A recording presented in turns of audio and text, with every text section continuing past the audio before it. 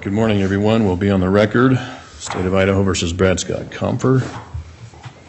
CR 2014-12727. Janice Price, Brian Trammell, and Jonathan Radford for the state. Gary Proctor, Scott Andrew, and Riley Fry, and the defendant are also present. We are outside the presence of the jury to take up some matters. Hopefully let the presentation of evidence today run more smoothly. So first, regarding Ms. Uran's redacted preliminary hearing transcript, the court has received from the state a redacted copy pursuant to that proposed redacted copy that the court received and reviewed Friday and Saturday. Was everybody good with the redacted copy that was sent by the state this morning or yesterday morning? I haven't had a chance to look at it, Your Honor, but if it includes the proposed redactions we have, it's not going to issue. All right. For my review, it was identical to that the defendant proposed. And, Your Honor, we sat down Friday afternoon and went through the transcript and agreed on markings and provide those to the court. So it seems to agree. Okay. Then one last thing with respect to Mr. Kushman's testimony.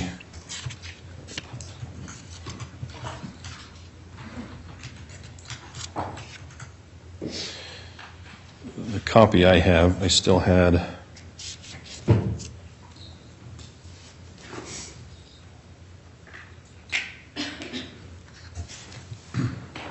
and maybe you don't, I just wanted to make sure that the testimony will end on page 328 at line 15. Is that what everybody else has?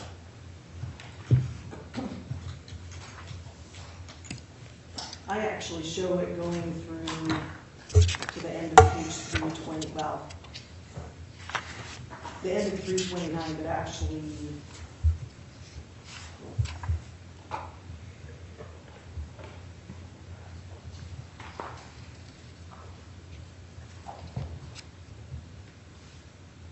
well, it's unclear on 329 because it's talking about that 11 and 11A and about chain of custody. And I think the court was saying at that time that the court was trying to decide on. It did reserve this ruling, so. All right, but 11 and 11A have been admitted already, so that's why I was raising the issue at this time that I don't know that we need any of that colloquy. I think that's correct then. So 328 at line 15 where it says question, okay, thank you, that's all I have. Correct. That would be the end of the transcript and the testimony. Did you see that right here? Yes, I know. Yeah, I've got stuff from another part of the transcript that's attached to that. That's not important. Judge, I don't have a problem redacting that because I don't think it's relevant with it being admitted previously. All right, so everybody then's in agreement. We will end Mr. Kushman's testimony at page 328, line 15. Yes. Yes, sir. Okay.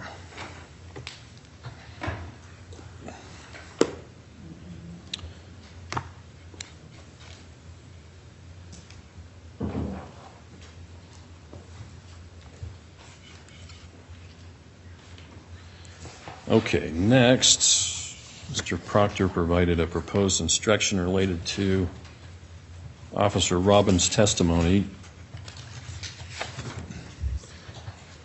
I reviewed that proposed instruction.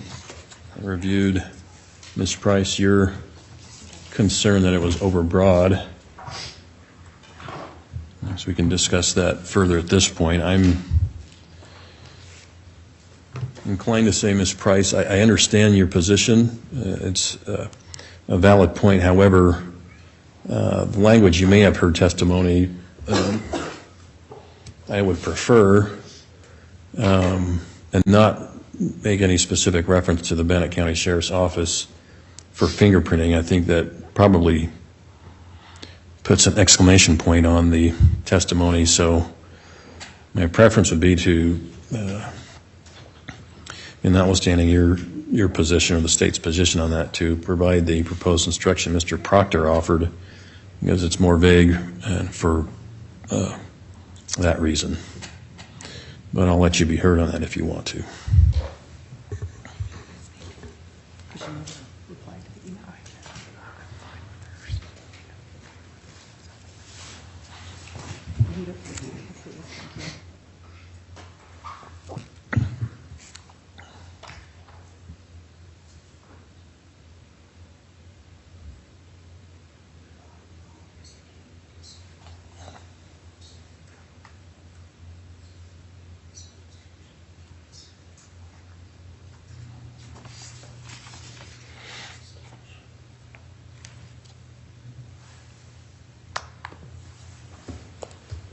It's fine, Your Honor.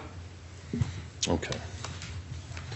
All right, I will have Ms. Torres then draft the proposed instruction, which I believe would be instruction, well, we can make it number 12. I guess the numbering's not crucial at this point. With that language, as Mr. Proctor suggested. And while we're on instructions,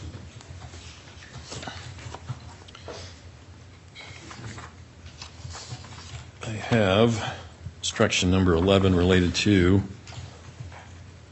notifying the jury of the reading of the transcript testimony from potentially Ms. Uran and Mr. Kushman. So, Paul, would you hand a copy to counsel? Paul? Would you give counsel one of each?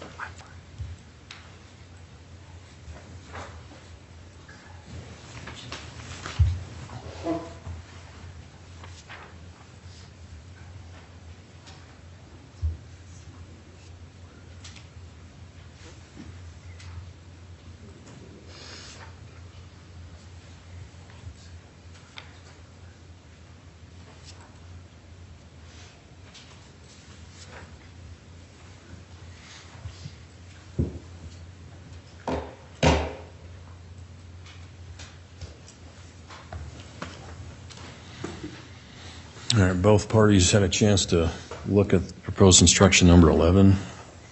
Yes, Your Honor. Yes, Your Honor. Any objection to instruction number 11? Not from the state, Your Honor. Your Honor, we would request that in the first paragraph there be a line that indicates that the jury's not to speculate as to the reason or the when or why, basically, of why that testimony previously existed. So we're worried about them thinking there was a prior trial, et cetera. Okay. What's the state's thought on that? Oh, go ahead, Mr. Andrew. Yeah, and Your Honor, usually it's don't speculate, but I guess I'm thinking openly in my head about just saying it's a hearing, a preliminary hearing, but then we're going to have to explain what a preliminary hearing is. So just a matter of prior testimony, don't speculate as to the when or under what circumstances that was given.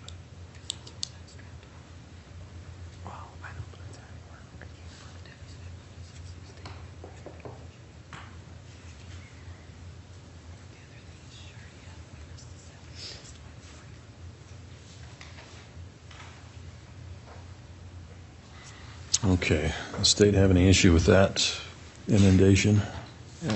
Your Honor, if we were to put language in that it was a preliminary hearing where this testimony was originally taken, would that conflict with any other jury instruction? Ms. Price just brought to my attention that it said this was a deposition that was taken from another deposition. I don't know if we would have to change anything. Deposition jury instruction. Oh, I apologize. She's saying the draft was taken from the deposition jury instruction, so we would be altering from there. That's what it is. But other than that, if the court doesn't have a concern with it, the state would be fine with it mentioning that this was taken during a preliminary hearing. That it was taken during the preliminary hearing? I think Mr. Andrews is saying he doesn't want that, so. The proposed emendation would be that the jury is not to speculate as to when or how, as to when or under what circumstances the testimony was given. So we can avoid the jury from speculating. I don't want to mention preliminary hearing. Okay, Your Honor, and I apologize. I thought I heard Mr. Andrew saying that he was thinking if there was going to be something mentioned, it would be a preliminary hearing. I understand the court's concern. This is where it came from. Just so you know,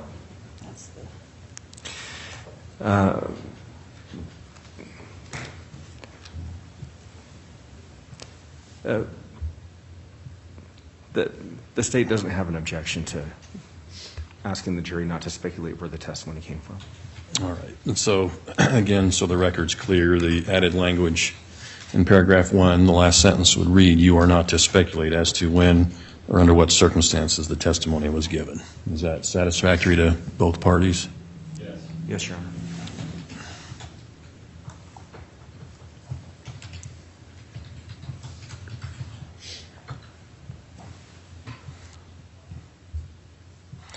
Very well. I will get that revised. Each of you a copy.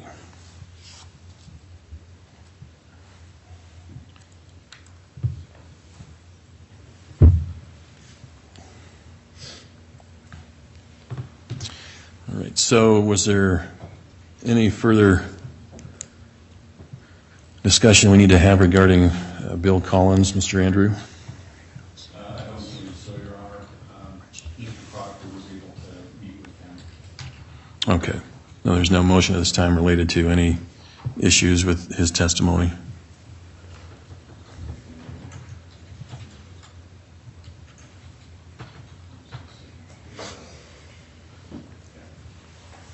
Nothing new, Your Honor. We'll just stand on our prior objection. Okay. And then related to Mr. Kushman's testimony, Mr. Andrew emailed the parties Friday regarding former exhibit KKK, KKK.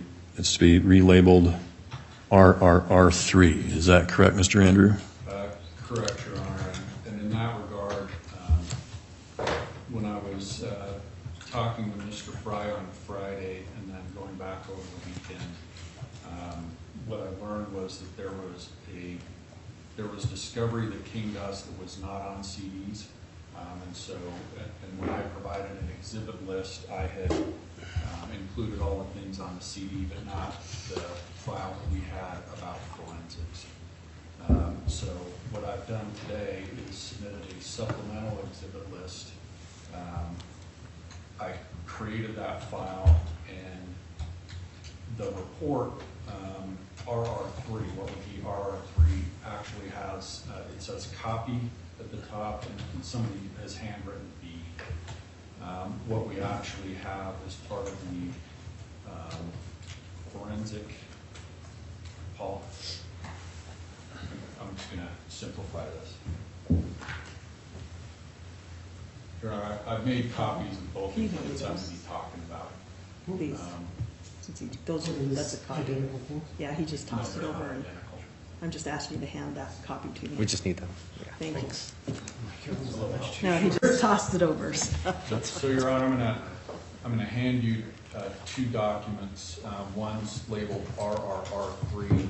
One is JJJJ9. So there are 5 J's to that. Those are the first page, Your Honor. They're different. Okay, actually, Your Honor, I'm wrong, they are different. So I think Mr. Fry is gonna rely on RRR3, but we also have exhibit JJJJ9, which the court does not previously have.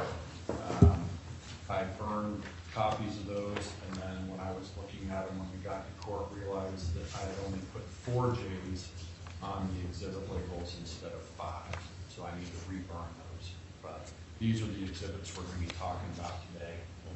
We have the hard copies, so everybody can see what we're talking about. All right. And are the exhibits you've handed me, Mr. Andrew, are they the originals that you want to introduce? Or the court's copy? Those are the court's copy just for discussion today. Okay. So I'll bring different copies if we're going to end up actually admitting.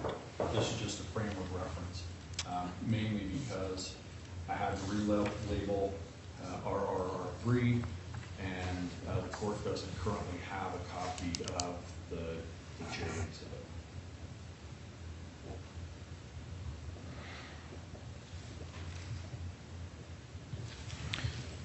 All right.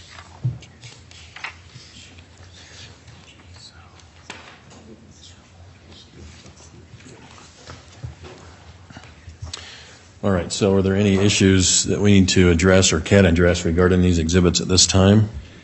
Judge, I can help give some clarity too. As far as the JJJJJ9 exhibit, this is the exhibit talking about the fingerprint that was excluded as Mr. Compher's. The testimony of this, Mr. Kushman testifies about this in the preliminary hearing transcript. So that's on page 301, and starting on line 6, going through 302 at the end of the page. So there's a discussion about the fact that he's excluded in this, and based on that is why we're asking for this to be in front of the jury as well. The jury's going to have the rest of the exhibits from the state as far as getting the pictures and the latent print cards and those types of things to them. It was discussed, but never, this report was referenced, but never admitted in the preliminary hearing.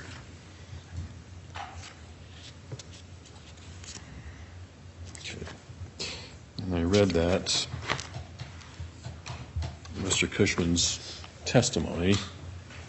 Is the state going to object then to, what's the state's position regarding JJJJJ9?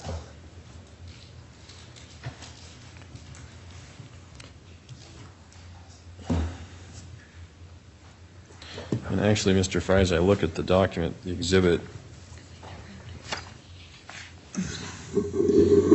the first page of the exhibit says page 1 of 2, and then after that there's a document titled Latent Print Analysis Notes, and it says page 1 of 3. Judge, that's an error.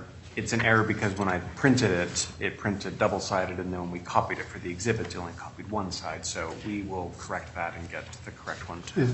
You know, if it clarifies that, I mean, I'm holding an exhibit right now provided by the defense that has 1 of 1 on one side of the page and then 2 of 2 on the other side. So that would have been the one that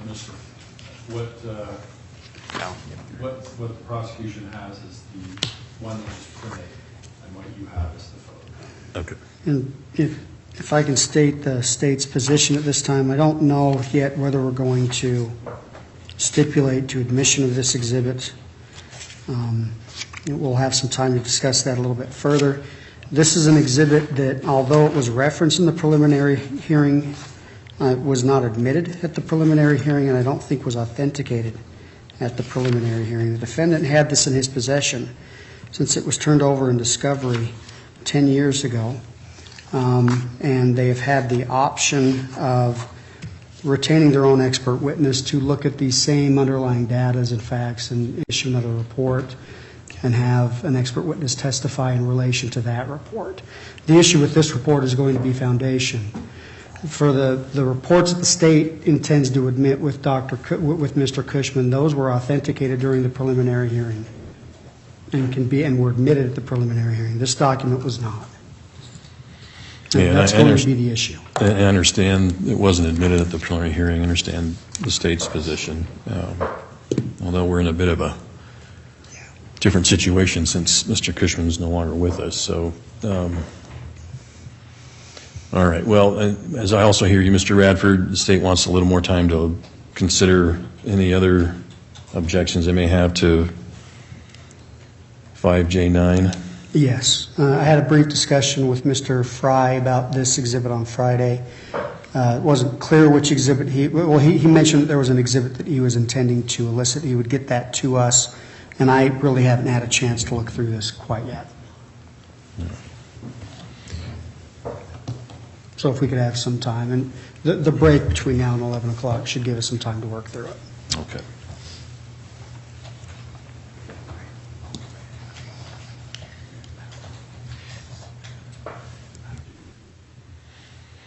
All right, Mr. Fry, I don't want to exclude you at this point. If you have more to comment on it, you can certainly state that now, or we can wait till later too. Judge, I think there is the catch-all exception under the hearsay, I think would fit the particular circumstances. The state saying, well, we had 10 years to get an expert. We also didn't anticipate Mr. Kushman passing away a couple of years ago.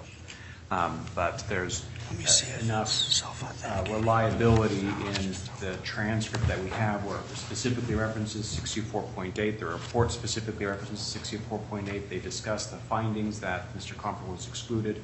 So even though there's a question of foundation, I think it's pretty clearly elucidated here in the transcript, and with the catch-all provision of the hearsay rule, I think that it's sufficient that the court would allow it. Does it? Okay. Specifically, Rule 803-24? That's right. Okay. All right. Well, we'll table that to allow the state some more time to think about their position regarding Exhibit J9. Judge, I'm sorry, it's 804 and it's 6, isn't it? Your Honor, it's 804B6. So because he's unavailable, we're asking to use the catch-all exception in subsection 6. Okay.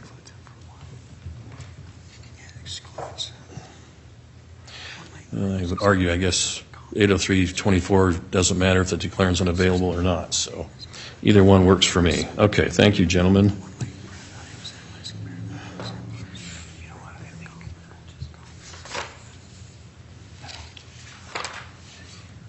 The issue regarding States Exhibits 12B and 12C, as I indicated Friday, I was offering Ms. Torres' services to help the parties get that redacted and a substitute exhibit filed with the court, so we're not overlooking that or missing that at a later date. So unless we have any other issues aside from that today, we can recess the court, let two of you or all of you with Ms. Torres go through that to make sure you're both fine with those substitute exhibits. The only thing that I have in connection with those exhibits is, as I got looking, Exhibit 19 has the same similar cash fingerprint cards, and so we'll need to redact Exhibit 19. Yep, I know. Yep. So I think that hasn't been admitted yet. Right. But I just wanted to, I've got 19 here. I can show that to Mr. Fry, but I just want to make sure that they were the same. When we redact, it's the same on both, on the 12 exhibits and the 19 exhibit, Your Honor. Yours isn't in the custody of or 19 isn't in the custody of the court yet, so that's going to be easier for us to go to. We won't have to borrow Jessica to do that. On the front page there. It's just the information on the fingerprint cards that's going to have to be addressed. Okay. So just so the court's aware, and then also your clerk, that we're gonna, I think we're gonna try and do it all at once. That would be wonderful to do it all in one fell swoop. I understand Exhibit 19 hasn't been offered or admitted yet, so that if you can both work out the redacted exhibits and we don't have to do it after it's admitted, that would be wonderful. And then the only other question that I have, and I don't know if the court's got the ability to do, at some point, I just wanted to see if we could verify what exhibits have been admitted and or marked. But Certainly. specifically, I was looking, according to my note, I was like, I think 17 was admitted, but then I got second guessing myself on some others, so. Yeah, 17 was admitted. Okay.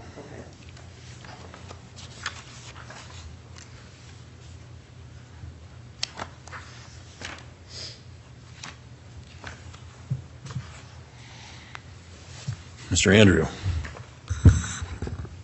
Just one thing to bring up before we leave, if we've concluded all the other business.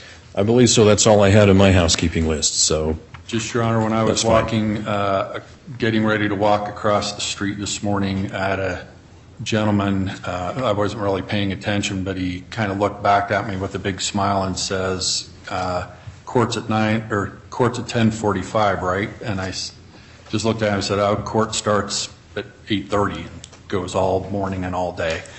And then once I took a look at him, and maybe it's because he was smiley, and he hasn't been in here, it was one of our jurors. And he then followed, he came then across the street and entered the building before Mr. Trammell and I did, just ahead of us. So he might have come up here looking to see if he was supposed to be here. But that was the extent of the contact this morning, and I didn't recognize him when I made the comment, but did after. All right. And Mr. Reiner informed me this morning that we had a juror that came in and asked him if court was at 8:30, and we were perplexed by why he was suggesting that. So that explains why. Yes. All right. I appreciate the disclosure, Mr. Andrew. Does the state have anything to say regarding that? No, Your Honor, I happened to be walking in the same time as saw Mr. Andrew and the juror, and it looked like just what Mr. Andrew said. I didn't see them get out of the car together or anything like that, so.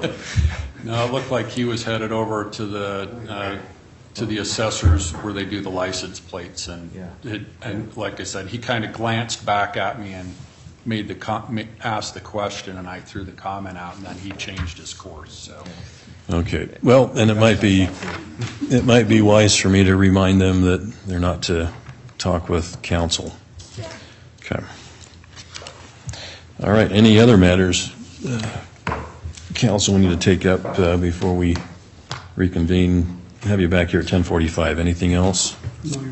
No, Your Honor. All right. Thank you all for being here promptly today. I appreciate it very much. We'll be in recess until 10:45. All rise for the court.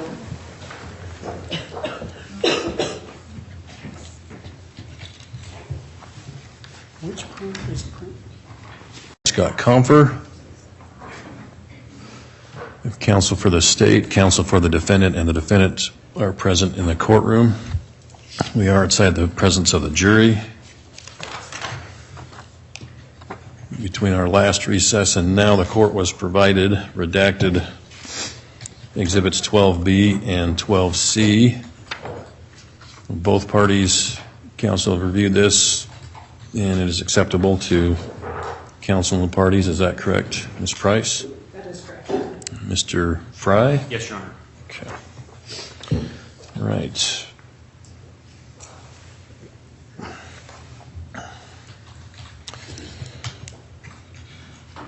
Other housekeeping matter, counsel. So, Ms. Price, if I recall correctly from Friday, we'll have Mr. Howe, Mr. Collins this morning. Correct. And then this afternoon, we'll have Ms. Uran, potentially one form or another, and Mr. Kushman. Is that correct? Correct. Okay. So Ms. Uran is supposed to be here about 12:30, and you wanted to probably start with her at 1:30? If possible, I believe her flight comes in, depending on the flights and the weather and landing and all that, it's approximately 12:30 is my understanding. Okay. I just want to get an idea, that let the jury know that maybe they should be here about 1:45. So we'll get started with Ms. Uran at 1:30, and the jury return from the lunch recess at 1:45. And if something changes, I'll let the court counsel know. All right. And then, as I was reviewing Mr. Kushman's transcript, given how the trial has unfolded at this time, I wanted to bring up with counsel page 207.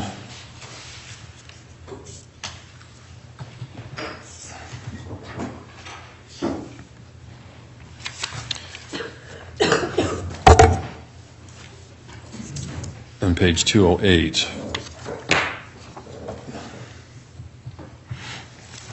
I think we should amend that redaction on page 207 as follows. We should have lines 24 and 25 unredacted. And on page 208, lines 1 through 7 unredacted.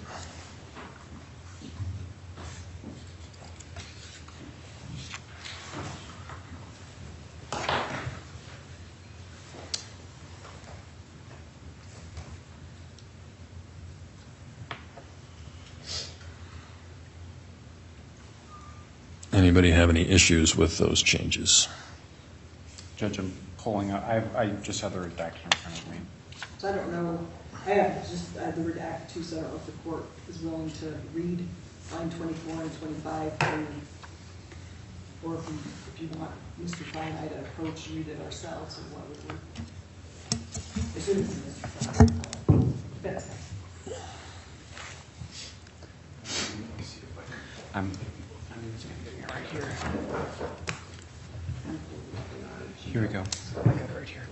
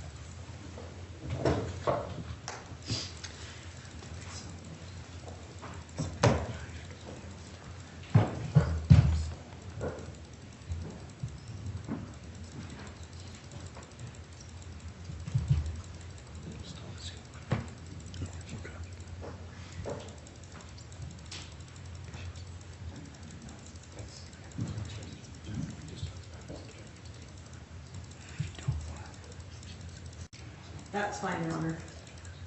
I wouldn't object to that, Judge. Okay. So it'd be on page 207, lines 24 and 25, unredacted. And then on page 208, lines 1 through 7, unredacted. Correct. All right, so, Ms. Price, if you would get us the corrected pages for 207, 208 to substitute in for the court and counsel, that would be great.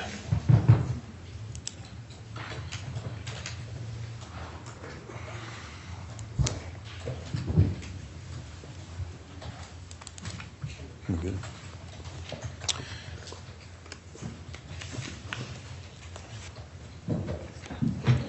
Anything else, counsel, we need to take up before the jury's brought back in? That was the mistake, Your Honor. Nothing, Judge. All right, Mr. Reiner, bring a jury in, please.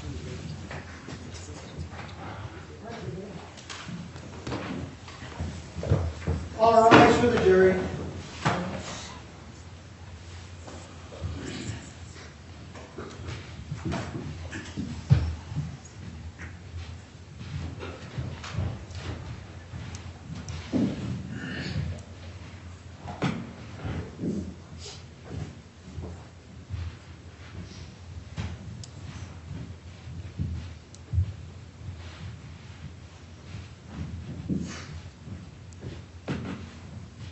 Please be seated.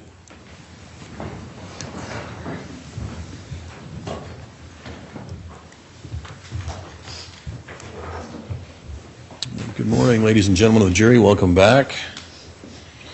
All members of the jury are seated in the jury box. Present in the courtroom will counsel waive roll call of the jury. Yes, Your Honor. Yes, Judge. All right, the state may call its next witness. Thank you, Your Honor. The state calls Kirk Howell.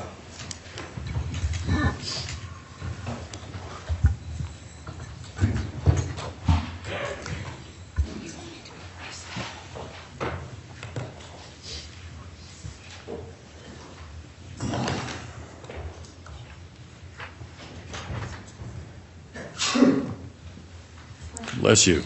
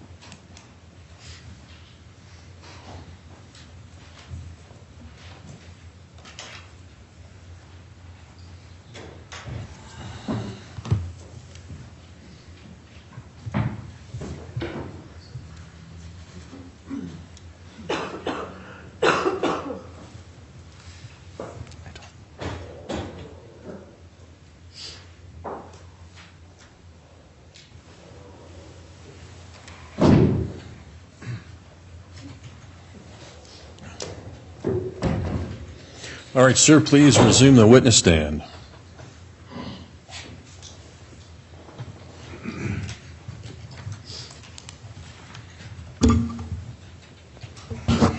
Mr. Howe, you understand you're still under oath? I do. All right. Counsel may proceed. Thank you, Your Honor. Mr. Howell, what was your position with the Pocatello Police Department around September 10th, 2014? I was a detective for the Pocatello Police Department, Pocatello, Idaho. And around that date, did you come in contact with the defendant, Mr. Compher? I did. And did you notice anything about the defendant's arms at that time? Your Honor, just to preserve the record, we would renew our objection. Nothing additional to add. All right, well, help me, Mr. Proctor. Restate your objection, please. Our objection was the timeliness of the disclosure. Okay. All right. Thank you, Mr. Proctor. Objection's overruled. You may proceed and answer the question, sir. I did, and I was there at the hospital assisting other officers, serving a detention order on Mr. Compher. And during the process of the detention order listed specific things to be collected from Mr. Compher, which included hair, pubic hair, buccal swabs, blood, and photographs of the bodies of any possible scars or injuries. And while there, I had noticed Mr. Compher.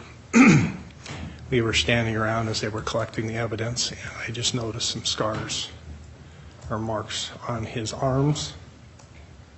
And I just made a mental note at that time, curious to how he maybe received them. And can you describe for the jury in a little bit more detail what marks on his arms you noticed? I noticed, I would describe them older scars, marks on the arms, forearms, and upper arms. I can't be specific on the certain locations, but there were marks, the types of what you would call older injuries.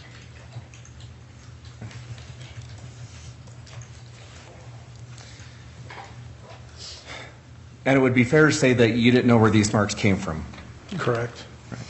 but that's just what you noticed. That's what I observed and made a mental note of at the time. Thank you. No further questions at this time, Your Honor. All right. Mr. Proctor, go ahead. Thank you. Let's talk about the scars. You said scars, but do you know if it was singular or plural? There were several. I just don't. There were several scars, like scratch marks that were kind of faded. They appear to be older. Okay. And the date you were interviewing him was September 10th, more or less. I'm not interviewing, wrong word. The date that you observed him was September 10th, 2014, more or less, right? I believe it was the 10th of September. So 10 years after Nori Jones passed, Yes. more or less. And do you know if it was on his left arm or his right arm?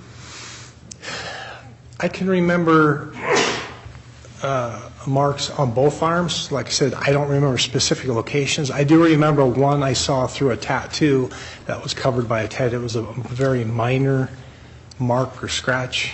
And I just remember looking at that thinking, oh, that's interesting. A tattoo's covering a scar or mark. Okay.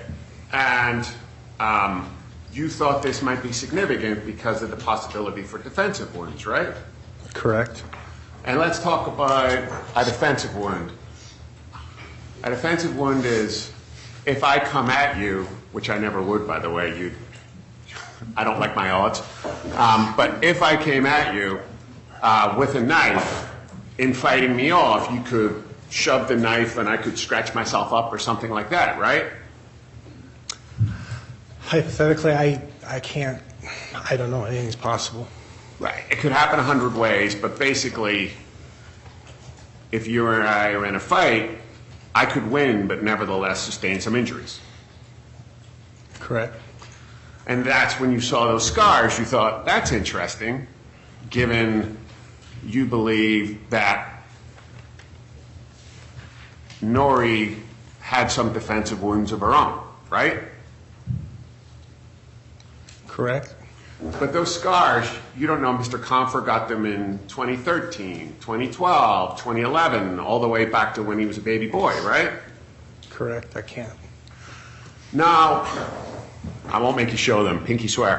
But you have some scars of your own on your arms, right? I do. So here's my question. Let's pick one. There's a dog bite there somewhere in your upper arm? Is that a yes, sir? Yes, sir. Thank you. Sorry. When you got that scar, did you bleed a lot? Your Honor, I'm going to object right now just to relevance. Overruled. Please answer the question. I bled not a lot, but a little bit because it was more of a separation of a tear wound. It wasn't as deep, but. Okay, but this probably happened in your house, right, with the dog? Oh, no. This was, I was in a bite suit. Their canine units were practicing, and I volunteered to be a suspect to be chased down, taken down by a dog, and it was a bite through a bite suit, so You volunteered for that? I did. Okay, so let me ask a better question then. You have several scars, right, over the year? Yes. Probably most of us do, if you live long enough, right? Yes. Are all of your scars, or most of your scars, associated with bleeding? Some worse than others, but some involve somewhat of a blood, yes. Okay, can I have a moment, please, Judge? Yes.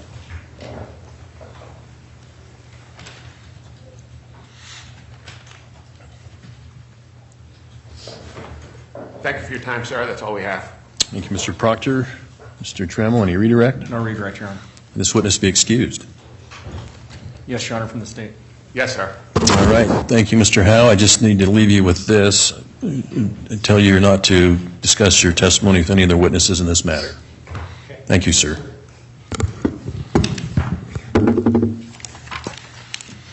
All right, next witness. State calls Bill Collins, Your Honor.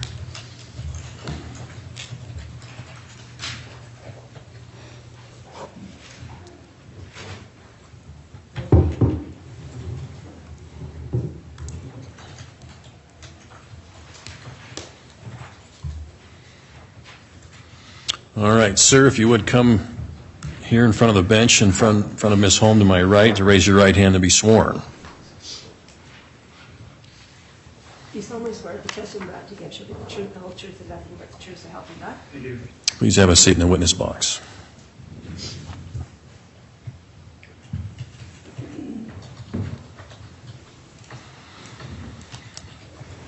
All right, who's going to inquire? Mr. Radford? You may Mr. do so. Collins, if you could please state your full name and spell your last name for the record. It's Bill Collins, last is spelled Collins. Mr. Collins, how are you currently employed? Pardon me? How are you currently employed? I work for the Pocatello Police Department. And what position do you hold at the Pocatello Police Department at this I'm time? the captain of investigations. Were you employed with PPD in 2004? I was. And what was your position then? I was a detective How long have you been with Pocatello Police Department? since 1990. Okay, was that your first stint as a detective? I went to detectives in 1998. Okay. And how long were you there in detectives? I transferred out of detectives in 2009 and came back in 2011. Okay, were you on duty on September 28th, 2004? I was. Do you recall what you were doing that day? I was in training that morning. Okay. Did anything interrupt that training? Yes, homicide investigation. Okay.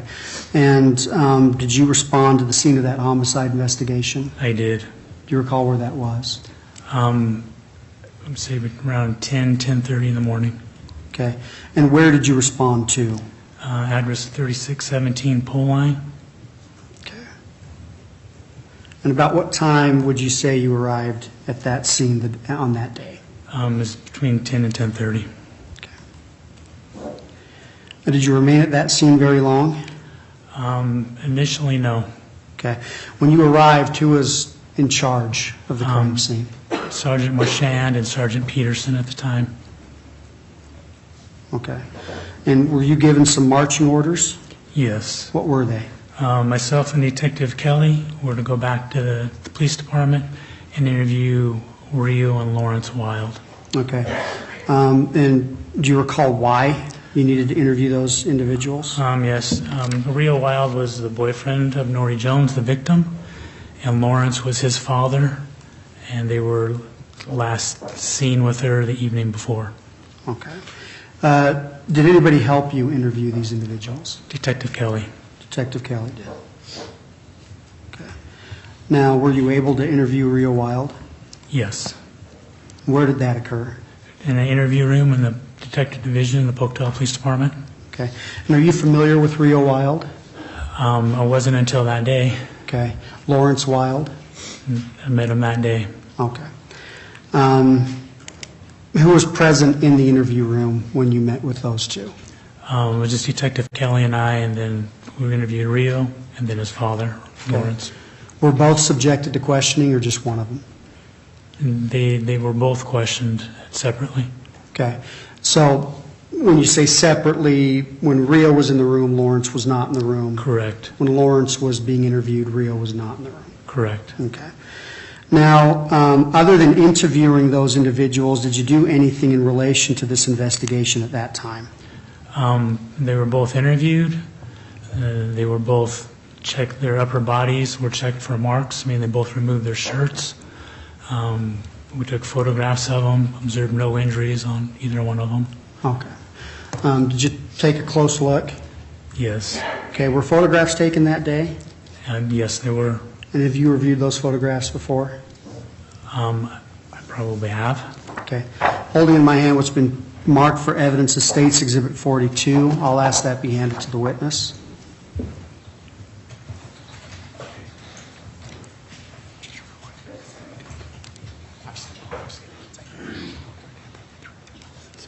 Witness has State's Exhibit 42.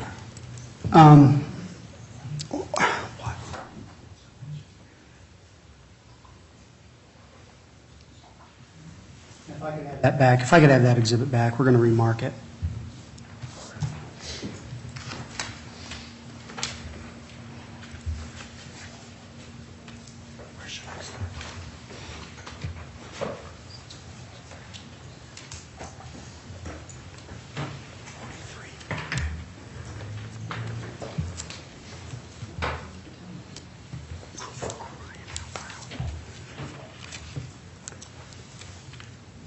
Okay, and Your Honor, we'll identify this exhibit as 43.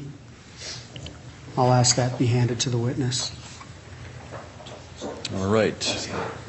State's Exhibit 43 is with the witness. Captain Collins, do you recognize that photograph? It's a photograph of Rio Wild, his front, his torso, his body. Okay. Is that a photograph that was taken that day at the Pocatello Police Department during his interview? Yes, And is it a true and accurate representation of what you saw that day? yes. State moves for Exhibit 43 to be admitted at this time. There's no objection. Very well. State's Exhibit 43 shall be admitted. For the purpose of this exhibit, Your Honor, I'll ask that it be published simply by passing it to the jury. Very well. Permission granted to publish. And I'll give them a chance to look at that before I proceed.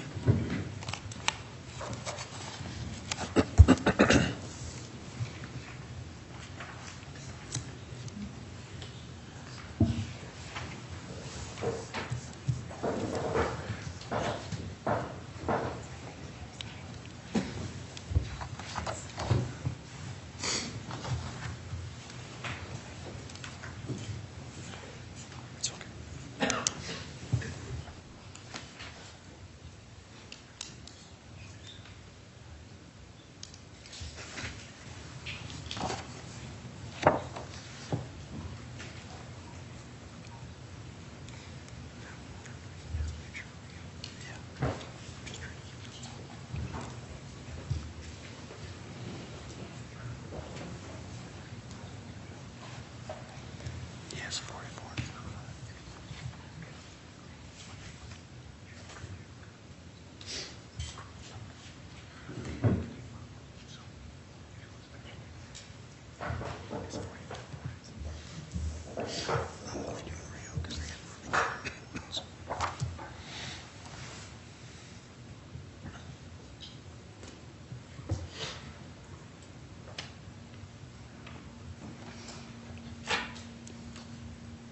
Your Honor, I'm holding in my hand what's been previously marked for evidence as State's Exhibit 44. I'll ask that 43 be returned to the custody of the court.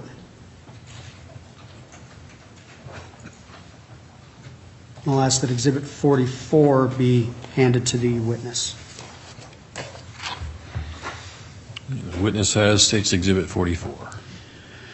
Captain Collins, do you recognize that photograph? It's a picture of the back of Rio Wild. Okay. Were you present when that photograph was taken? Correct, I was. And was that on the 28th of September like the previous photograph we've just looked at? Yes, Is that photograph a true and accurate representation of the photograph that was taken that day? yes. State moves to admit this exhibit, Your Honor. Any objection, counsel? No, sir. State moves to publish. State's Exhibit 44 shall be admitted. Permission granted for publication. And I'll ask that it be published in the same manner.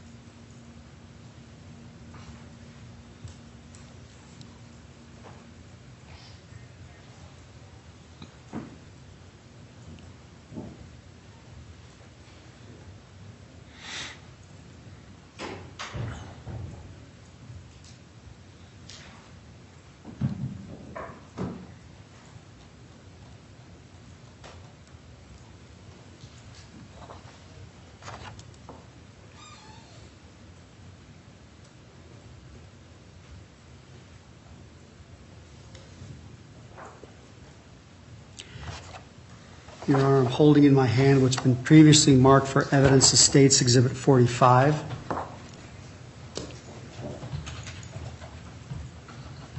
I'll ask that that be handed to the witness now. The witness has State's Exhibit 45. Captain Collins, do you recognize that photograph? Yes, Is that a photograph that was also taken on September of 28, 2004? Yes, And does it accurately represent what you saw that day? yes. State moves to admit this exhibit at this time, Your Honor. Without objection. States Exhibit 45 shall be admitted. Hold on. Captain Collins, looking at that, what does it depict? Both the hands of Rio Wild, At the front of the hands? front of the hands, top. Okay. Did you note any injuries to his hands or forearms that day? I did not. Okay. I'll ask to publish this exhibit at this time in the same manner. Permission granted.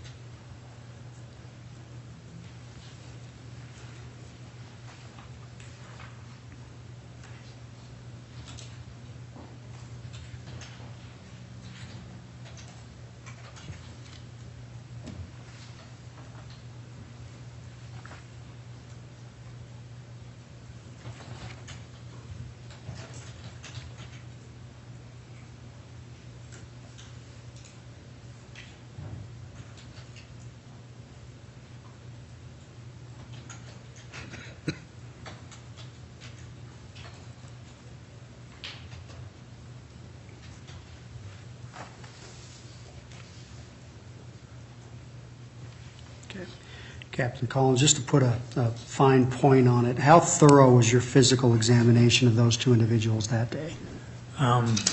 Well, we observed them while we were interviewing them, and we could look at their face, everything that was visible, and we asked them to take their shirts off to see if there was any marks on their upper bodies. Okay.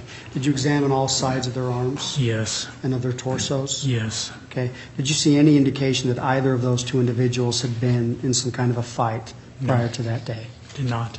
Okay. Now, did you collect any physical evidence from Rio Wild that day? I believe that he and his father both gave latent prints. What about a hair and a blood sample?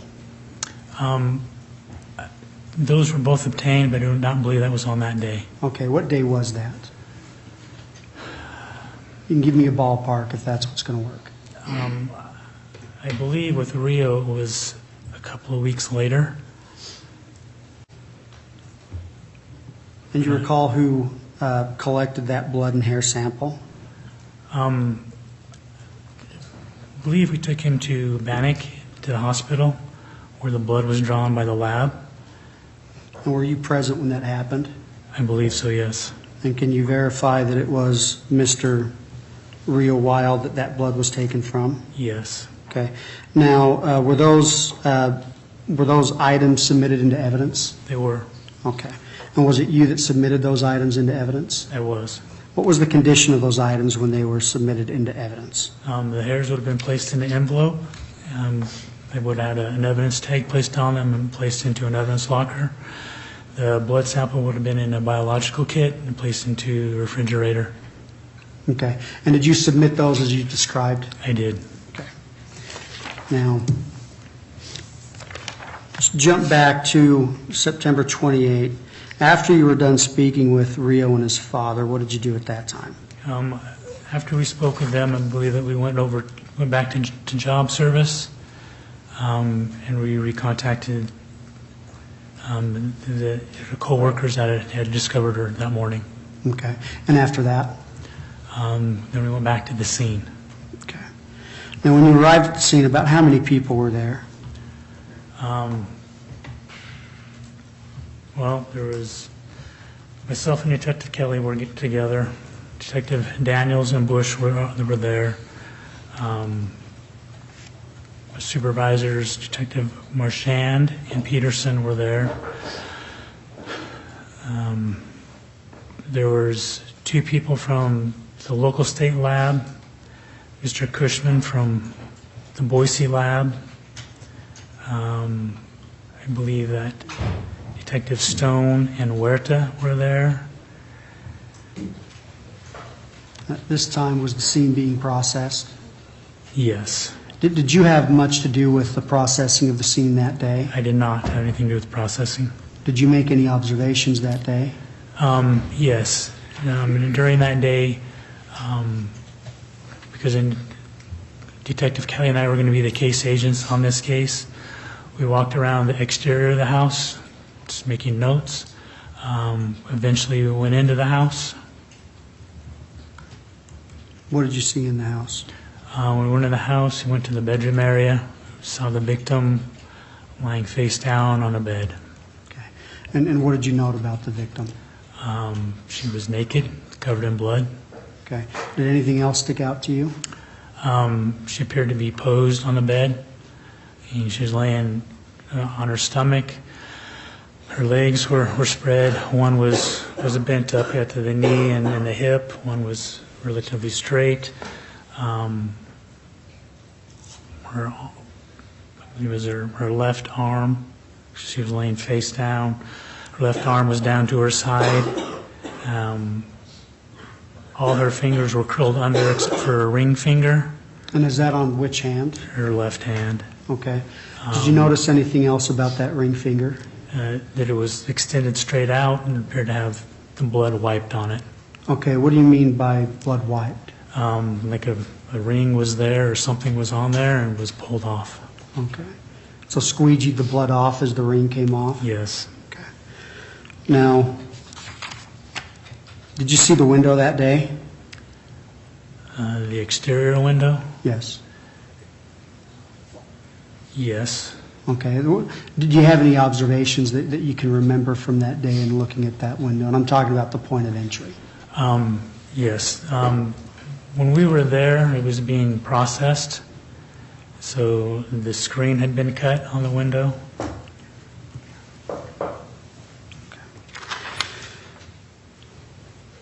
Now, are you present at the autopsy that occurred on September 30th, 2004? I was present. Now, at this time, would you have been the lead detective on this case? Myself and Detective Kelly were the lead detectives, yes. What was your responsibility at the autopsy that day? Just to go and observe, and if more evidence was to have been collected, obtained by evidence people or Dr. Skolmel, we would take charge of it at that point. Okay. Do you recall a sex assault kit being administered to Miss Jones on that date? It was administered to her that day. Okay. Do you recall fingernail clippings being taken? Yes, they were taken. Okay. Do you recall anything about the collection of evidence at the autopsy that day that wasn't done appropriately? No, everything was done appropriately, as in my experience.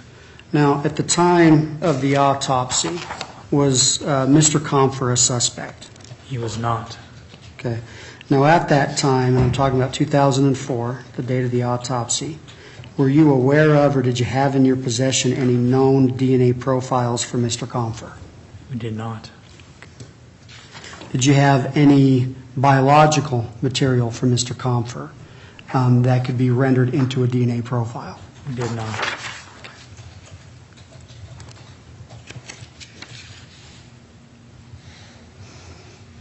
Now, are you familiar with Robert Spillett? I am. Who is Robert Spillett? He was a person of interest in this case. It was developed shortly after this happened. Okay. Did you have anything to do with collecting physical evidence from Mr. Spillett? Yes. When we collected evidence from him, it was probably done sooner. My recollection is in 2011, myself and Detective Bush went to Boise to interview him. And at that point, he was asked for buccal swabs, which he willingly provided. Okay. And do you recall how those buccal swabs were packaged, by any chance? The Q-tips were taken out of the packaging, the paper packaging they were in. They would be used to swab the inside of the cheeks. They'd been placed into a cardboard container. The cardboard container would have been put into an envelope or a manila envelope and placed into evidence. Did you personally view that happen? I observed that the swabs were taken. I observed them go into the cardboard container. Okay. I don't recall the rest of it, to be honest with you. Okay. Was it you that logged that evidence into item, or that item into evidence? I believe that would have been by Detective Bush. Okay.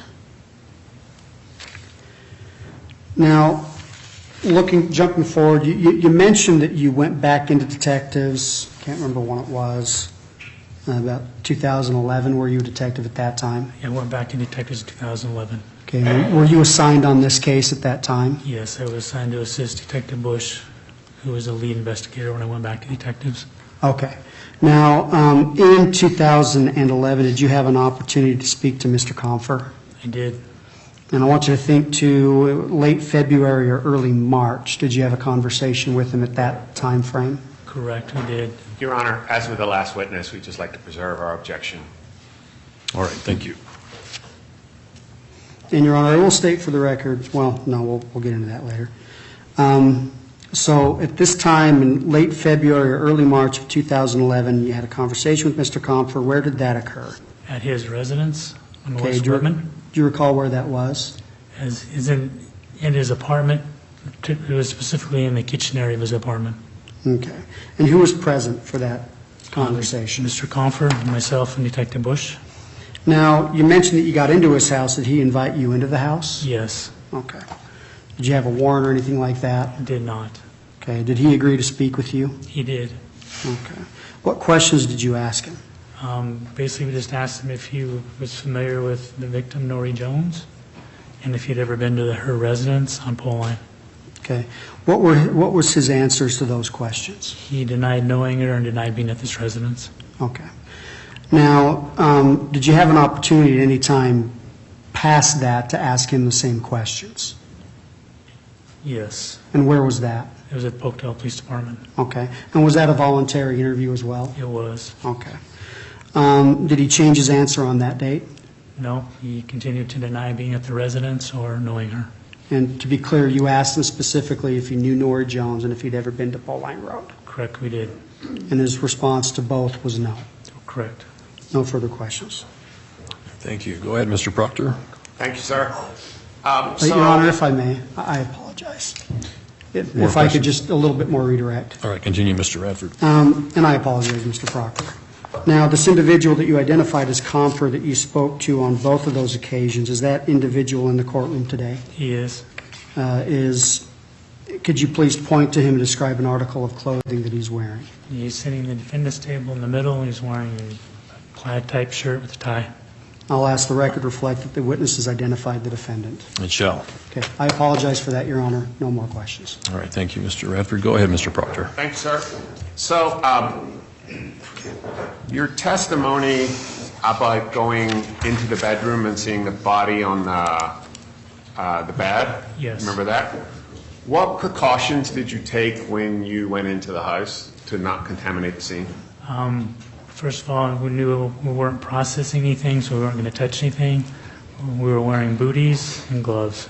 I do not believe we had Tyvek on at that time. And what about the other people with you?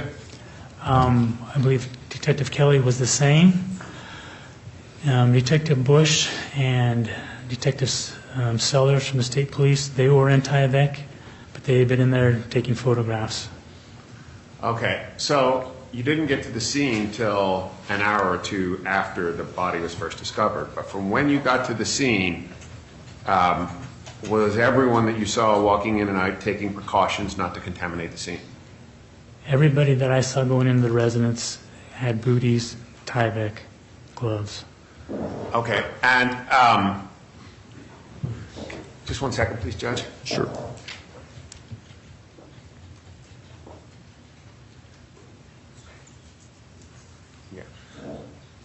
And Mr. Radford was asking you questions about the point of entry. You remember those? Yes, To be clear, you don't know how the person that killed Nori Jones got in there, do you? well, suspect went through the window. Do you know if the door was open or closed? At the time that happened, I did not, I wasn't there. Right. Now, the reason you were looking at Mr. Wild's body was to look for defensive wounds, right? Correct. Miss Jones was stabbed many times. She was. And oftentimes, perpetrators will either graze themselves in the act of doing that, or the defense thrown up by the victim will result in a deflection and they will cut or hurt themselves, right? Correct. And you've learned that through your training and experience, and you know that to be true, right? Yes. So you didn't find any defensive wounds on Mr. Wild, Did not. and you would have expected them to be there if he was the person that had committed this crime. Correct. And you would have expected to see like a gash, you know, a slit, hematoma, something like that, right? Something, yes. Something that caused his blood to flow. Correct. Now, in 2011, when you interviewed Mr. Compher in his home, Yes, was that the first time you'd ever set eyes on him? it was.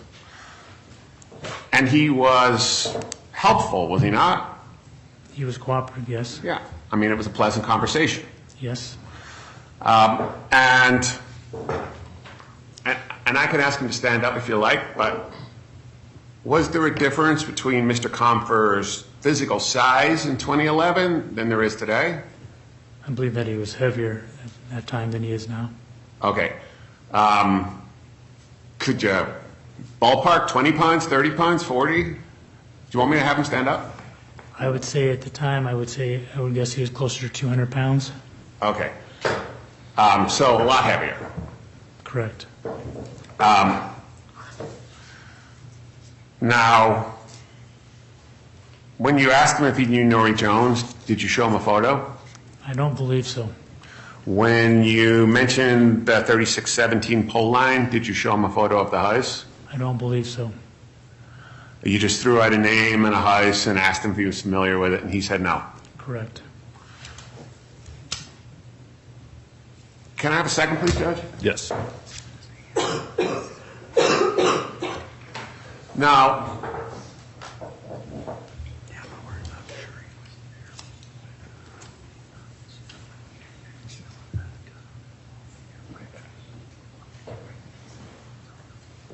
I'll check. With this Robert Spillett, did you see him in September, or was the first time you ever laid eyes on him, all those, when you went up to Boise later? No. The first time that I saw him was in our department, and then at the Bannock County Jail. I guess what I'm asking is, how close in time was it to Nori Jones's death? The first time, probably a week, around that time. Okay, and when you saw him around that time, did he have a cut on his palm? Yes. Can you describe it? I don't recall which hand it was, but it was a cut through the middle of one of his, inside of his hand. It was in a state of healing. Okay, and an inch long, 2 inches long, 3 inches long? I don't remember those specifics. Deep cut, graze? I would say that it was deeper. Deeper. Can I have a second, please, Judge? Yes. That's all I have for this witness. Thank you, sir. Thank you, Mr. Proctor. Can you redirect? Let's deal first with this cut on Mr. Spillett's hand. Did you think that that was significant at the time? I don't recall how significant we felt that was at the time. He had an excuse for it, and then detectives talked with other family members who corroborated his story of how he got it. And I believe it was working on a transmission in his car. Okay. Now, let's talk about, so you testified the first time that you saw Mr. Compher was in 2011. Correct. Okay, that was the first time you were able to gauge his weight? Correct. Okay. Now, had you seen him at any time during 2004? I had not, to my knowledge. Now, if we identify the window as the entry point of that house, and we identify that the suspect climbed in through that window, that would have been in 2004, not 2011. Your Honor, I'm going to object to the categorization of an entry point. There's been no testimony how anyone came in this case. I qualified it, Your Honor. If we identify the window as the entry point, then I'm asking him questions about essentially that hypothetical. But I'm going to object to the hypothetical. All right. I'll sustain the objection. Restate your question, please, Mr. Okay. Radford. Well, let's just state it this way. Did you have an opportunity to view Mr. Compher or see Mr. Compher in 2004 and gauge his size and weight? I did not. Okay. Now, is it possible for somebody to gain weight that's from 2004 to 2011? Sure, it's possible. Can you give me any accurate estimation as to what then Mr. Compher's weight was in 2004? I have no idea what it was in 2004. Okay, no further questions. Thank you, Mr. Radford. May this witness be excused, Your Honor, counsel. can I have one question on recross that came up on redirect? Yes, go ahead. Do you recall Mr. Spillett having 2 injuries on his hand and only the top one was explained by the transmission? I do not recall 2 injuries. That's all I have. Thank you. Thank you. Anything further, Mr. Radford? Nothing further, Your Honor. All right, then, counsel, may this witness be excused. He may, and he is released from the state subpoena. Okay, let me just check. Yeah, he's welcome to leave today, but we would maintain the subpoena, please. All right. Well, Captain Collins, you may be recalled as a witness in this case. I'll let you step down now. However, I need to advise you, instruct you, you're not to discuss your testimony with any witnesses in this matter, okay? Okay. Thank you, sir. You may step down.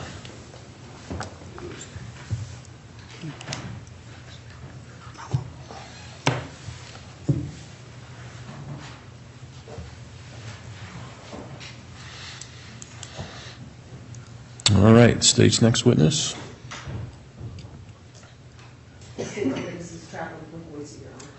Okay. All right. Ladies and gentlemen of the jury, I'm going to let you take our lunch recess at this time. There's some other matters we're going to take up as well, so I'm going to give you an extended lunch break today. Your Honor, could the state and I approach briefly? Yes. All right, maybe I've had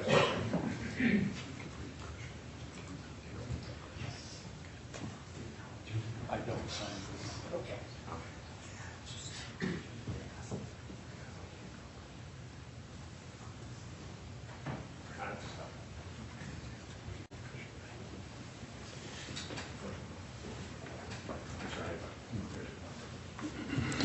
All right, so members of the jury, as I was stating, I'll give you an extended lunch break today. I'm going to have you return here by 1:45 this afternoon, okay? So again, during the recess, I instruct you, you're not to discuss this case amongst yourselves, nor with anybody else, nor to form an opinion as to the merits of the case until after it has been submitted to you for your determination. But also remind all members of the jury that the attorneys are not able to speak with you, okay? So please keep that in mind as we continue through this trial. All right, enjoy your lunch hour. All right.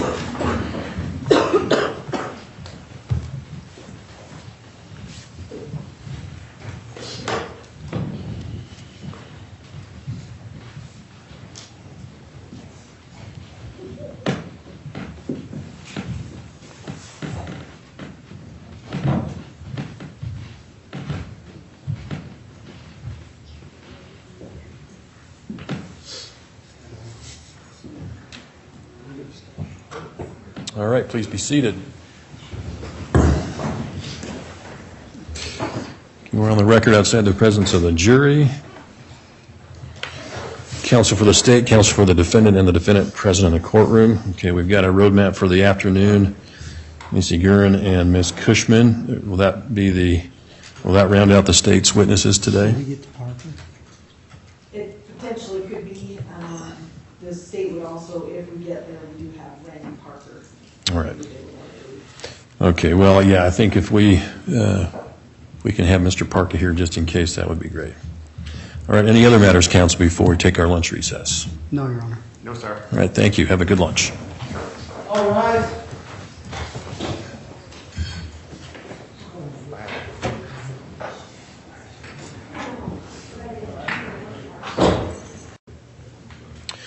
All right, good afternoon. We'll be back on the record, State versus Brad Compher, CR 2014-12727. Counsel for the state, counsel for the defendant, and the defendant are all present in the courtroom. We are outside the presence of the jury at this time. Ms. Price, are you ready to proceed? Yes, Your Honor. All right, and call your next witness. The state would call Maria Uran.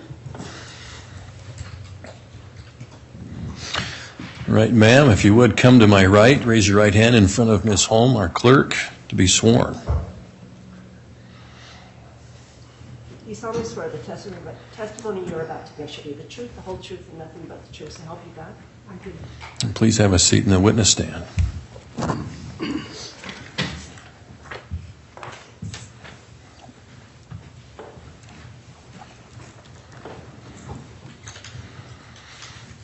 All right, Ms. Price, you may inquire. Thank you. Would you please state your first and last name and spell them both for the record? Maria Uran, M-A-R-I-A-E-G-U-R-E-N. And did you ever work for the Idaho State Police? Yes, I did.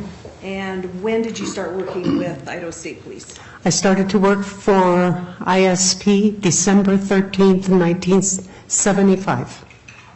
And at some point, did you work in their latent division? Yes, And when did that occur?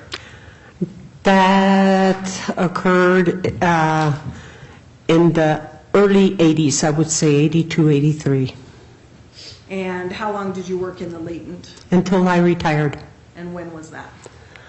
2016. And when you worked in the latent division, did it have a certain title to it?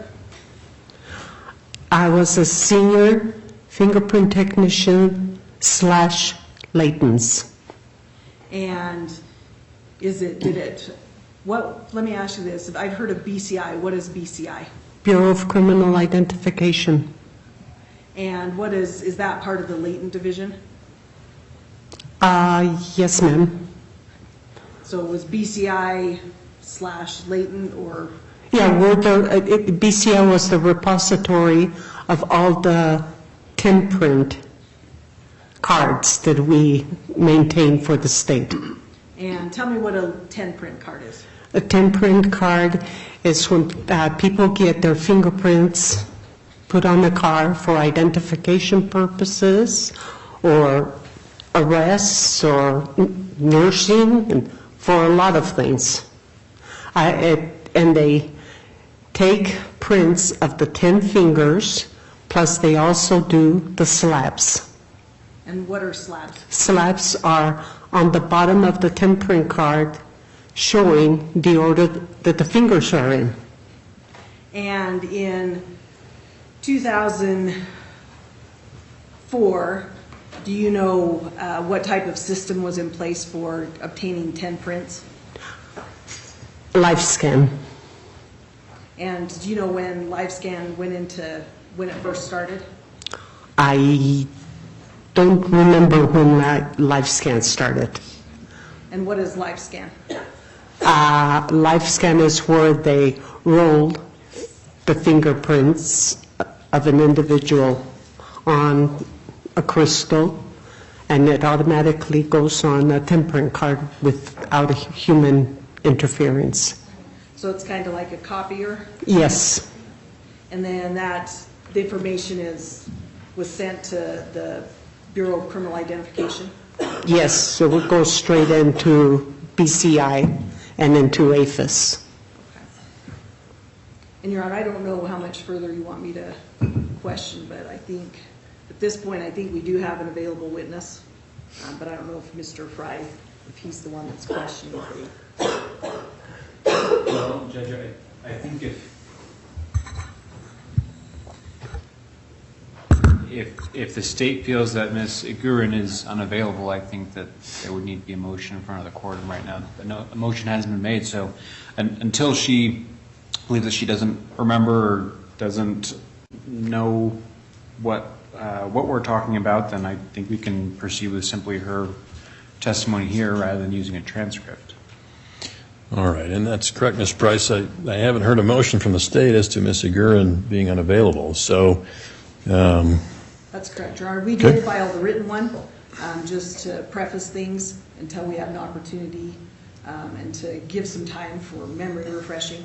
But I think potentially we're able to proceed at this point unless I need to so move outside the presence of the jury. All right, we'll proceed in that manner then. Okay, well, the jury, I think, are still collecting in the jury room, so I ask them to be back here at 1:45.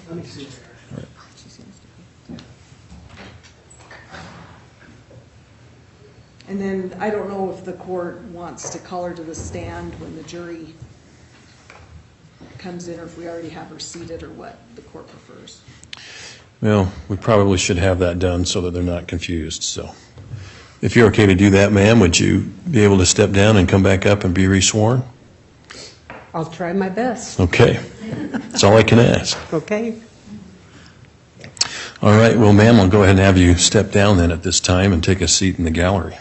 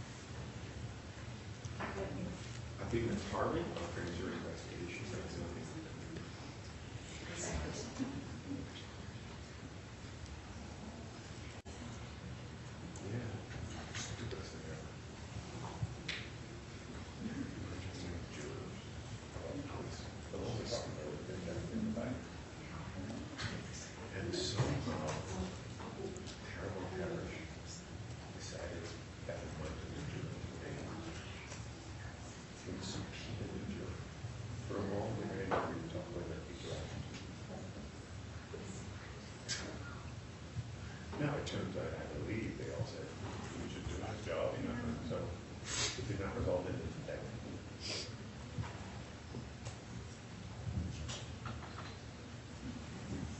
Not very nice.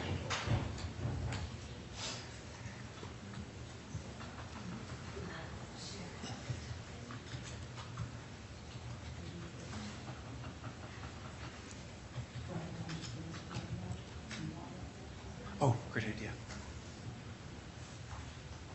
I'm just gonna put a glass of water in there if that works. Certainly. Janice, I've got a bottle for her if she needs it. You get, I mean, I don't know whichever is easier for But I her. don't know which is, I was trying to think if I've got one with a bottle if that will help her, whatever works best for her though. Maria, do you want bottled water or do you want a glass of water? Here, either one. Okay. Bottled water?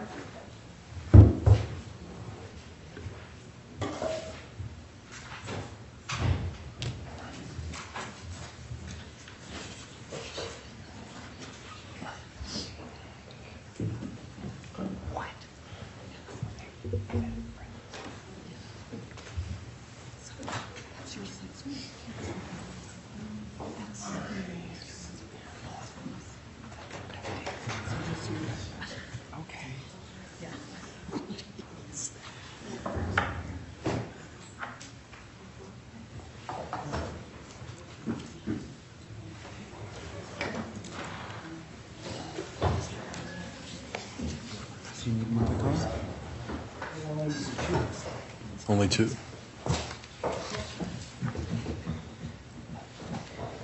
Still got 2 minutes.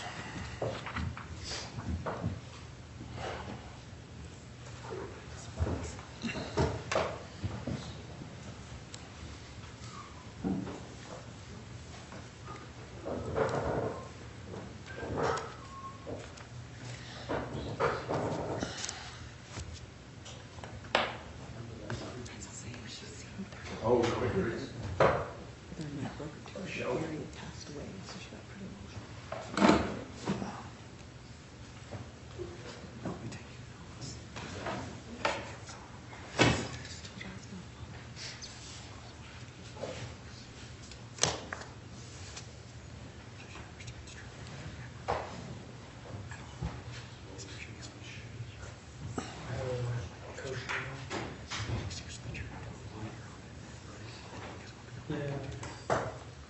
Judge, it doesn't need to be on the record. While we're on the subject of jurors, on Friday I took.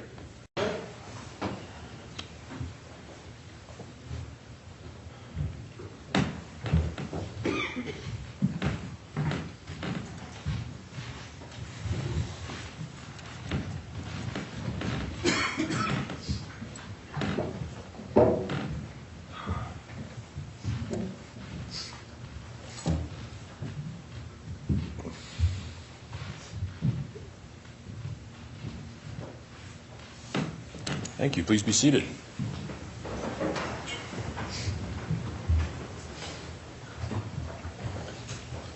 All right, good afternoon, ladies and gentlemen of the jury.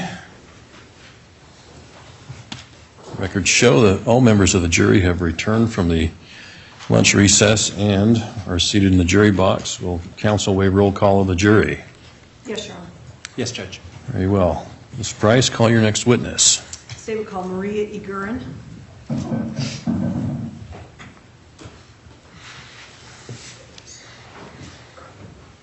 All right, ma'am, again, come forward before Ms. Holm. Raise your right hand and be sworn.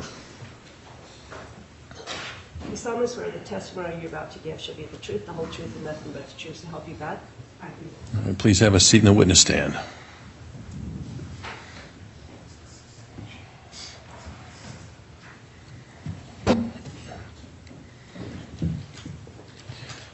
Ms. Price, you may inquire.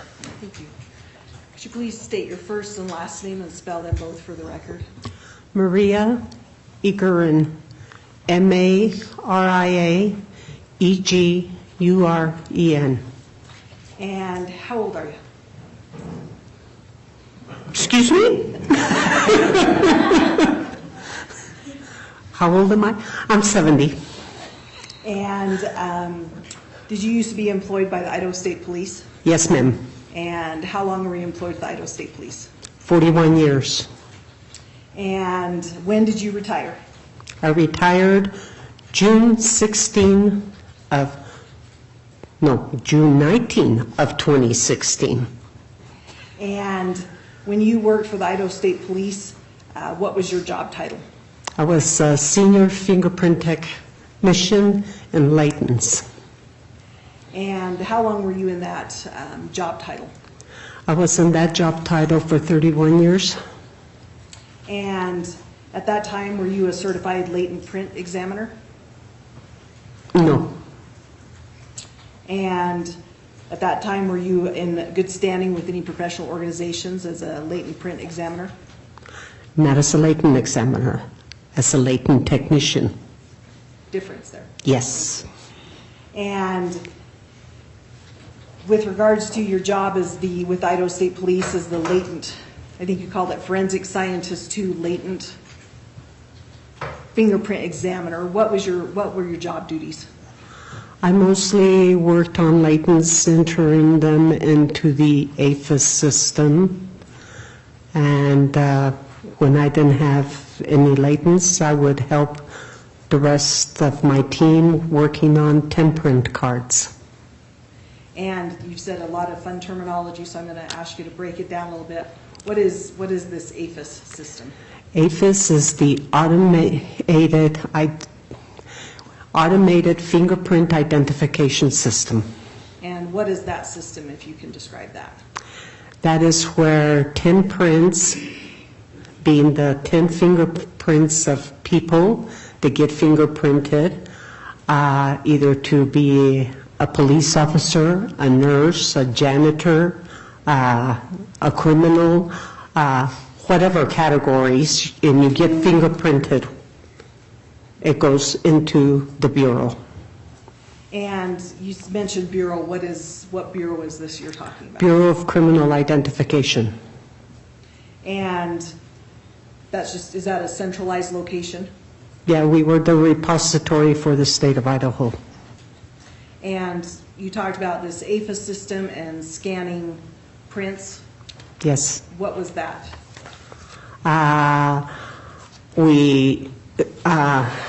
myself got latent prints, and I would enlarge it and then scan it and reduce it and then enter it into the APHIS system, where again I would enlarge it in the APHIS system and trace it and run it against the 10-print database.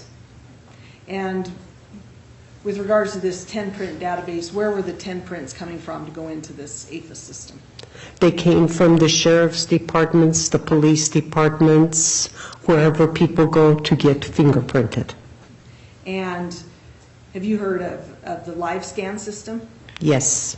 And what is the live scan system? The live scan system is like a glass, and without using any ink or anything of that sort to take fingerprints on individuals, they roll their fingers and get the image of the fingerprints that goes directly into the system.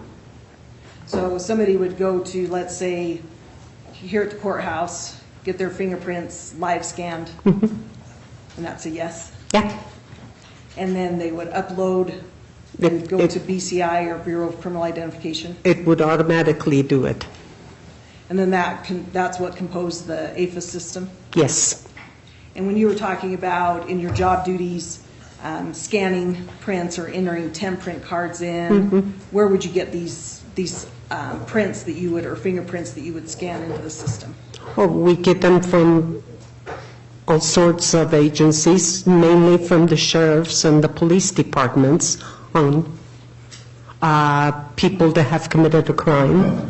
And then we'd get from the school, the districts, they would send us the teachers' fingerprints also to run into the system. Our own and law enforcement also got fingerprinted, and our fingerprints went into the system. So it's composed of many fingerprints, military, all of us.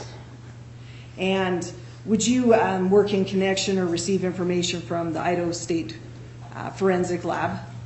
Yes. And what kind of information would you receive from the Idaho State Forensics Lab? Forensic lab would send me latent fingerprint cards from crime scenes so that I could run them through the AFIS system. And can you describe what a latent print card is that you would receive from the Idaho State Police Forensics Division? A latent print is a hidden print that the law enforcement will dust for it and lift it up or use chemicals to bring up the lifts. And from that is called latent print.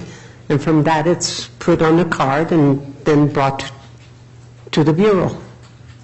And then once it came to the Bureau, you would scan those in? Yes. Or I guess enlarge them or reduce them or Yeah, what do you do? we used to first take a picture, enlarge it 5 times its original size, trace it, reduce it back down, then put it into AFIS, and in AFIS have to retrace it all over again.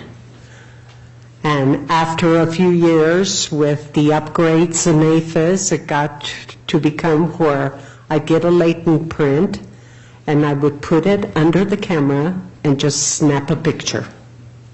So no finger touching. It was great. And when you're talking about tracing, what does that involve?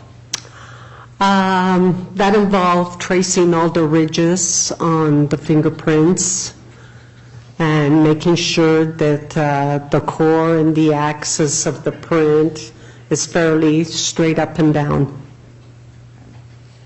And with this AFIS system and the scanning in of latent prints from the Idaho State Police Forensics Latent Prints Division, did you also receive photographs from them? Yes. And what would you do with the photographs? With the photographs, I did the same thing, take the picture and all that. So there'd be photographs of fingerprints or latent prints? Yes. And can you tell me a little bit about when you're looking at latent prints, what if there's a methodology to it, like how to analyze them or how to categorize them? Well, I was taught by Bob Kuchewski. He was my supervisor my first 5 years.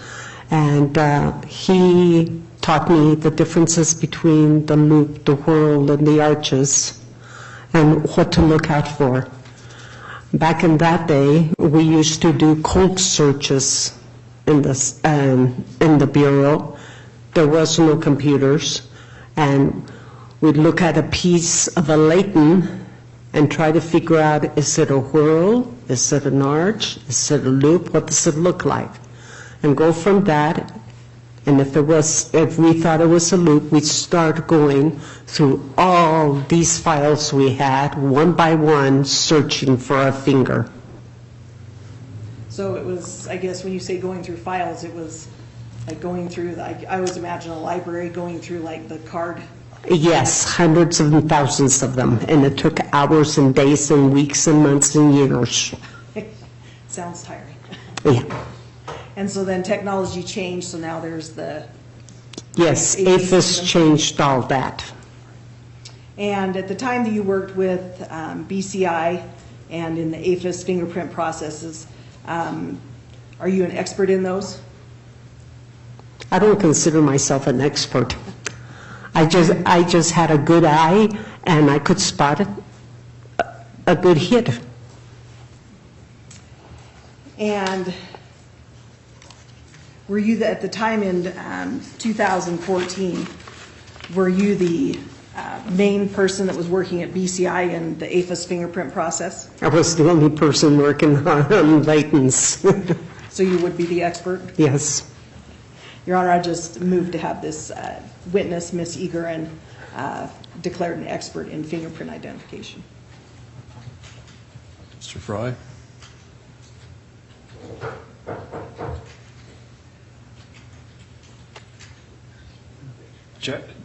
Judge, I'd object. I don't know that we have enough foundation for her to be identified as an expert in fingerprint identification. She's testified that she has plenty of experience working for the Bureau, the Bureau of Identification.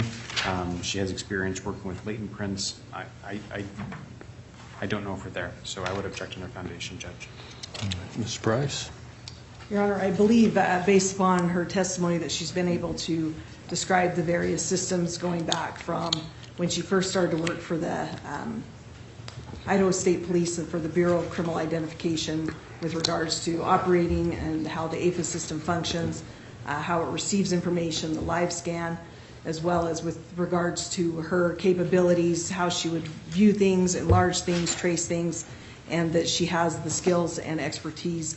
And at the time, from now until the time she retired, I guess going back to when she first started, I believe it was 1978, until the time, 75, excuse me, until the time that she retired, that, and specifically in the 2000s, that she was the main and sole operator and individual employed by the Bureau of Criminal Identification with regards to fingerprint identification and latent prints and 10 print cards.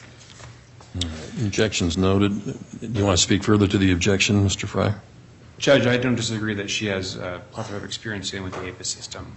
That's most of what we've heard about. Whether or not she's an expert in identifying latent prints, I've heard a lot of how the system works and that she understands how the system works and can likely testify about how that system works. But I haven't heard a lot about all the experience in dealing with identification of latent prints.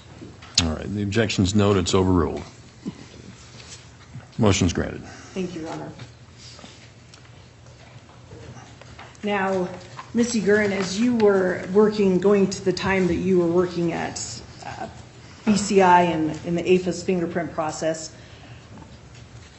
could you describe what a typical day would be for you on that, on working in the APHIS system?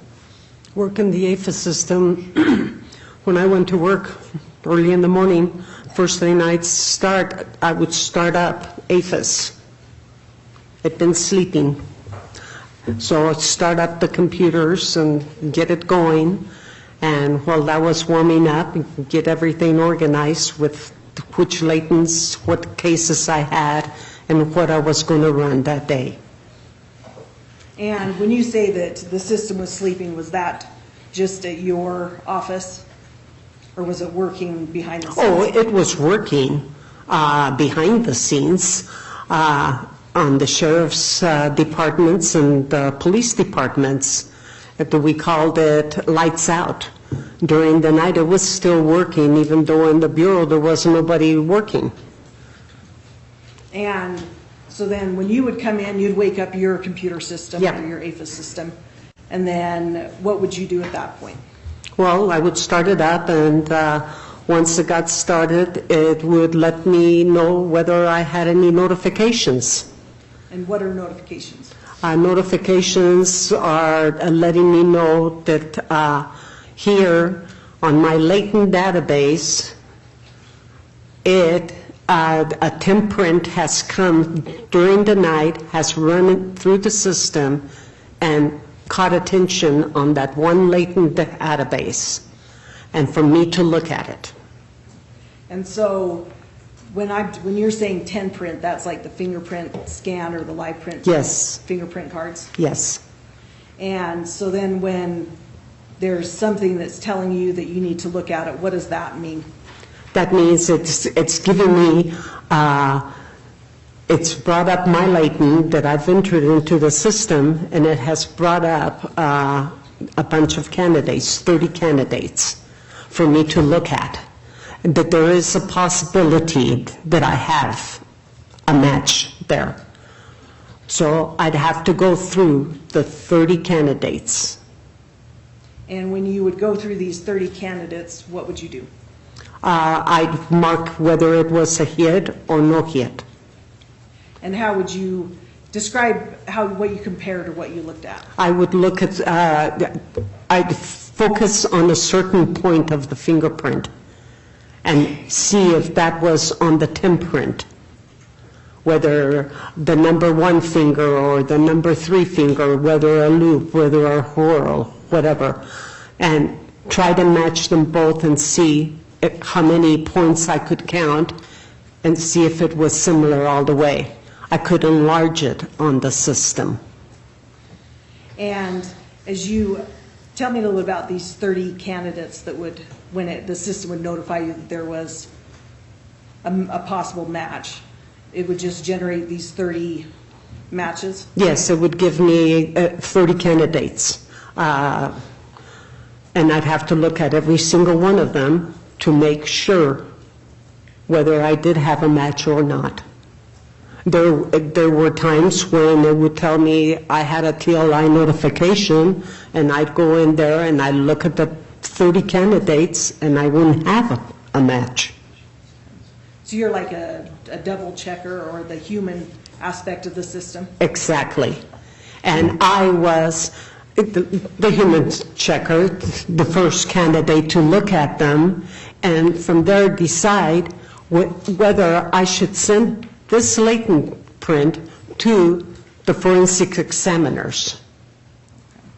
And you mentioned a TLI.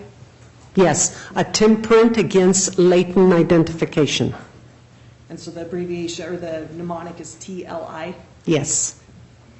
And you do the 30 matches, or to try, I guess not matches, you look at the 30 candidates, decide if there was a match, and I'm going to have you say yes. Yes. Okay. Yes. I know it's hard. I know. Sorry. And then if there was a match that you verified or determined that it was a hit or a match, you would then do what? Judge, I need to object to we keep saying the word match and the word hit. So if I could ask some questions in a native objection. Go ahead. Mr. Gurin, when you talk about matching or hits, are you saying that the entire fingerprint is an exact match to what's on the 10 print card?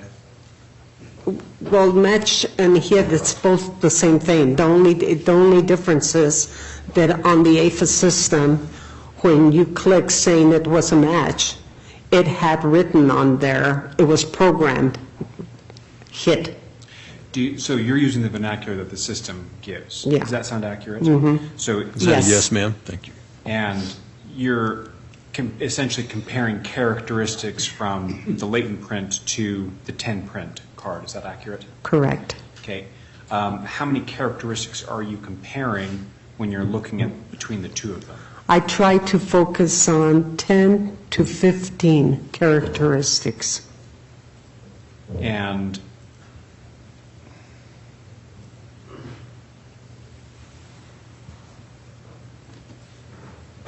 each time then that you're giving a match or a hit, as the system calls it, are you recognizing between 10 and 15 of those characteristics in between those two? Trying to find them, yes. If you find less than 10, will you still mark that as a hit or a match? If the points are such points that you rarely see, then you could mark it as a match, as a hit. So you're essentially operating in a system that doesn't have all of the answers. Correct. And you're doing your best to take the information from a latent print that is partial, not full, certainly not all the fingerprints, right? Correct. And you're seeing if it fits in somewhere on one of these cards. Yes. Okay. And when you say hit, that's what you mean. Yes. Right? Yes. So you're not 100% saying this part is definitely this person. It's really just a connection between the two of them. No, the only one that would say exactly whether it was the very same exact would be an examiner. Okay.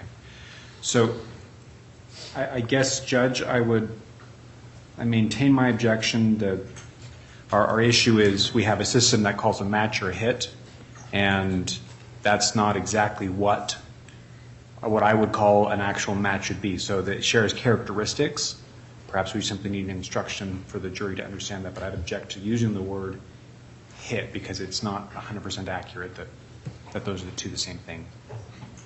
Ms. Price? Your Honor, I understand the concern the defense has with the terminology. Potentially, I can probably clear that up a little bit with Ms. Uran. All right, please do so. Ms. Uran, let's ask this. If, when you come in during the day or throughout your workday, if there was something on the APHIS system that needed your attention, would that be a notification? Yes, ma'am. Okay, so describe what a notification would be. Pardon me? Describe what a notification would be from the APHIS system. A notification would be saying, look at these prints, tell me, are they or are they not the same? I would look at them, a latent against the temperate, and yes, they are the same. Well, I have to mark it on the system, and the system is saying, okay, then you mark it as a hit. And when you mark it as a hit, then that's showing that you've been able to verify the 10 to 15 points? Yes. Okay. And Your Honor, if I could have what's been marked as State's Exhibit number 19 shown to the witness. Your Honor, could we have a ruling on the motion or on my objection? So at this point, based on the testimony, it's overruled. Thank you, Judge. Thank you. Exhibit 19, Ms. Price? Yes, Your Honor. And I provided a copy of this to Mr. Fry, I believe. Thank you. And Ms. Gurn, if I could have you look at what's been marked as State's Exhibit number 19. Yes, ma'am. And in looking at that, does that appear familiar to you? Yes, it's an APHIS inquiry form. And why does that appear familiar to you? I'm the one that developed it. You created the form? Yes. And do you recall when you created that form? In the early years of, I would say, 80s. Yeah, it had to be the 80s when APHIS came on. All right. So this is a form that individuals can fill out, is that correct? Correct. Okay, so you created it and said, use this. This Yes. makes my life easier? Yeah. Okay. And in looking at what's been marked as State's Exhibit 19 and the attachments or the other documents that are contained therein, those appear familiar to you also? Yes. And why do they appear familiar to you? Well, the second page is showing me that I've got the TLI notification. And do you recognize your writing on those forms? On these forms, yes, I do. It's got my signature. And do those appear to be fair and accurate copies of the forms that you had in your job duties at BCI in approximately November of 2010? Yes, ma'am. And they don't appear to have been altered or modified in any way? No, ma'am. Your Honor, I'd move for admission of State's Exhibit number 19. May I ask a question, any of objection? Go ahead. Ms. Uran, on the second page of that exhibit, if you could look at the second page.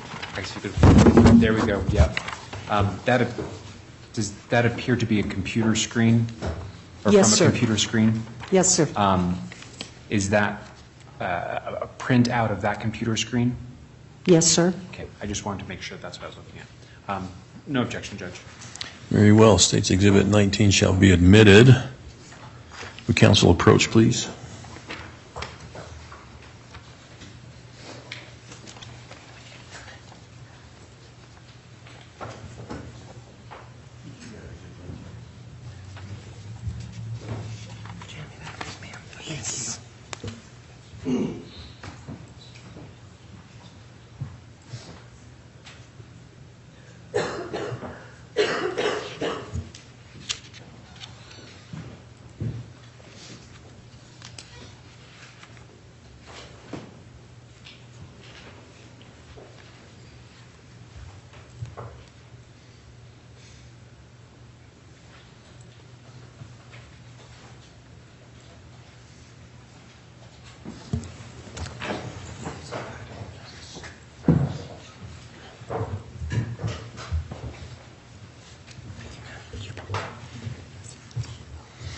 All right, Ms. Price, you may inquire. Thank you.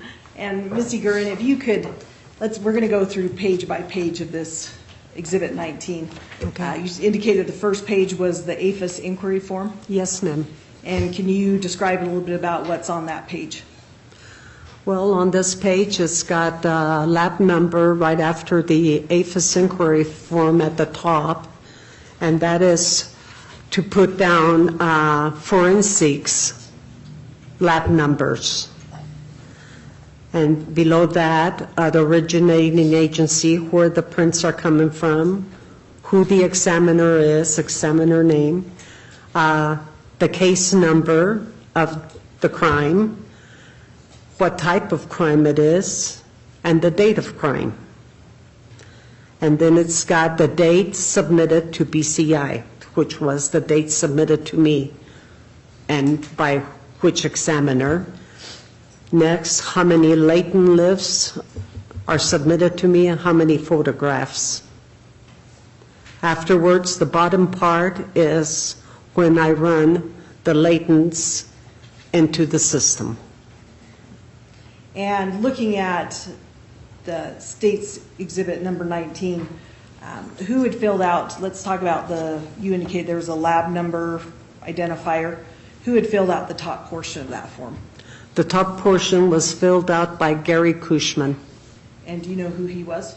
He was a forensic latent examiner. And with what agency? ISP Forensics. And when did he submit documents to you or latent prints to you? He submitted these prints on December 14 of 2004. And what was submitted to you? 4 latent lift cards, 2 latent photographs. And in relation to, do you know what, crime date it's associated with? The date of crime? Yes. September 28, 2004. And your understanding is, your testimony would be that Mr. Kushman filled out that top part Yes, ma'am. and then provided this form along with, I think you indicated, 2 photographs of latents? Yes, ma'am. 4 latent lift cards? Yes, ma'am. And then what happens? Then I do my job of entering the latents into APHIS. And were you able to enter the 4 latent lift cards? I was able to enter 5 latent lift cards. And would that be the photographs, like a photograph and then 4 latent lift cards, or do you know Well, what combo? it could actually be 4 latent lifts on one card. Oh, okay. So there could be multiple Yes. fingerprints on one card? Yes, And so you're able to, I think you said 5? yes, I ran 5. And when you say random, what does that mean? That means the date that when I searched them through this system. And do you recall when you searched the APHIS system with those latent lifts? I searched them on December 15th, 2004. And did anything happen on that date? Yes, I actually did get a match. And when you got this match, or APHIS notified you that there's a match? Yes. What did you do? I went and pulled the temprint card and made a certified copy of it to give back to the latent examiner. And did anything happen with regards to that hit in December, on December 15th of 2004 that you're aware of? I don't really know because they wouldn't tell me Okay. You what just done the your outcome part? was. I'm sorry, And could you restate that, please?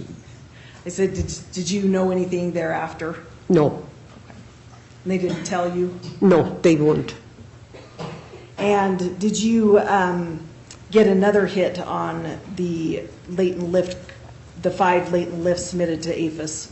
The ones that I left in the APHIS, that were unsolved, I got a match again on November the 3rd of 2010. And when you got that notification that there was a potential match, what did you do? Again, I made a certified copy of the 10-print fingerprint card and gave all the latents and the fingerprint card back to forensics. And is there, on your APHIS inquiry form, in your portion, is there a, anything that indicates this hit that you're talking about? When I went, you mean on the form itself? Yes. There it just says that the date that I got the hit and the SID number, state identification number. And on that form that you're looking at in front of you, there's a SID number for the December 15th, 2004 hit? Yes, ma'am. And is there an associated state identification number for the November 3rd of 2010 hit? Yes, ma'am. It is state ID number 303986. And that's for the 2004 one? Yes, ma'am. And what's the SID for the 2010 hit? For the 2010 hit, the SID number is 189559. And do you have, in that exhibit, do you have the 10 print cards for one of those or those hits that came in? I've got them both. And what pages? Number 3 page and number 4. And what, on those 10 print cards or those cards that you're looking at, pages 3 and 4, is there a state identification number on those?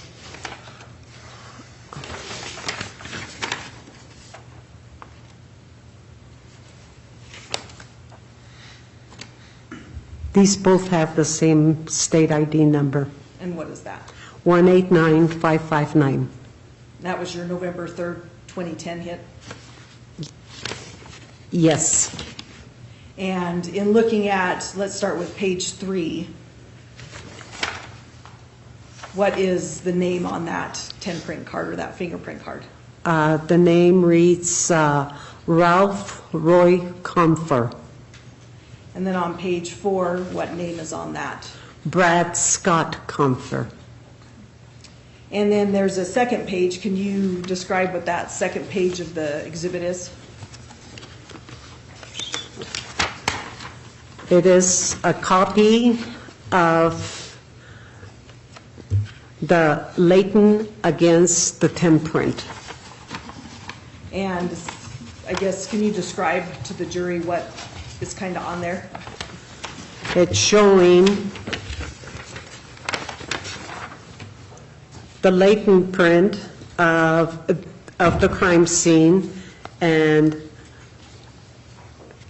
the fingerprint and the number 3 finger, which would be the middle finger. No, yeah, number 3 finger, middle finger of the right hand, and it is a latent loop. And what else is shown on that page 2? It's showing the SID number, the state identification number. And is that the same number that's on the 3rd and 4th page? Yes, ma'am. And on the bottom of that form, what's on the bottom of page 2? On the bottom here, it's partial of the candidate list. So that at least shows the first 8 of the candidates, the 30 candidates that you Yes, brought ma'am. up. And when you got that notification on that page 2, what did you do? Well, I checked out all 30 candidates and went back to the top and made up my mind that that was a possible match. And when you determined that it was a possible match, what did you do then? Then, with the certified copies of the 10 prints, gave it all back to forensics. And that would have been Mr. Kushman? Yes, ma'am. And then did you have anything further to do with those documents? Nope, I did not see or hear anything about it afterwards.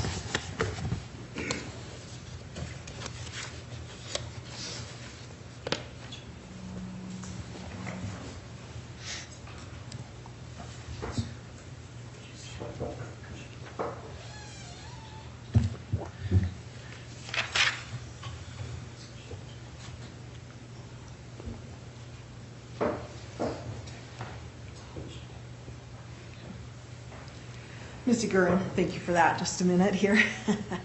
With regards to after you turned this documentation over to Mr. Kushman indicating that there might be a match with Mr. Compher, is there a reason why usually you wouldn't hear anything back? Not necessarily. We just didn't talk about it. They did their job, I did my job, and just kept on going. You had your next 30 candidates that might pop up at some point. Yeah, exactly. And when the 30 candidates or these notifications come up, was that like every hour on the hour, or was it just whenever the system? 24 hours a day, 7 days a week. So the APHIS system is just running through fingerprints that have been uploaded, looking for a match? Continuously, every single day. I have no further questions this time, Your Honor. All right, thank you, Ms. Price. Mr. Fry? Thank you, Judge. Mr. Gurin, I have a few questions for you, okay? Okay. When Ms. Price initially was starting to ask you questions, she asked whether or not you were a certified latent examiner, and you said you were a certified latent technician. Are those basically the same? Is there such thing as a certified latent examiner? Latent examiners? Yes, sir. Okay. Now, you said that you were a certified latent technician? No, I didn't say I was certified. I was a senior Okay. fingerprint technician in latents. Okay. Certified, does that mean someone goes and takes a test? That means that person went to college, got a good education, and then started working for us. Okay. Okay. Well, let's see. So I have a couple of questions about, we may have already really covered this when I was objecting earlier, but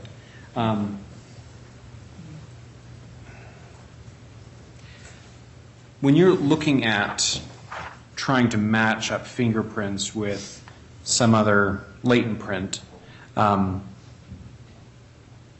you've already said that you're looking between 10 to 15 different, I think you said points, right? Is that the right term? Correct. How many points are there on a fingerprint? I have no idea. Hundreds. Is it individual per fingerprint? Each individual is completely unique. So is there an average on a fingerprint to say, well, a person is going to have anywhere between 50 to 100 points on their fingerprints? Pretty much so. Okay. Now, when I say fingerprints, I'm on a single fingerprint, not the whole 10, but on a single fingerprint, about how many points would you, on average, expect there to be on someone's fingerprint? Over 100. Okay. So out of the 100 points on there, matching 10 to 15 is sufficient to say that that's a match. Yes, sir. Is that accurate? Yes. Okay. So on a person's total hand, there could be 1,000 points, and about 10% of matching those equals a match to that person. That sound right? Yep. Is that kind of the satisfied science on that right now? Yeah, fairly. Okay. It has up to now. Okay. Okay.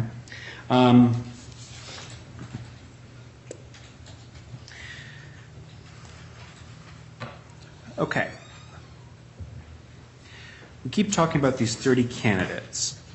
The system just spits out 30 candidates for you to look at, right? Yes, sir. So the way that I'm envisioning this, and correct me if I'm wrong, the system gives you the one print that they think, hey, we think this is the right print, and then it gives you 29 others randomly from the system. Does that sound accurate to you? Correct.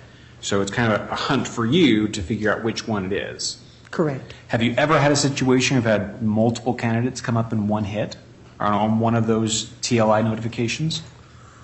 I've had where I've had different latent numbers on the same crime scene. I put different latent prints in there, and I'll get 3, 4 notifications on one day.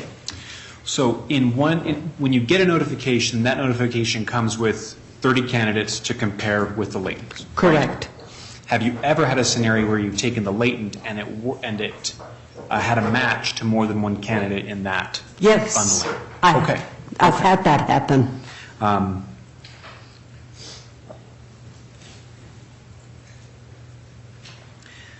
So,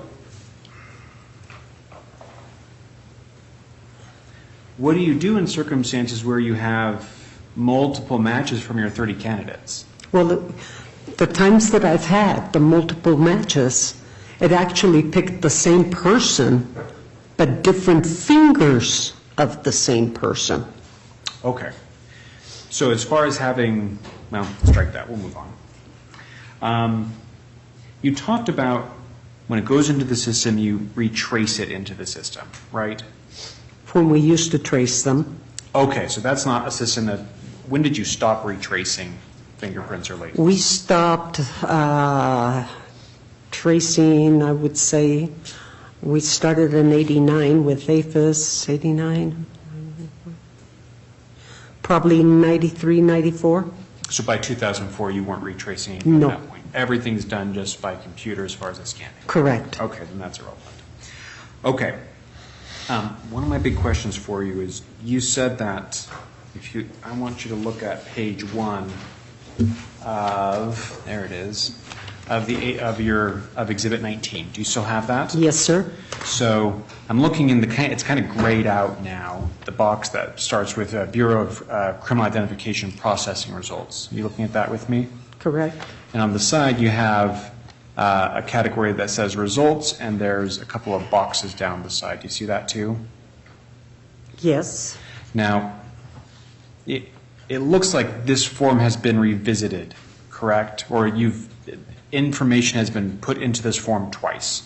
Correct. That sound right to you? Correct. So it looks like the first time came in December 15th of 2004? Yes. And that's when you said that you got a match in December 15th of 2004, right? Yes, sir. And then you wrote again later in 2010 when you got the second match. Yes, sir. Right? Okay.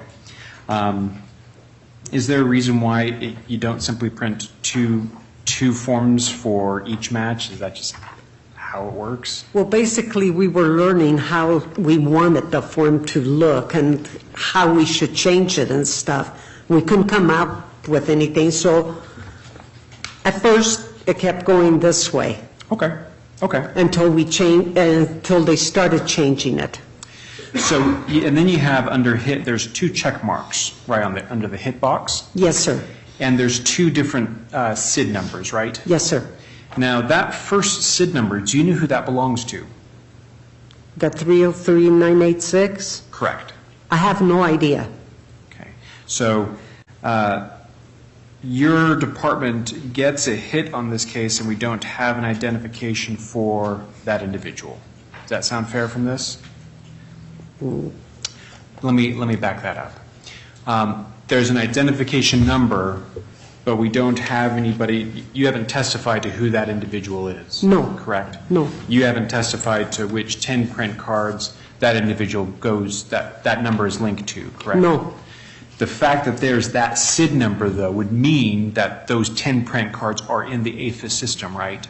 Correct. So the Bureau of Criminal Identification knows that there is this particular person that's matched to this crime scene.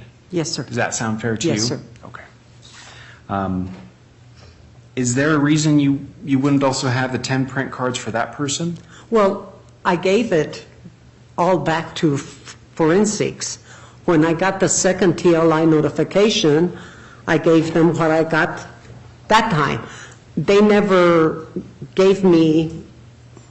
They don't follow up with you. Does that sound fair? No, they don't follow anything up with me, or they didn't used to. Let's talk about the second page then of the Exhibit 19.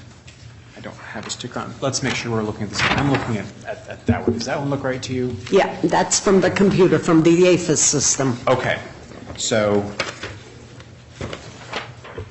Judge, may I approach the witness? Yes, you may. I'm not yelling at her. Mr. Uran, Yes.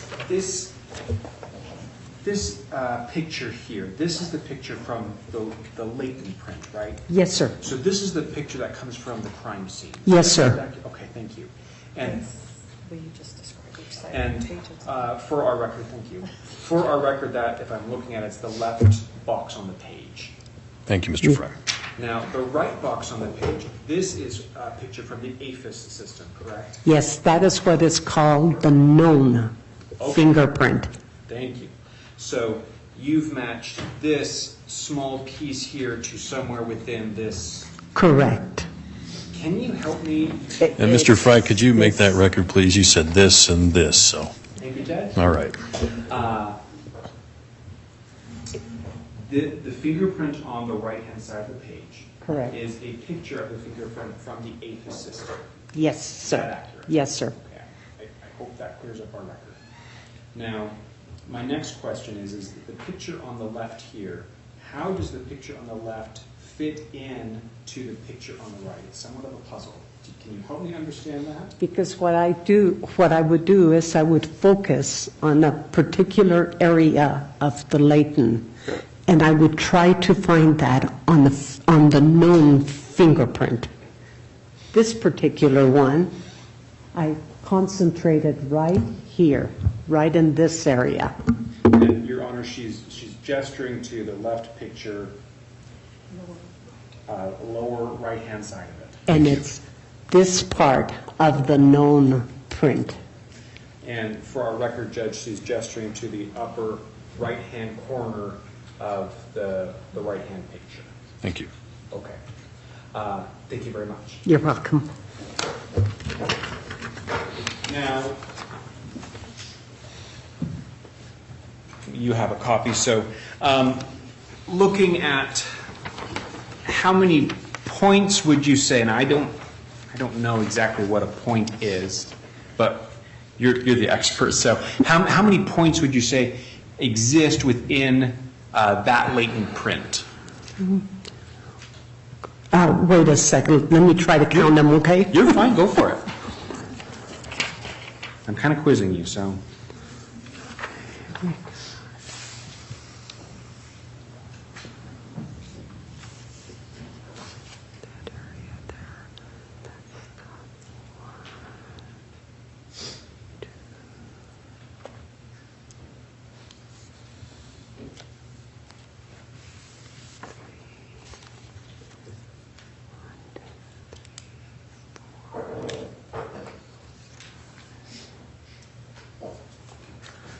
I'm counting about 8 points. 8 points, Yeah. all right.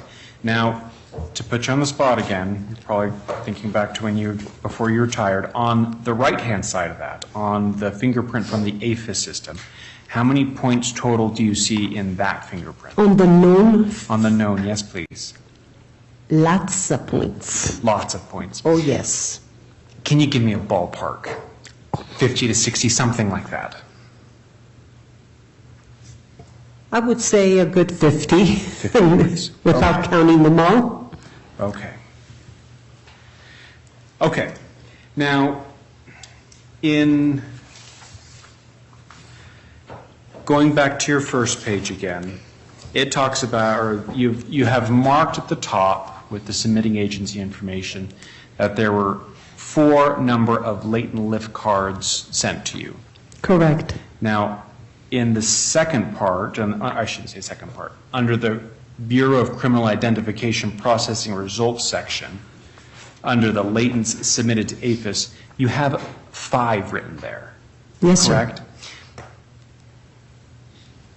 I don't understand how it says you received 4, but you received 5. Did you get another one later? I received 4 latent lift cards. On one card, there could be only one latent print, or there could be several latent prints. So of the 4 cards that he sent to you, there were a total of 5 latents. Correct. Perfect, thank you. Now, my next question is, it looks like we only have this second page where there's a comparison. Was this the only latent print that made the hit in your search here? I assume it is the only one, because that's all I've got marked. Okay, so of the 5, this is the one that hit, and this was the one that was sent back to Mr. Kushman. Yes, sir. And of the hit that occurred in December of 2004, You don't know you don't know any of the information associated with that. No, I don't. Which of those latents matched that print? No, I Does that don't. sound right? Okay.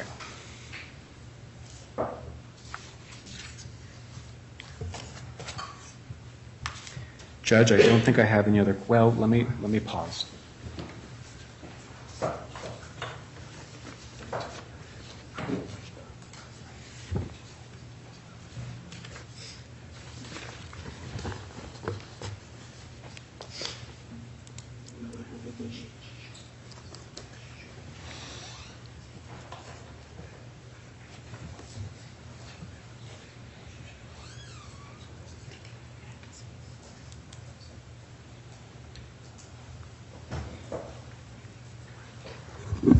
Okay, I do have another question. Let's look at page 2 again on your Exhibit 19. The left picture, the picture that came from the crime scene, that latent print, do you have any idea whether that is rotated in any way, or is that just how it came from the card? That's the way it came from the card. And then it's your job to put the puzzle piece together? Correct. That sound fair? Yes. Okay. And so part of that sometimes involves rotating or twisting it to see where it fits on a person's print. Yes. Okay. I don't have any other questions, Judge. Thank you, Mr. Fry. Can you redirect Ms. Price? Yes, Your Honor, just briefly.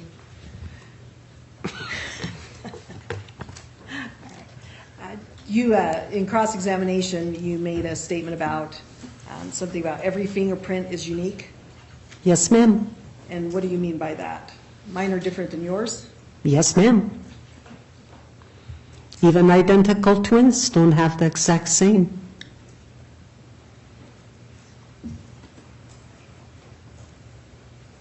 And Mr. Fry, in cross-examination, was asking about page 2 of the exhibit Yes, ma'am. that had the latent lift fingerprint on the left Yes, ma'am. and the APHIS known print on the right. Yes, ma'am.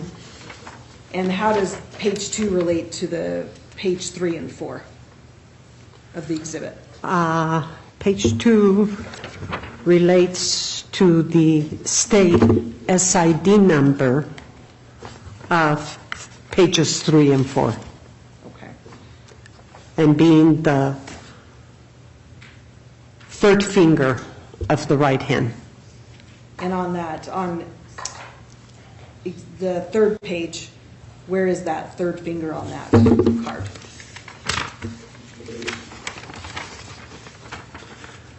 It's the right middle finger.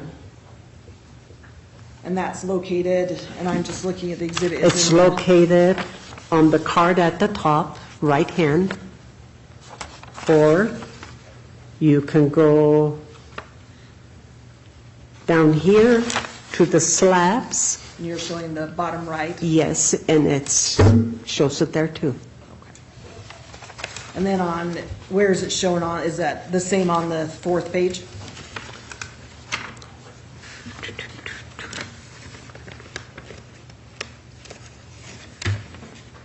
Yes. I have no further questions this time, Your Honor. All right, thank you, Mr. Price. May this witness be excused, counsel. Your Honor, for demonstrative purposes, if we could have the witness mark when we had our moment at the witness stand, I'd like to have it marked for the jury so the jury knows exactly where we were circling. If we need to make a copy of that, I think that's probably fine, but because we talked about that, because we went over that, I want to make sure that it's preserved for the jury. All right, well, I think, Mr.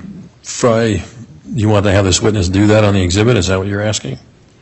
I think we'd probably want to make a copy of the exhibit and then for demonstrative purposes have that be provided for the jury. Well, It's already been admitted, Your Honor. And we could do that outside the presence of the jury, Judge. We could do it later. all right, you don't need this witness to do that then?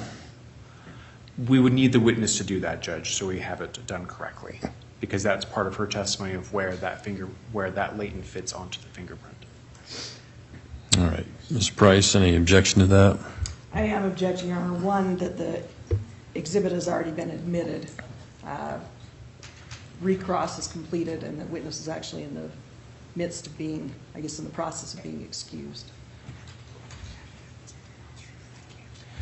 And Judge, we don't want to have to recall her, and I don't want to confuse the jury. We've always already had that exchange in front of the jury. They're going to go back to the jury room in a couple of days or in another week and deliberate, and I think it's important that we be able to preserve that here. They're not going to have a copy of our transcript to know where we marked things and where she circled things with her finger. Understood. So I think, Mr. Fry, I'll give you some leeway then on recross if you want to come up and have her do that on the exhibit. Thank you, Judge. I appreciate that. Not on the actual exhibit, Your Honor. We would object. Your Honor, can we approach this for a second? Come on up.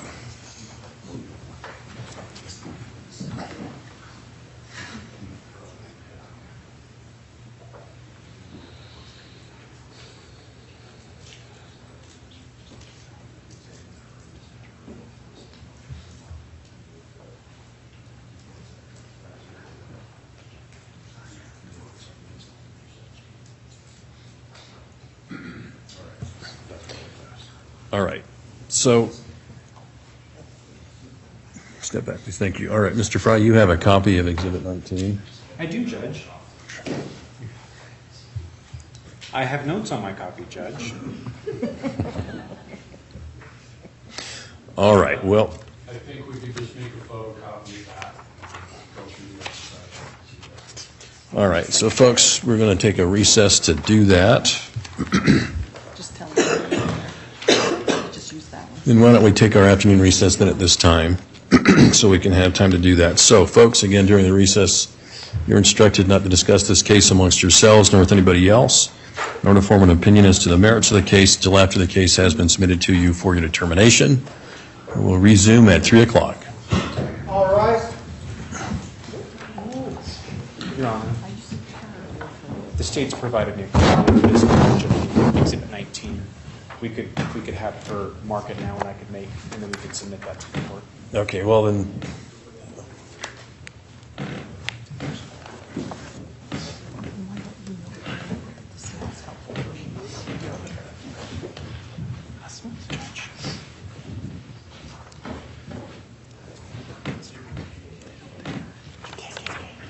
all right, please be seated.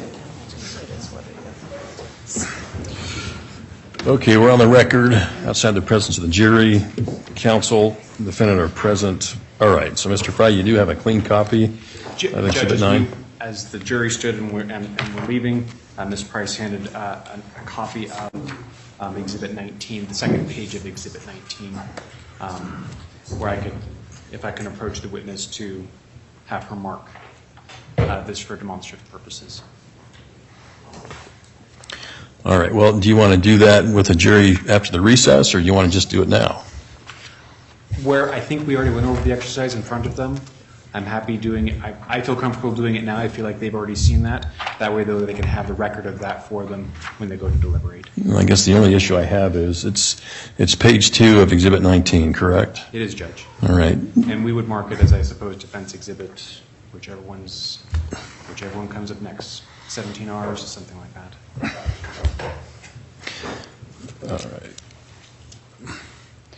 All right, so this exhibit then would be what exhibit, Mr. Fry? It would be defense exhibit. It would be 5 Ks, Your Honor. KK, KK, K. Please, it's not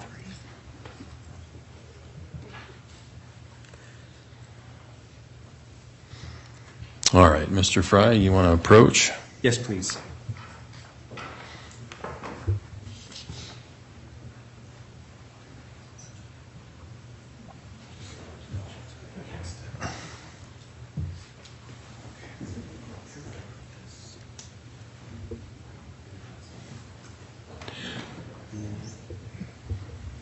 Okay, Judge, I've marked the exhibit as defense exhibit KKK.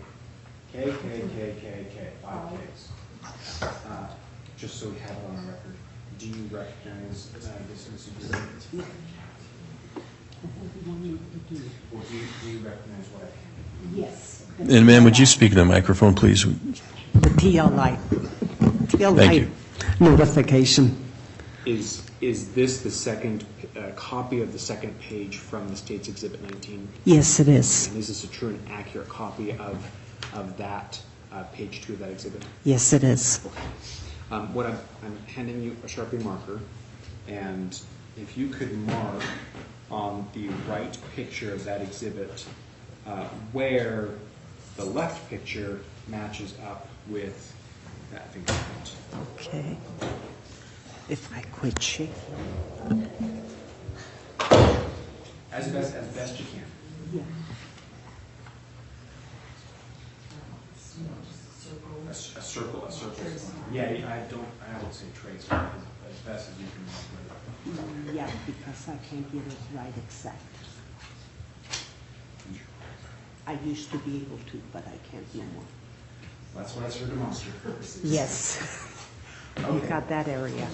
So, Ms. Segurin, you've marked on the right-hand picture of the main picture, you've marked with a pink Sharpie area, correct? Correct. And for demonstrative purposes, this is approximately the area where the latent print is on that, Correct. on the right picture.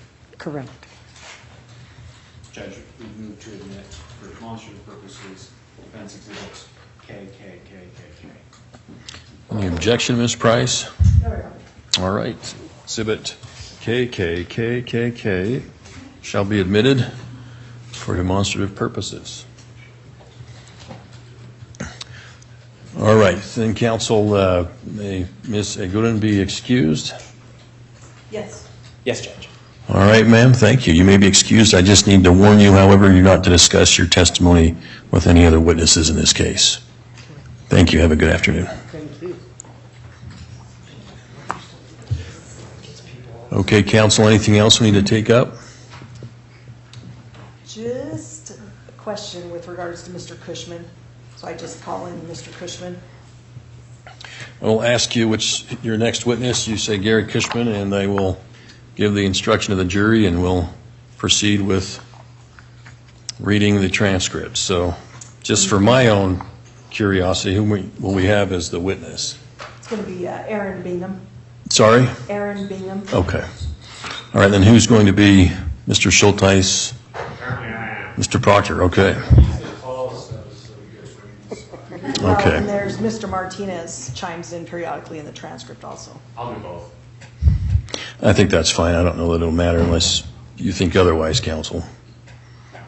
I don't think Well, and I'm not, I just am trying to figure out if we're following what's on the transcript, should there be a separate person instead of one person playing both people? Does that make sense? Well, I'm following along. we can follow along. I think, obviously, we know who's Mr. Andrew. Are you going to be Mr. Martinez then? I am frequently, so yes. Okay. All right. And then there's going to be exhibits that are referred to, and I assume presented to the witness. Yes, perfect. So I know the district. Well,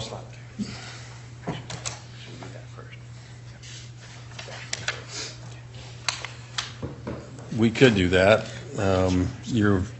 Bingham's not going to know what they are, so if you want to present that to the jury so they're not confused, that's fine. I just know in there that we say, may I have you look at such and such. And then That's I ask fine. for admission, so that's why I don't know. That's why I guess I'm trying to figure out, so we make it hopefully a smooth process, but that's what I was asking.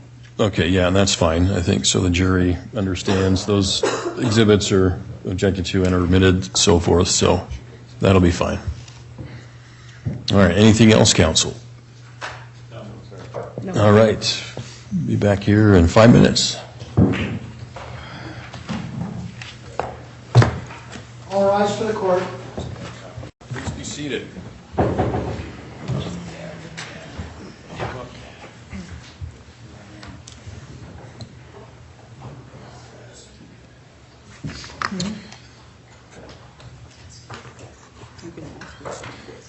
All All right, we're back on the record. Counsel for the state, counsel for the defendant, and the defendant are present. We are outside the presence of the jury.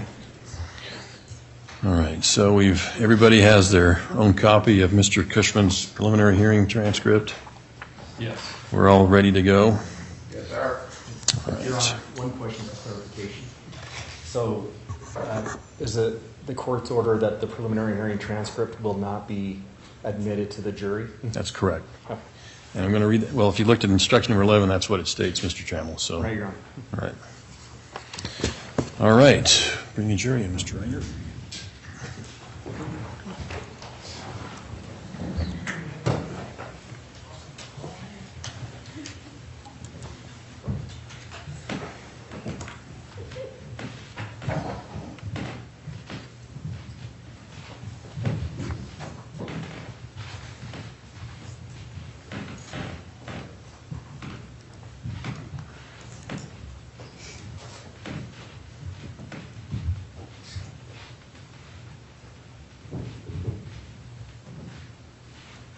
Thank you. Please be seated.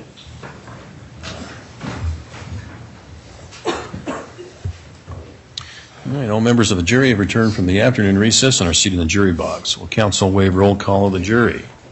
Yes, Your Honor. Yes, sir. All right, state call its next witness. State would call Gary Kushman. All right, ladies and gentlemen of the jury, I'm going to read you instruction number 11. Certain evidence is about to be presented to you by the reading of a transcript from prior testimony given by an unavailable witness. This testimony was given under oath before the trial and preserved in writing.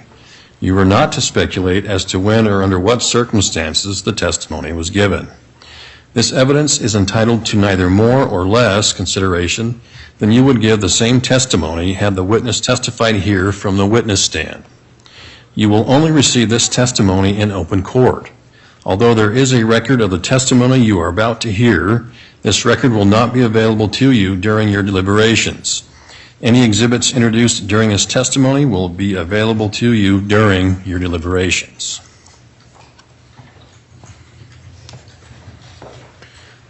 All right, Ms. Price. He's just out in the hallway, Your Honor. Okay. Mr. Kushman.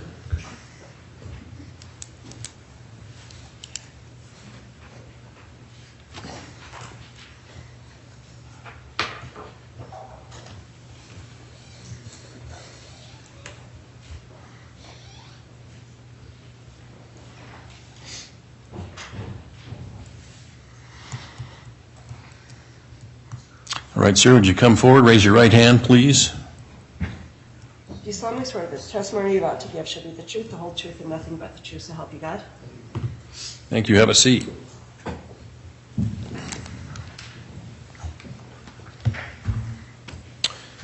Okay, Ms. Price, you may inquire.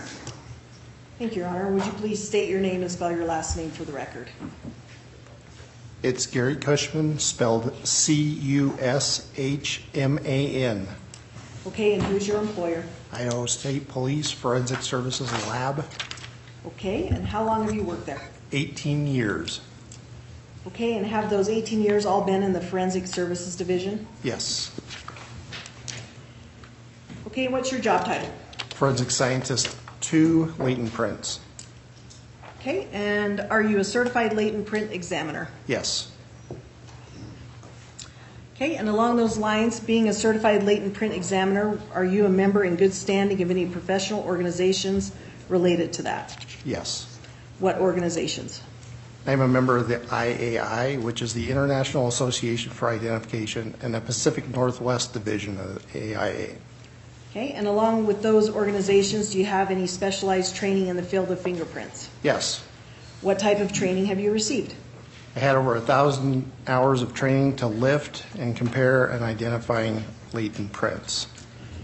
Okay, and did you receive, I guess, who provided that training to you, the over 1,000 hours? The state did some. The FBI did quite a bit of it, and some retired people from other agencies. Okay, and do you conduct fingerprint training yourself since you are certified? Yes, I help with it at the Post Academy.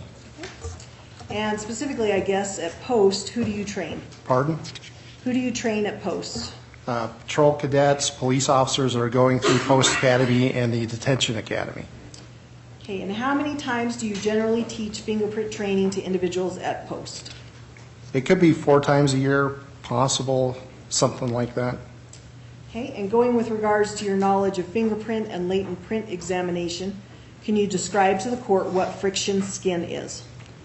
Friction skin is the ridge detail that's on the bottoms of your feet and the palms of your hand, which includes your fingers. Okay, and then when does friction skin form on the body? Do you know? During the process of being, before you're born, during and a form of the baby still in the womb. And what other information can you tell me about friction ridges?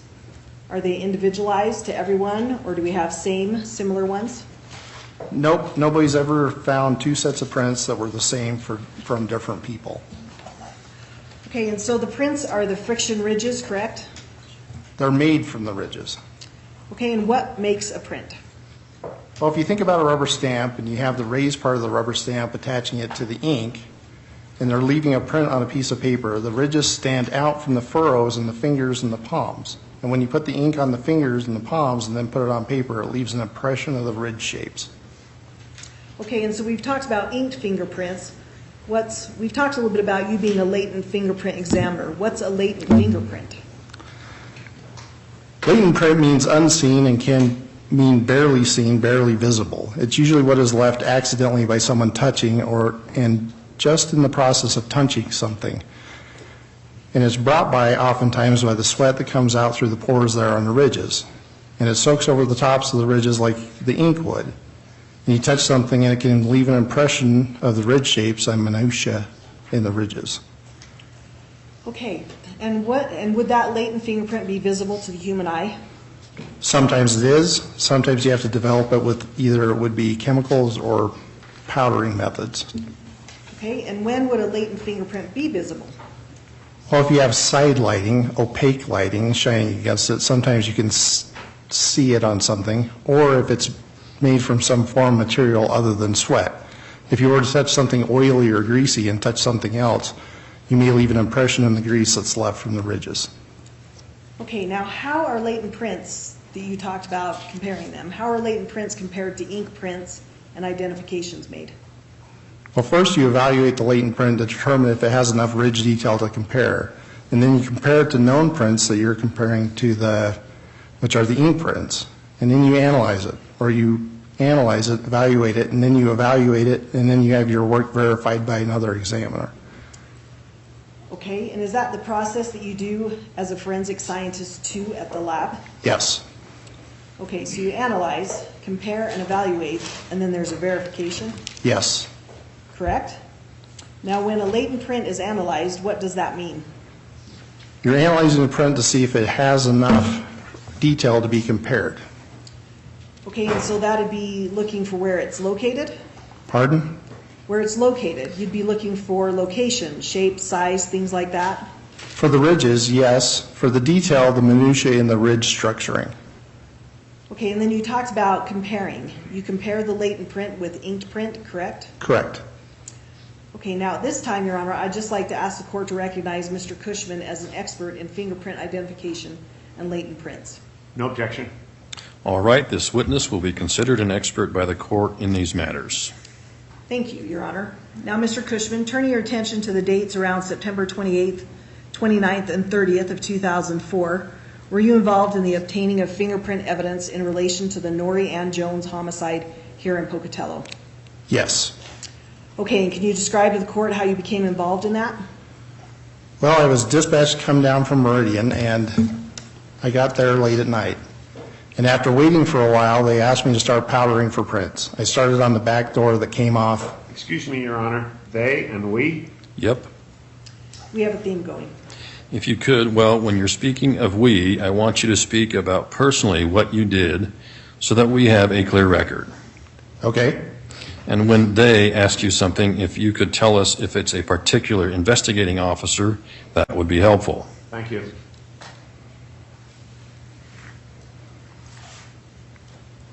And I guess when you say you were dispatched to Pocatello, do you know what location you were dispatched to? I think it was 3617 or 3716 Pole Line Road. Okay, and you responded to that location, and upon arriving, what did you do? I met with Tom Sellers from ISP. He was an investigator down in this area at the time. And he and I think it was Detective Stone, I'm not sure, told me about the crime scene somewhat. I got my supplies out of the back of my rig. I drove down and started powdering, looking for latent prints. Okay, and when you talk about powdering, I guess what's the process that you go through in powdering a scene? I use a Zephyr brush, which is a kind of nylon brush, very light, very soft. I dip it in dark powder, shake it off, troll off the excess so that it's not dripping powder all over. And then I start going to non-porous surfaces that could have been touched by someone. And I start applying the powder, looking for it to develop ridge detail that I can't see yet, and so it becomes visible. Okay, and so at the just to clarify for the record, 3617 Pole Line Road residence, where did you begin processing the scene at that residence? There was a porch located on the north side of the house, and the door of the porch was on the west side of the house. Then, after going up a couple of steps, I think, to get into the porch area, I started processing the door from the inside. There was a wooden door. I believe the handles were removed prior to me getting there. And I processed the door for latent prints and then moved towards the house. The officers on scene led me in towards where they wanted the processing to be completed. So from the outside in, I think is what you previously stated? Yes. Okay, and do you recall the process you went through, what order you went through in the house processing the prints? I don't. No, I can't remember everything I processed. Okay, and when you're processing a scene for prints, are you just looking for putting powder on things, or are you looking at other things that catch your attention as to where the prints might be? I don't know what you mean by that. Okay, are you just going through and putting powder on everything through the place? Surfaces that are non-porous. All right. Okay, okay. The porous surfaces will not be likely to show a print very good. It doesn't develop well on a porous surface using powder. Okay, and when you were processing the back door, did you observe anything else about the door as you were putting the powder on? Well, I noticed the doorknobs were missing. Okay, and was there anything else that you observed on that door? There were fingerprints that developed. Okay, and I guess to go through the process, do you do the powder and then go back around and see if the prints develop? Or do you, when you develop a print, do you go ahead and create a latent for that print? Well, I see the print as it develops. And when it's finished, I'll blow the excess powder away so it doesn't cause bubbles underneath the lifting tape. But once I've done that, if it appears to have enough ridge detail to be comparable, I lift it with lifting tape. It's a clear tape. And put it onto a latent lift card, on the front of a latent lift card. Okay. And then I fill out the lift card for the details of where it came from. Okay, and do you just stay and so you process the door first and then move to the next non-porous surface, correct? Yes. Okay, Your Honor, at this time I would ask that the witness be shown Exhibit 13. It looks like 13B through 13N and probably in the envelope, so the whole 13 exhibit. I think they have to go together if I'm thinking correctly. Correct. Right.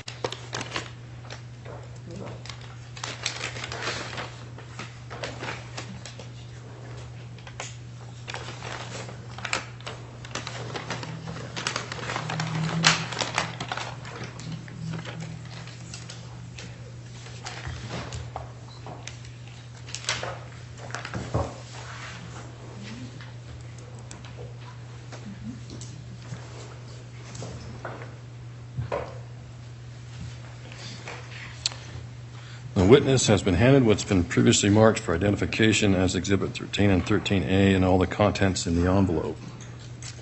Mr. Kushman, if I could have you look at specifically the evidence envelope there that I think is marked as, trying to read my cryptic writing here, 13A. Yes. If you could reach in the envelope and pull out the items that are therein, if you can find the opening, that final manila envelope, and see if those appear to be familiar to you. For each one?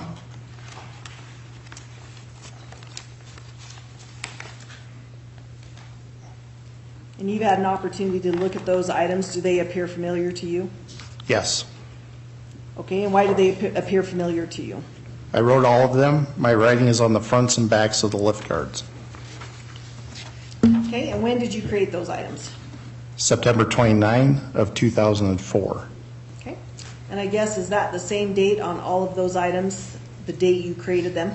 I'd have to check each date. One of them is dated on 9/30 of 04. The rest are 9/29 of 4. Yeah, 9/29. And for the record, can you let me know how many cards there are that you 13, and based upon those being print cards and latent prints that you had created and prepared yourself, and that's your writing you recognize on those, would those appear to be true and accurate objects or cards that you created on and about those dates of September 28th and 29th, as well as I think you said October 4th, 04, or December 14th, or those? Let's go one at a time. Let's start with September 30th of 04. Okay, the card that you said is dated September 30th of 2004, does that appear to be the same card that you created on that date? Yes. What's the exhibit number? What's the exhibit number off that? 13L. Okay. Your Honor, I'd ask that card be admitted at this time. Any objection? Nope. Exhibit 13L will be admitted.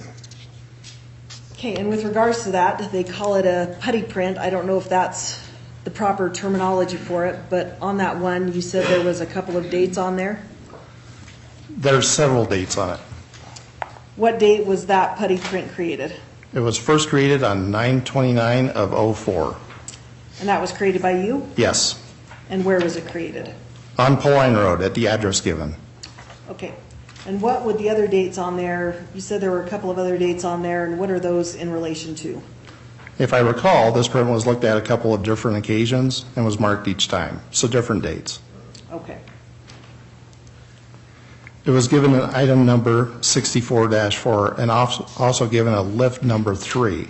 And so that would have been the third lift of the evening Okay. on the 29th. And that, you said there was a date of October 4th, 2007 on there. I might have written it down wrong, but It looks like October 14th of 07 or 09. I don't have the light here to see it. it's a small object. Yeah, it's very small, right? But that's something that you had created? Yes, Okay, and that appears to be in the same condition as when it was created, yes, other than the added dates, it appears? correct. Your Honor, I'd ask that that Exhibit 13O be admitted at this time. May I inquire just briefly? Sure. No, I'm confused about the dates. You said that there was an 07 or an 09 date on that exhibit? The lighting isn't really good up here for me to read this. It's written in red ink. It looks like it's 10/14 of 07 or 09. I can't quite tell. Is that your right? Or no, it's 04. Is that your writing? Yes. And you think it's 04 now? Well, if I had the, I have a flashlight on my cell phone. it looks like 10/14 of 07, and the identification mark on it is dated 12/14 of 04. There's another date, it looks like 12/16/04, but I can't quite read that date. What is your explanation or recollection as to why there would be 3 dates on there? Possibly each time I looked at it and compared it to someone or someone's prints. After you completed your analysis of the prints, where did that doc or those particles go? Do they go to the Pocatello Police Department or do you retain them? After I seal them, I return to the evidence technicians at the front, the forensic evidence specialists, and they lock them in the vault. At your facility? At our facility, yes. So to your knowledge, they were not returned to Pocatello? To my knowledge, they were. They were? Yes. Would that have been in 04? I don't know. I don't know how many times I would have received them there. I don't have the sheets for the chains on them. And that's Exhibit 13-0 that you're talking about, right? Yes. Do you see on that, there's a date of 12/14/04, do you see that? Yes. Just above that, is that Mark Mayfield? Yes. Do you have an explanation as to what that is there for? Yes. What's that? That means the latent prints on the putty lift was identified to the fingerprint card with the name of Mark Mayfield on it. Okay, and the putty print was retrieved from where on the house? Your Honor, is he still objecting or questioning the witness? Any additional questions in aid of objection? No, but I guess with the uncertainty of the dates, I guess for evidentiary purposes, I would object to its admission. Okay, I'll overrule the objection. It will be admitted. You can explore that on cross-examination. Thank you, Your Honor. May I continue to inquire? Yes, yes, please. Now, Mr. Kushman, you said that there were the additional cards, so that would be 12 cards were created on September 29th, 2004. 12 on the 29th and 1 on the 30th. Okay, we talked about the 30th one. The ones that are marked on September 29th, 2004, do those appear to be fair and accurate cards and latent prints that you lifted from the 3617 Pole Line Road? Yes. Your Honor, I'm going to object unless we're talking about individual cards as opposed to a blanket. Yeah, they look like the card. I think we need to identify each of them individually by exhibit number. That's fine, Your Honor. If you'd like to put those 12 cards maybe in some semblance of alphabetical order, that'll help me a little bit from the exhibit numbers, which they should be. Starting with 13B. Yeah, B through other than L and O would come out. I have them in order, but there are some letters missing. That's not good. What's the first letter that you have? 13B. Okay, that works. And what's the last letter that you have on the cards? 13, let's see, D, 13N or O is the putty lift. Okay, I think we're good then. There's still 12 cards there. Well, there'd be 13 in reality. 13 of the white cards. Yes. And 1 putty lift. Okay. Starting with 13B, can you look at that, what's been marked as that exhibit, and tell me if that card looks familiar to you? Yes, it does. Okay, and why does it look familiar to you? It has my name, signature, and my mark written on it, my phone number, my handwriting throughout the writing. I see 2 sets of ink writing on this side of the card, and it has writing as I recognize as my handwriting on the back. It has 2 lifts, tape lifts. Okay, and when did you create that card? 9/29 of 2004. Okay, when I say create that card, I would say the card as well as the latent print that's attached to it, correct? I lifted the latent print and then attached it to the card twice. Okay, and would you do that on every card? Not always twice, but if there's enough ridge detail to lift it twice, I'll lift it twice, the same print. Okay, and does that card appear to be the true and accurate copy of what you created? It's the original. On September 29th, the original? Yes. Your Honor, I'd ask that 13B be admitted. No objection. 13B will be admitted. Thank you, Your Honor. If I could have you look at 13C, does that appear to be an object or a card that you're familiar with? Yes. Okay, and why are you familiar with that card? It has all the writing that's been done by me and my name on it, my phone number, the dates, and it has 2 lifts on the back of it. Okay, and does that appear to be the original copy, or the original, I shouldn't say copy, original that you created on September 29th at 3617 Pole Line Road? Yes. Okay, Your Honor, I'd ask that 13C be admitted. No objection. 13C will be admitted. Can I have you look at card noted as 13D? Does that appear familiar to you? Yes. Why does it appear familiar to you? For all the same reasons as the other card prior to this one. Okay. Did you create that card in the latent print that is located on the card? I put the latent print on the card. I shouldn't create, but, excuse me, thank you. Does that appear to be the original? It is. And that was created on September 29th? Yes. Okay, Your Honor, I'd ask that 13D be admitted. No objection. 13D will be admitted. If I can have you look at 13E, does that appear to be familiar to you? Yes. Is that the original card that you created on September 29th? Yes. And what is on that card? One lift on the front of the card and the writing on the back of it. Your Honor, I'd ask that 13E be admitted at this time. No objection. 13E will be admitted. Can I have you look at 13, what's been marked as State's Exhibit 13F? Does that appear to be an original card to you? Yes, Okay, who created that card? I did. Okay, and what is contained on that card? All the information I put on the card was in my handwriting. It has my name on it, my phone number, And is that a card, oh, excuse me, the numbers that I put on it. I didn't mean to interrupt you, my apologies. Is that the original card that you created on September 29th? Yes, Your Honor, I'd ask that 13F be admitted. Is that one left? Is that one lift on that one? there's one tape lift on the back of it. Okay, no objection. All right, Exhibit 13F will be admitted. If I can have you look at 13G, State's Exhibit, does that appear to be familiar to you? Yes, Okay, and why does that appear to be familiar to you? it's a card that I filled out on 9/29 of '04, and my signature's at the bottom, my phone number, the drawing, the sketch on it, and the one lift on the back of it, plus other writing. Okay, and does that appear to be the original that you created on September 29th at 3617 Pole Line Road? Yes, Okay, Your Honor, I'd ask that 13G be admitted. No objection. 13G will be admitted. Did she say G? G. G. Okay. Can I have you look at what's been marked as State's Exhibit 13H? Does that appear familiar to you? yes, And why is it familiar to you? it's a card that I created, and I put a lift on the back of it, on the front of it rather, Okay, and when did you create that card? 9/29/04. Okay, and does that appear to be the original Yes, card that you created in the same condition, it does. except for the exhibit sticker? That, and there's writing that I put on it at a later date. Okay, but that appears to be the same card? Yes, It was created and that you're familiar with? yep, Your Honor, I'd ask that 13H be admitted. What was the later date? each of the cards have later dates on them. All of them do? They all do. They have writing on them that I put on them once I get them to my office, after they were sent in from the Pocatello Police Department. In '04? Yes, Okay, no objection.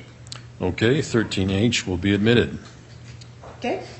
And if you looked at what's been marked as State's Exhibit 13I, does that appear to be an original copy of a card that you created on September 29th, 2004? it's the original card that I created on 9/29/04 with other writings on it. Okay, Your Honor, I'd ask that 13I be admitted. How many lifts on that one? No objection. One lift. One lift, no objection? Correct. Okay, 13I will be admitted. If I can have you look at what's marked as 13J, does that appear familiar to you? Yes. And why does that appear familiar to you? The writing on the back of the card is all for me. It started on 9/29/04, and the writing on the back with one lift of two different lip prints, two different latent prints. Okay, and you created that card? Yes, And that was in September, around September 29th, 2004? correct. Okay. Your Honor, I'd ask that 13J be admitted. No objection. 13J will be admitted. If I can have you look at what's been marked as State's Exhibit 13K, does that card appear familiar to you? Yes. Okay, and why is that familiar to you? It has one lift on the back of it that I placed there, writing on the back and the front that I placed there. I initially dated it on 9/29/04. My signature is on it and my sketch is on it. Okay, and does that appear to be the original card you created? It is. Your Honor, I'd ask that 13K be admitted. One left? One lift. No objection. 13K will be admitted. If I can have you look at 13L, that one has previously been admitted, correct? That's the September 30th one? Correct. So can we pass on that one if it's still the same card as what you looked at a few minutes ago? Yes. Oh, good. 13M, does that card appear familiar to you? Yes. Okay, and why does that card appear familiar to you? My signature's on it, my phone number, the date of 9/29 that I created the card, the lift that I put on the front of the card, and all the writing on the back of it. Okay, and that appears to be the original? It is. Okay, Your Honor, I'd ask that 13M be admitted. No objection. 13M will be admitted. And I'll have you look at the last card, 13N. Does that appear familiar to you? Yes. Okay.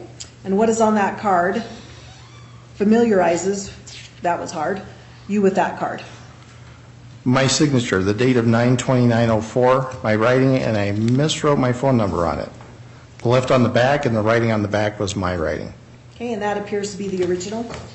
Yes. Your Honor, I'd ask that 13N be admitted. No objection. 13N will be admitted. Thank you. In addition, I'd like to have him, Mr. Kushman, handed what has been identified as State's Exhibit, I think, 11 and 11A, which contains 11A or 11B through S. Except we should probably not box up, we'll just move them over. If I can have you look at those items that you have removed. You've had an opportunity to look at those items. Yes.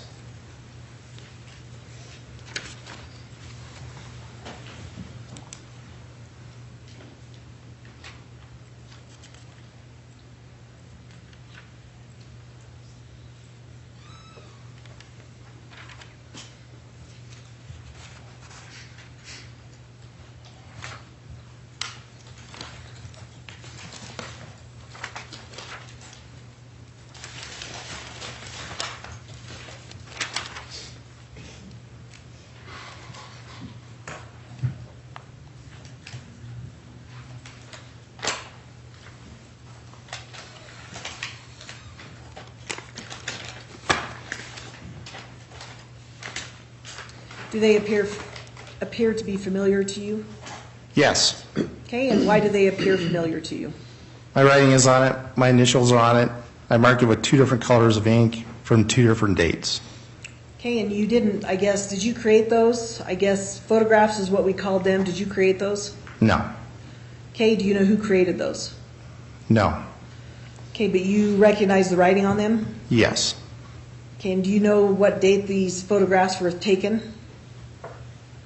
Well, I recognize them from the pictures that were taken on the night of the 29th or the 28th. Okay, do you know who would have taken those photographs? I think he's already been asked and answered. Well, he started to answer differently, Your Honor. Without speculating, can you tell us who took those photos if you know? I don't remember who took them for sure. Okay, were you present when those photographs were taken? Yes. Okay, and how do you know you were present when those photographs were taken? I recognize the work inside of them, the latent print work, as work that I did on the door to the porch Okay, of the house on Poline Road. okay. Do you know, I guess, and that was from the 3617 Poline Road residence? Correct. Okay, and do you know when the photographs would have been taken during the time that you were processing? The 28th, 29th, or 30th, probably the 29th. Okay. And at that time, on those dates, did you request an individual to take those photographs? I think I did, or he just took them. I'm not sure why he took them. I don't know if it was a my request or if it was just him documenting evidence. Okay. And do you know who this he is that you're talking about? No. Okay, somebody that was there? Yeah. Okay. And what, I guess, in looking at those photographs, do they appear to be fair and accurate photographs of the prints that you processed at 3617 Poline Road? Yes. Okay, and do they appear to be in the same, I guess, depict the same conditions at the time the prints were developed and processed and the photographs were taken? Yes, they were taken prior to my lifting of latent prints. Okay, and again, you were present when those were taken? Yes. Okay, Your Honor, I'd ask at this time that the state's exhibits that are marked as 11B through S, as well as the attached envelope 11A, and the chain of custody as Exhibit 11 be admitted at this time. I don't want to make it any longer day than we already have, but I don't think I would agree that they all be entered without specifically identifying each photograph and the print. I think for the record, we should identify each photograph. That's fine. Mr. Kushman, and if you could, I don't know if you had an opportunity to put those in alphabetical order again. I did. Okay. If you could start with the first photograph, what it appears to depict, state the exhibit number, what it appears to depict, and we'll deal with seeing if we can get it admitted at that time. The photograph is of 2 red marks that I wrote on the edge of the door. Which exhibit? This is 11B, and I've got it marked on the back as latent print number 2B from the porch door at the crime scene. It was later marked as item number 64-3. That handwriting is from 12/13 of '04. Okay, and that's your handwriting? Yes, in the green. The red is also my writing. It was dated 12/13 of '04. Okay, and that appears to be a fair and accurate depiction of that item? Yes. Your Honor, I'd ask that be admitted at this time. That is 11B. No objection. All right, 11B will be admitted, and just so I understand, that's a fair and accurate depiction from where you took latent print 2B from the porch door. Yes. Okay. Okay, 11 and 11A will be admitted without objection. While we're there, we were kind of breaking at lunch, and the chain of custody on 13 and I think on 12 didn't get admitted. Either through Ms. Riffle, do you want to bring her back, or do we want to agree to let those in? I think 13, we started. Those are the two-page Spillman sheets. Which exhibits were they? 13 and 12. 13 goes with the latent prints that, Those are the print screens showing the chain of custody off of Spillman that Ms. Riffle was talking about. For which items? the latent prints. 13 is the latent prints that he just barely looked at, and we've admitted all of them except for the envelope and the chain of custody. No objection to that. Okay. What was the other one, 12? 12 and 12, we haven't gotten there yet, so let's pick that up when we get there. Okay. Thank you, Your Honor. And if we can look at 11C. 11C, and if you could describe what 11C depicts. It's a photograph of latent prints on the door to the porch. It's on the inside of the door. It's been powder processed so I can see it. I put a red mark around the tip of the fingers so the mark would be like this, showing which direction the finger was pointed. It has writing on it.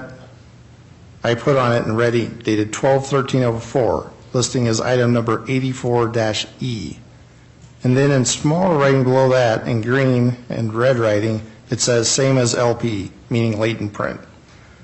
Number 1A from item number 64-1 or 1C, meaning a latent print card number 64-1 and then dated 11/4/10. Okay, and that appears to be an accurate photograph depicting the scene and the print that you processed on, or excuse me, September 28th, 29th, or 30th, 2004? Yes. Okay, Your Honor, I'd ask that 11C be admitted at this time. No objection. 11C will be admitted. Thank you. If I could have you look at what's been marked as State's Exhibit 11D, does that appear familiar to you? Yes. Okay, and can you describe what that exhibit is showing in the photograph? It's a latent print, processed and developed on the door that I mentioned before. I have it written down as same latent print as 64-4, originally marked at the crime scene as latent print number 3. I dated that notation as from 12/13/04. And then at the top of it, in my writing, it is item number 84-R, slab, number M200427772799, with my initials and a date 12/13/04. And there's also some typing, which will be marked by the photography or the developing, the numbers on it, and not my writing. Roll number 8. Your Honor, I'd ask that the 11D be admitted. Any objection? Just a couple of questions. Sure. The photograph shows what? It shows 2 latent prints marked on the door. It's got the red marking that I put on there, kind of a halo over, and it's got an evidence or a scale sticker next to it showing the size of it. Okay. Now you said something about roll 8. That's not your writing? No, that's not my writing, and that's on all of the photographs have writing on that, too. That aren't my writing, some of them. You don't know what that means, right? No. But you're testifying that that fairly and accurately portrays the condition of the door when you lifted the print? Yes. No objection. All right, Exhibit 11D will be admitted. If I could have you look at 11F, 11E, I jumped through alphabets. 11E, please, and describe for the record what that photograph depicts. It's 2 latent prints marked with the red crown, whatever you call it, on top of the latent prints. It's got the scales in it. It's on the same door. It's got my writing on the back, and it says item number 84-Q. That's the lab number. And the date with my initials, 12/13/04. And again, it has the stamp number system and roll number 8 written on the back of it. And that's not in your writing, correct? The roll number 8 or the stamp date and some other markings on it are not mine. Okay, but otherwise, that's a photograph that you're familiar with? Yes, And you were able to testify that it was created on or around September 28th, 29th, 30th, 2004? yes. Your Honor, I'd ask that Exhibit 11E be admitted this time. All right, 11E will be admitted. 11F. Can I have you look at, thank you, Your Honor. I better work through my alphabet. If you could look at that, what's been marked States Exhibit 11F, what's the depiction in that photograph? It's 2 marks where the latent prints were with the scale on the same door. Okay, and is there writing on that photograph? Yes, Okay, and is that writing yours? some of it's mine. Okay, and is there writing related to the roll of film or anything like that on that photograph? Yes, Okay, and does that appear to be a fair and accurate photograph of the scene and the print that you had developed on that door? yes. Okay, Your Honor, I'd ask that Exhibit be admitted 11F. Does it have a number 64 on it? It does. What's the number? 64-4. Okay, no objection. 11F will be admitted. Okay, and if I can have you look at 11G, and what's the depiction in that photograph? 2 marks on the door that I put in red ink and a scale. And is there writing on the back of that photograph? I wrote on the back of it, item number 84-0. Lab number is given, my initials 1213 of 04. Okay, and is there any writing on the back of that photograph that's not yours? Yes, Okay, and what writing is that? The same that we've talked about, the roll of film? yes, And is that a fair and accurate photograph depicting what the print looked like when you developed it, or excuse me, when you processed that scene on September 28th, 29th, and 30th, 2004? yes. Okay, Your Honor, I'd ask that States Exhibit 11G be admitted. Does that have a 64 number on it? No, 84-0 or O. I guess I'd leave it to the court's discretion. 11G will be admitted. Okay, can I have you look at 11H? If you can tell me what that photograph depicts? this photograph shows the door and the empty spot where the doorknob had been. Okay, and on there, is there writing on the back of that card? Yes, Okay, and whose writing is on that card? I wrote in red ink, item number 84-A, with a lab number and the date of 12/13 of 04. Okay, and is there additional writing on there that's not yours? Yes, Okay, and what writing is that? roll number 8 and the stamped. And oh, excuse me, and does that appear to be a fair and accurate photograph of the door and the print processing you recall from September 28th, 29th, and 30th of 2004 when you processed the scene at 3617 Poline Road? Yes, Your Honor, I'd ask that Exhibit H be admitted. No 64 number on the card? 84-A. No 64 number? no, Okay, no objection. 11H will be admitted. And turn to what's been marked as States Exhibit I, 11I, if you can tell me what that photograph depicts. this shows a latent print that I developed on the inside of the door. It has some red ink writing, item number 84-B with the lab number, the date of 12/13/04 with my initials. And then in green writing it says, same latent print photographed as 84-S, also on lift card marked item 64-1. And originally lifted as latent print number A or 1A, 1A, and 1B. And that notation was on 12/13 of 04. Okay, and does that appear to be, I guess, just to verify, is there additional writing on there that's not yours? Yes, Okay, and is that dealing with what roll of film it was? correct. Number 8? And it's what it's been, correct? Yes, And does that appear to be a fair and accurate photograph of the prints you processed on the door at 3617 Poline Road? yes, Your Honor, I'd ask that 11I be admitted. No 64 number? No 64-1? Number. 64-1? yes, Okay, no objection. 11I will be admitted. Again, if you look at what's been marked as States Exhibit 11J, what does that photograph depict? that's the same side of the door, the inside of that same door. 2 latent prints close together with a red mark drawn around the part of the latent print. It has a scale stuck to the door. It's a sticker scale. On the back of it, I wrote in red ink, item number 84-F. It's actually 84-F, the lab number. My initials on 1213 of 04, and in green writing, same LP, meaning latent print, as the lifted print from LC number 1A and 1B. Later marked as 64-1, with my initials and the date of 1213 of 04. And is there writing on there that's not your own? Yes. And is that designating what roll of film it was? Yes. Okay, and then there's also the printing on there from the film processing Correct. location. Does that appear to be a fair and accurate photograph depicting the prints you processed at 3617 pole line on September 28th, 29th, and 30th of 2004? Yes. Okay, Your Honor, I'd ask that 11J be admitted. 11J, J, and that has a 6401 number? 64-1. Yeah, 64-1. Okay, no objection. 11J will be admitted. If I can have you look at State's Exhibit 11K, Yes. if you could tell me what that photograph depicts. It depicts a latent print that I developed on the same door on the inside.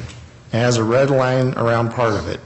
It has a sticker scale next to it. On the back of it, in red ink, I wrote the item number 84-G, the lab number, my initials, and the date of 12/13 of 04. Okay, and does that appear to be a fair and accurate photograph depicting the print that you had processed at the scene? Yes.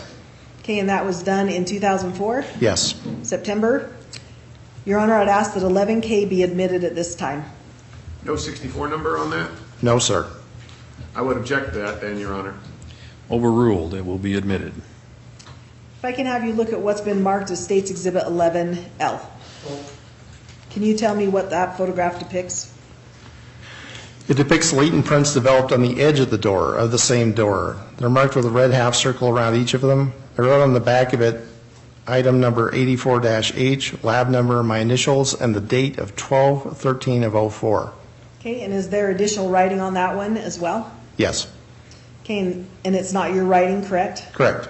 Okay, and then the film processing numbers, or the processing numbers in red on the back of that card? No, it's in black. In black, okay. From here, yeah, it's black. All right. Does that appear to be a fair and accurate photograph of the scene and the print you processed Yes. in 2004? Correct. Okay, Your Honor, I'd ask that 11L be admitted at this time. No 64 number? No. Same objection, Your Honor. Okay, 11L will be admitted over objection. Thank you, Your Honor. Okay, if I can have you look at what's been marked as State's Exhibit 11M. If you could tell me what that photograph depicts, Mr. Kushman, I'd appreciate it. These are a closer photograph of the same two prints on the edge of the door. On the back, I've marked in red item number 84-I, lab number, my initials, 12/13 of 04. And in green, this is a photograph of latent print number 2B from the porch door on the crime scene. This latent print was lifted and later marked at the lab as item number 64-3. At the bottom corner of the back of it, in green ink, it says, same latent print as photo 84-K with my initials. Okay, and does that photograph appear to be an accurate depiction of the print you processed on September 28th, 29th, and or 30th of 2004 at 3617 pole line? Yes. Okay, and is there additional writing on that card that's not your own, Correct. designating what roll of film it was? Yes. Okay, Your Honor, I'd ask that 11M be admitted at this time. No objection. 11M will be admitted. If I can have you look at what's been marked as State's Exhibit 11N, what does that photograph depict? It's a picture of the two prints with the red half circle around them on the side of the door, on the edge of the door. With the back of it is written item number 84-J, in my writing, lab number, the date of 12/13 of 04, and my initials. Okay, and is there additional writing on there that's not yours? Yes. Okay, and designating what roll of film it is? Yes. Okay, and does that photograph marked as State's Exhibit 11N, does that appear to be a fair, I guess, accurate photograph of the print that you processed at 3617 pole line in 2004? Yes. Okay, Your Honor, I'd ask that State's Exhibit 11N be admitted at this time. No 64 number? No, sir. I would object. It will be admitted over objection. Thank you. If I can have you look at what's been marked as State's Exhibit 11O. Can you tell me what that photograph depicts? The same two latent prints on the edge of the door, half circled with red ink with a sticker scale in it. On the back, it's in my writing, item number 84-1, lab number, my initials, the date of 12/13 of 04, and the roll number, not in my handwriting. Okay, and does that photograph appear to be an accurate depiction of the scene in September of 2004 of the print that you processed on the door at that time? Yes. Your Honor, I'd ask that Exhibit 11O be admitted at this time. No 64 number? No, sir. Same objection. 11O will be admitted over objection. Thank you, Your Honor. If I can have you look at what's been marked as State's Exhibit 11P, as in Paul, can you tell me what that photograph depicts? These are the same two fingerprints on the edge of the door with the half red circles around them with a sticker scale. On the back of it, I wrote item number 84-M with the same lab number, initials 12/13/04, and the roll number. Okay, and the roll number's in somebody else's writing, correct? Yes. Okay, and does it appear to be a fair and accurate photograph of the prints on the door that you had processed at 3617 Poline Road in Pocatello on September 28th, 29th, or 30th of 2004? Yes. Okay, Your Honor, I'd ask that State's Exhibit 11P be admitted at this time. No 64 number? Correct. Is this a photograph of other prints that are portrayed in other exhibits? The same prints are the two on the edge of the door? From other exhibits that you've already identified? Yes. Is there a reason for two different photos of the same print? As I recall, we were getting better angles for lighting to make sure we could show the detail. Okay, I would object because there's no 64 number, Your Honor. Okay, 11P will be admitted over objection. Thank you, Your Honor. If I could have you look at what's been marked as State's Exhibit 11Q, can you tell me what that photograph depicts? This is the same door with two marks on it for latent prints with a scale stuck on it. I wrote on the back of it, item number 84-N, the lab number, my initials, and 12/13 of 04, with the roll number on it, not in my handwriting.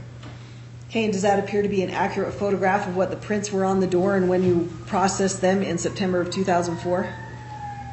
Yes. Okay, Your Honor, I'd ask that State's Exhibit 11Q be admitted at this time. No 64 number? Correct. We'd object. It will be admitted over objection. Thank you, Your Honor. If I could have you look at what's been marked as State's Exhibit 11R, can you tell me what that photograph depicts? This is the inside of the same door, two latent prints side by side that are pointing downward. They have a red line drawn around, a half circle around them that I drew on them, with the number on the back is of item number 84-D. The lab number on it, my initials, 12/13 of 04, and not in my handwriting, the roll number. Okay, and in looking at that photograph and the information contained thereon, and your familiarity with that depiction in that photograph, does that appear to be a fair and accurate representation of the prints you processed in September of 2004? Yes. Okay, Your Honor, I'd ask that State's Exhibit 11R be admitted at this time. Same objection if there's no 64 on there. Okay, 11R will be admitted over objection. Thank you, Your Honor. If I can have you look at what's been marked as State's Exhibit 11S, which should be the last item if I'm correct, if you could tell me what that photograph depicts. This is the two prints on the inside of the door pointing downward. I wrote on the back of the photograph item number 84-C with the lab number, my initials, and the date of 12/13 of 04. It has a roll number in someone else's handwriting. Okay, and does that appear to be a fair and accurate photograph of the prints processed by you in September of 2004 at 3617 Poline Road? Yes. Okay, Your Honor, I'd ask that State's Exhibit 11S be admitted at this time. Same objection. 11S will be admitted over objection. Now, Mr. Kushman, in looking at those exhibits, that the photographs you just looked at, Exhibits 11B through 11S, do some of those photographs match up to the latent prints that you looked at in Exhibits 13 through, what did we have, 13A through, A through M? There are photographs of some of the latent prints from the door on the back of the porch Okay. that were lifted and put on latent lift guards. Okay, and are you able to today to take the latent prints from Exhibit 13 and match them to the photographs you just went through? What do you mean by match them? Are you able to show what latent card from exhibits, the 13 exhibits, I should say 13, exhibits 13A through 13N, take those latent lift cards and match them to a photograph? I'd have to try it and see. Okay, would you like to take that opportunity to see if you can match those? Okay. Your Honor, if I could have him handed. The witness has been handed Exhibits 13, I believe, B through whatever the last letter is on 13. Okay.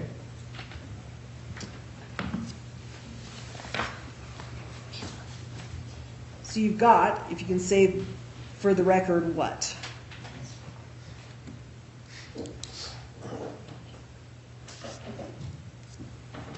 Uh, 13B through K, and I don't remember what the other lift was. O is the putty print. Yeah, 13O. The latent lift card that I wrote at the scene as being 1A and 1B was later marked 64-1. It is depicted in the photographs marked 84-B, 84-E, and 84-F, which are exhibit number 11I, 11C, and 11J.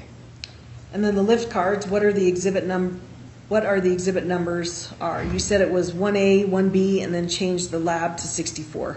What did you say it was, 64? The exhibit number 13K is the lift card, and it has an item number 64-1. At the scene, it was lifted as 1-A or 1-B. And it's 13K of State's Exhibit K? Correct. Okay, and are there any other matches that you're able to make between? Pardon? Are there any other matches you can make between the photographs and the latent print cards? I can connect, excuse me? Go ahead, you're fine. I can connect 3 lift cards and the putty lift to some of the photographs. Okay, let's go ahead and document those if we could. On the lift card, which is exhibit 13C, depicting latent prints 2A and 2B are depicted in the exhibits 11B and 11M, marked as 84K and 84I. Okay, It's actually going to be 2 lift cards that are tied up to the photos and the putty lift. okay.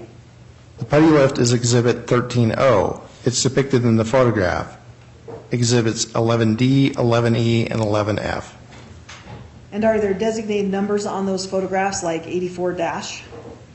Yeah, it's 84-P, 84-Q, 84-R, and they are tied to the lift card number 64-4, which is whatever the exhibit was I just said. Well, it's the putty lift. Okay, the putty lift is 64-4. Yes. And are there any others that you're able to match up? Those are 3. The lift cards with exhibit number 13I is one of the 2 lifts exhibited on the lift card 13C. Exhibit 13C, which has latent prints 2A and 2B on it. Okay, So 13I is 2A. It was taken separately from 2B and then was also lifted as both together. And they tied up with exhibits 11M and 11B. and are there 84-P numbers on those, or 84- letters, I guess? 11B is 84-K, and it says here that it's the same latent print as in 84I, which is the next photograph, which is 11M on the exhibit. Okay, and any others that you're able to match up? No, others from the rest of the house were not in this group of photos. Okay, now after you had processed the scene, had photographs taken, it looks, as you testified to, there were photographs taken as well as lifted the latent prints. What else did you do on scene at that 3617 Pole Line Road? I processed throughout part of the house with the powder up to the bedroom door where the victim had been, and I processed the doorways that go into the other rooms in the house and made lifts out of them, and those are depicted lifts on some of those other cards. Okay, After most of the processing done, some of the carpet was taken out of the bedroom, and there was splatter on the walls near the bed. I processed that with Amido Black to see if I could produce and visualize any latent prints that were not seen. and what is Amido Black? It's a chemical that reacts to protein, as is found in blood, and it turns dark blue. It's used to develop shoe prints, fingerprints, and marks like that. Okay, and after you did that, what was your next involvement in processing the scene for evidence? I processed the floor in the kitchen with Amido Black. I also was asked to look at the window on the outside of the house, which was on the north side of the house, to the porch. Okay, and do you recall who asked you to look at that window? No. Okay, and how did you go about looking at this window? The screen had been cut aside. It was shaped like a C. Am I looking straight at it? The screen had been pulled back. I saw smudge marks on the windows where a hand had pushed on the glass, which had been inside of the screen. But no wire was contained within the screen, and it was pushed sideways. I processed that for latent prints. Okay, and were you able to make latent print cards off of those prints? Yes. Okay, and have you seen those latent print cards here today? I saw one here a minute ago. Here's one, yes. Okay, and what exhibit number is that? 13B. Okay, and were you able to obtain any other lifts off that window? Two lifts off the same Oh, okay. marks on the window, and I put them on the front of this lift guard. Okay, and after processing that window, what was your next step with regards to, I think I went back inside the house and processed another doorpost. okay, and after doing that, do you recall what your next step was? Sometime during that period, I asked someone from the police department in Pocatello to send the window and the frame to the lab where I could process it under lab conditions. Okay, and so you asked for the window to be removed from the scene? Yes, I did ask that. Okay, and was there any other items you asked to be removed from the scene for further processing? I believe there was an exercise bike just inside under the window that I asked them to send that in. Okay, and outside the residence near the window, was there any other items? There was a garbage can that had been found underneath the window, and it had some dust disturbed on it. It looked like someone had touched or stood on that garbage can. Okay, what did you ask with regards to that item? I asked them to send that into the lab so it could be processed under lab conditions. Okay, when you asked for those items to be taken from the scene, what happened with them? Do you know? They later showed up at the lab. Okay, so they were probably turned over to the agency that was there, some officer that was there? I don't know. Okay, and do you recall having any involvement with the actual body of Nori Jones? Yes. Okay, and what involvement did you have with her body? I talked with someone that was at the mortuary in town. I don't remember the name of the mortuary. And I asked them to set the body out in their Sallyport quarter or someplace where they could raise the temperature to 72 degrees or above so I could process it for latent prints. Okay, and put fibers and hairs and stuff like that the other lab techs were going to do. do you recall what day that happened on? No, not offhand. Okay, it No. would have been around the September 28th, 29th, or 30th? Yes, one of those days. Okay, could you describe to the court what happened when you went to the funeral home? They had the body on a stretcher or a gurney or whatever in the Sallyport area, and their two lab techs or forensic scientists from the Pocatello ISP lab used a light and tweezers and contact paper or sticky note paper to take the hairs and fibers off the body. Okay, and did you have anything to do with the body yourself at that point, or were you there as... No, I don't think I did. It was later on at another location. Okay, and so at another location, do you recall when you had actual, contact with the body or involvement with the body at that point? Yes. Okay, where's that? It was the place where an autopsy was performed. Okay, and what did you do at that time of the autopsy? After they had processed and completed their autopsy, or maybe prior to, I don't remember for sure, but I used Amido Black on the arms and legs to see if there were any bloody handprints on them. Okay, and what was the result of that? The blood from inside the body bag had saturated the area that I was checking, and no prints were found. Okay, and you were present when, and what else did you do, if anything, in obtaining forensic evidence from the body? Well, after the autopsy was performed, I powdered the palms of the victim's hands and then lifted the prints off the palms with contact paper. Okay, and what did you do with those items? Turned them over to the police department and asked them to be sent into the lab. Okay, and while you were at the autopsy, did you have any involvement with any kind of fingernails being removed from the body? I witnessed it, but I didn't participate in it. Okay, and do you recall who participated in that? I think the two scientists from the Pocatello lab assisted the doctor that was performing the autopsy. Okay, and do you know what happened with those fingernails? No. Okay, and did you have anything further to do with processing the scene at 3617 Poline Road? Not that I can recall offhand. Anything further to do with Nori Jones's body? No. Okay, and after you'd finished all that, what did you do? I went back to my home or to the lab, whichever. Came first? Yeah. All right. And you said you'd had some evidence provided to you from the scene at the lab. What evidence was that? Well, I can recall the exercise bike seat, the garbage can lid, the window. There may have been other things in the house that I can't recall that were items that could be easily transported to the lab so they could be processed under lab conditions. Okay, and I guess maybe from my understanding, what's the protocol of the lab with regards to the handling of evidence when it comes in? Evidence comes in by whatever means it comes in, and we take it and we check the seals to make sure the seals are unbroken on them and initialed over and marked over, and that there's certain writing on the chain of command or chain of possession of the evidence, and the markings identifying what item it is and stuff like that. They take it in and lock it in a vault. Okay then, and while it's in the vault, who has access to it? Just the forensic evidence specialists. Okay, would you have access to that evidence? Not while it's in the vault. I can check it out. Okay, I can have it assigned to me to work on. and how do you go about checking it out?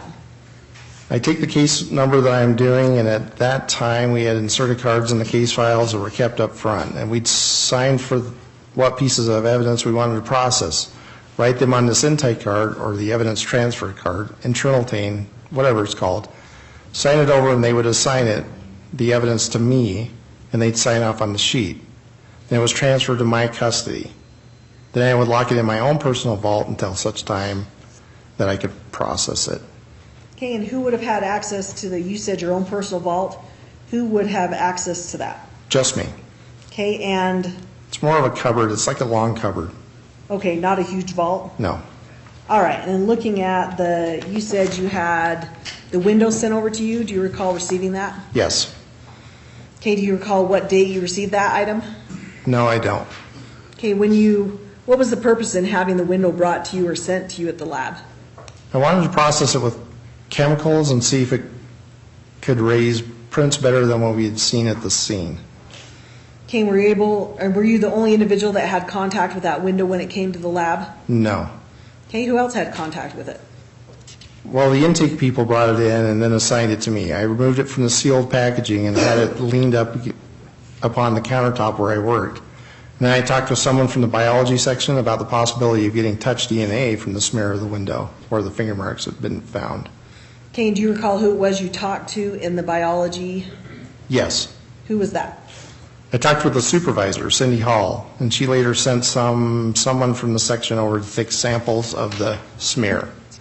Okay, and were you present when that individual came over? Yes. Okay, because the window's in your custody, I guess. Yes. All right. Who was the individual that came over and took that?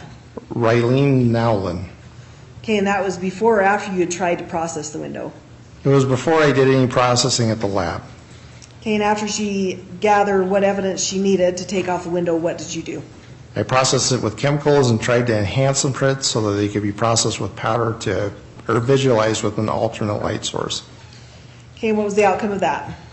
It had less quality than was found at the scene. It probably wasn't a good print. It wasn't an identifiable print.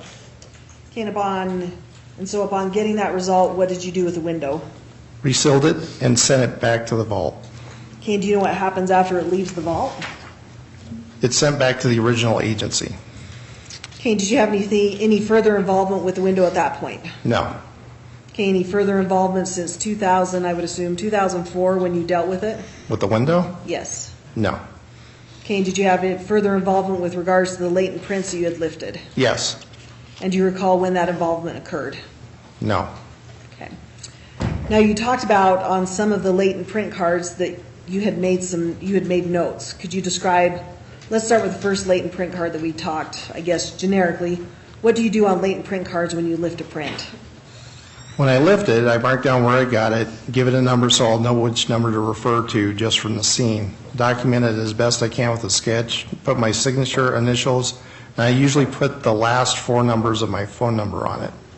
Okay, and in looking at the latent prints that had been marked as State's Exhibit 13B and 13 and 13A, B through N, did you have contact with those latent prints at various times since 2004? Yes.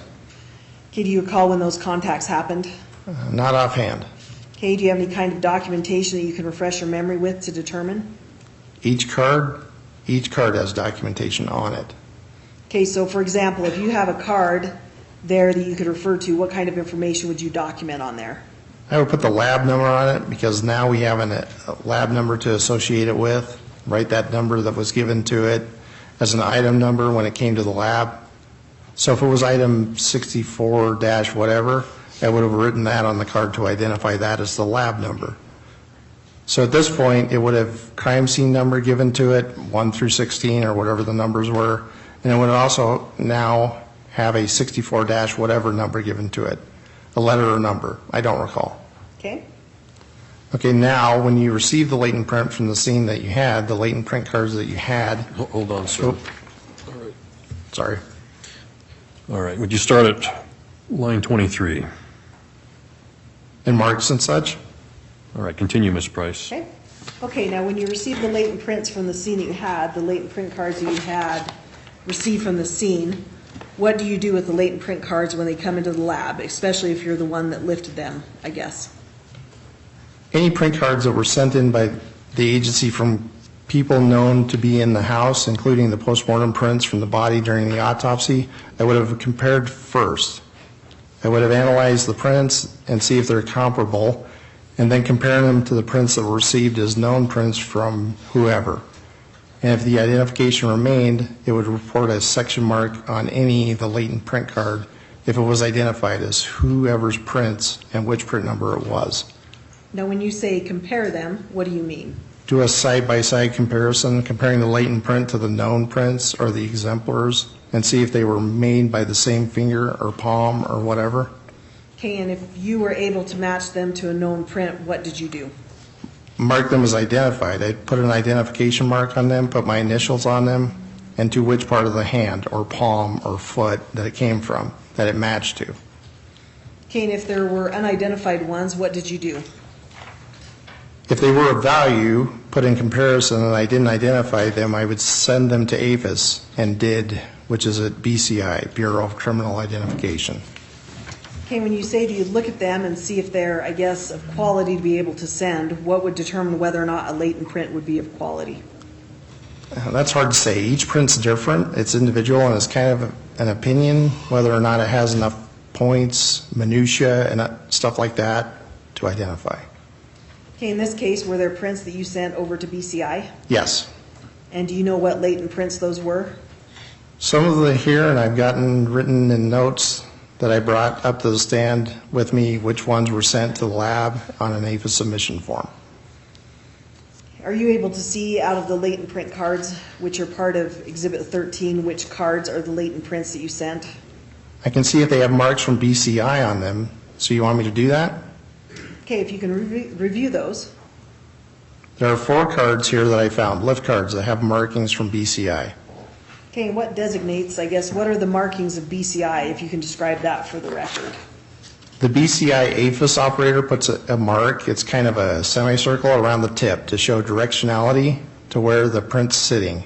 And she gives it a number that she uses. It's a -01 through 0 whatever, showing for her system which print she's entered into APHIS system. Okay, now if I can have the witness show in Exhibit 19. The witness has been handed Exhibit 19.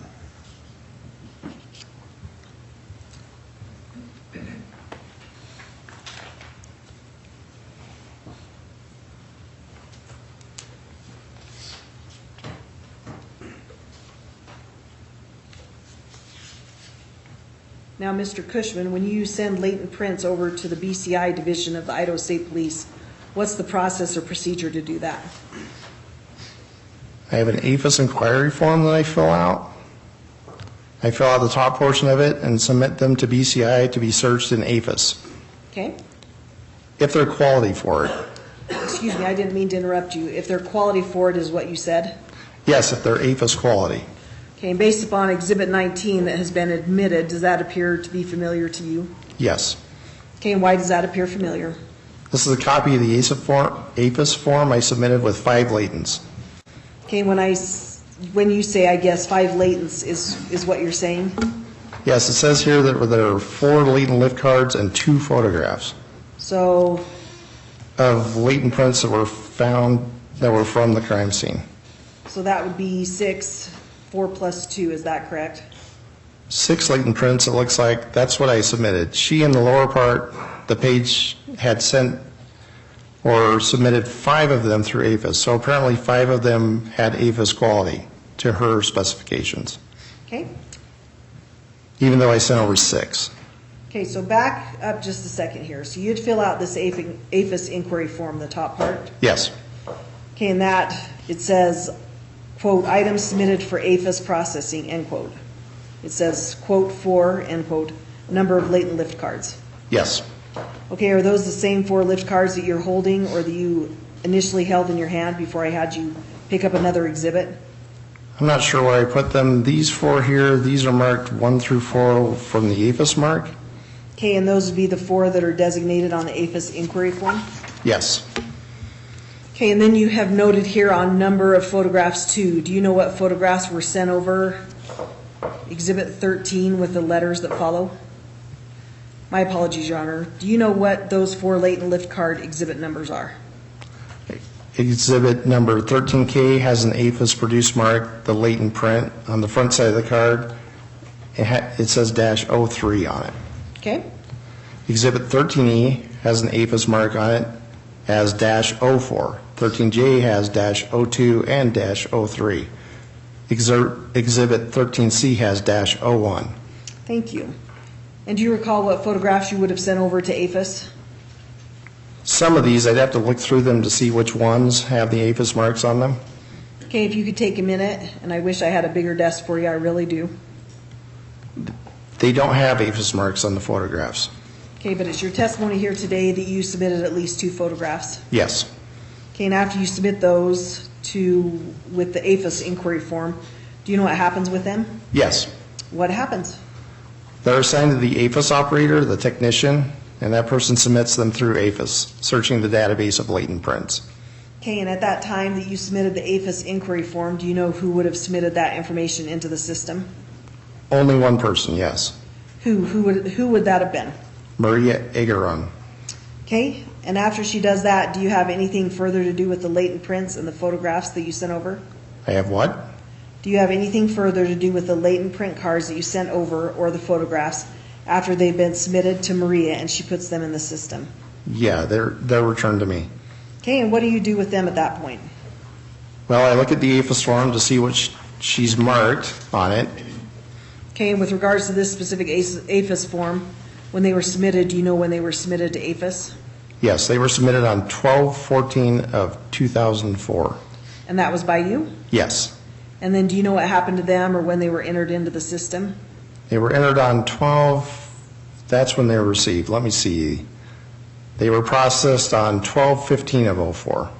Okay, and then they were returned back to you at that point, is that correct? Yes. Okay, and did you have any further involvement with the latent prints after that 2004 date? Yes. When was that? Well, a copy of the same sheet came back to me with an APHIS hit marked on it, dated 12/15 of 2004. And it came back to an SID number. And in 2010, on 11/3 of 2010, it was turned again with a different SID number. Okay, so going to the original, you said it came back to you on 12/15 of 2004 Yes. with an SID number? Yes. What information, can you explain to the court what information on that form you're talking about from the 2004 date, December 15th? Well, she'd received a total of 2 hits from this.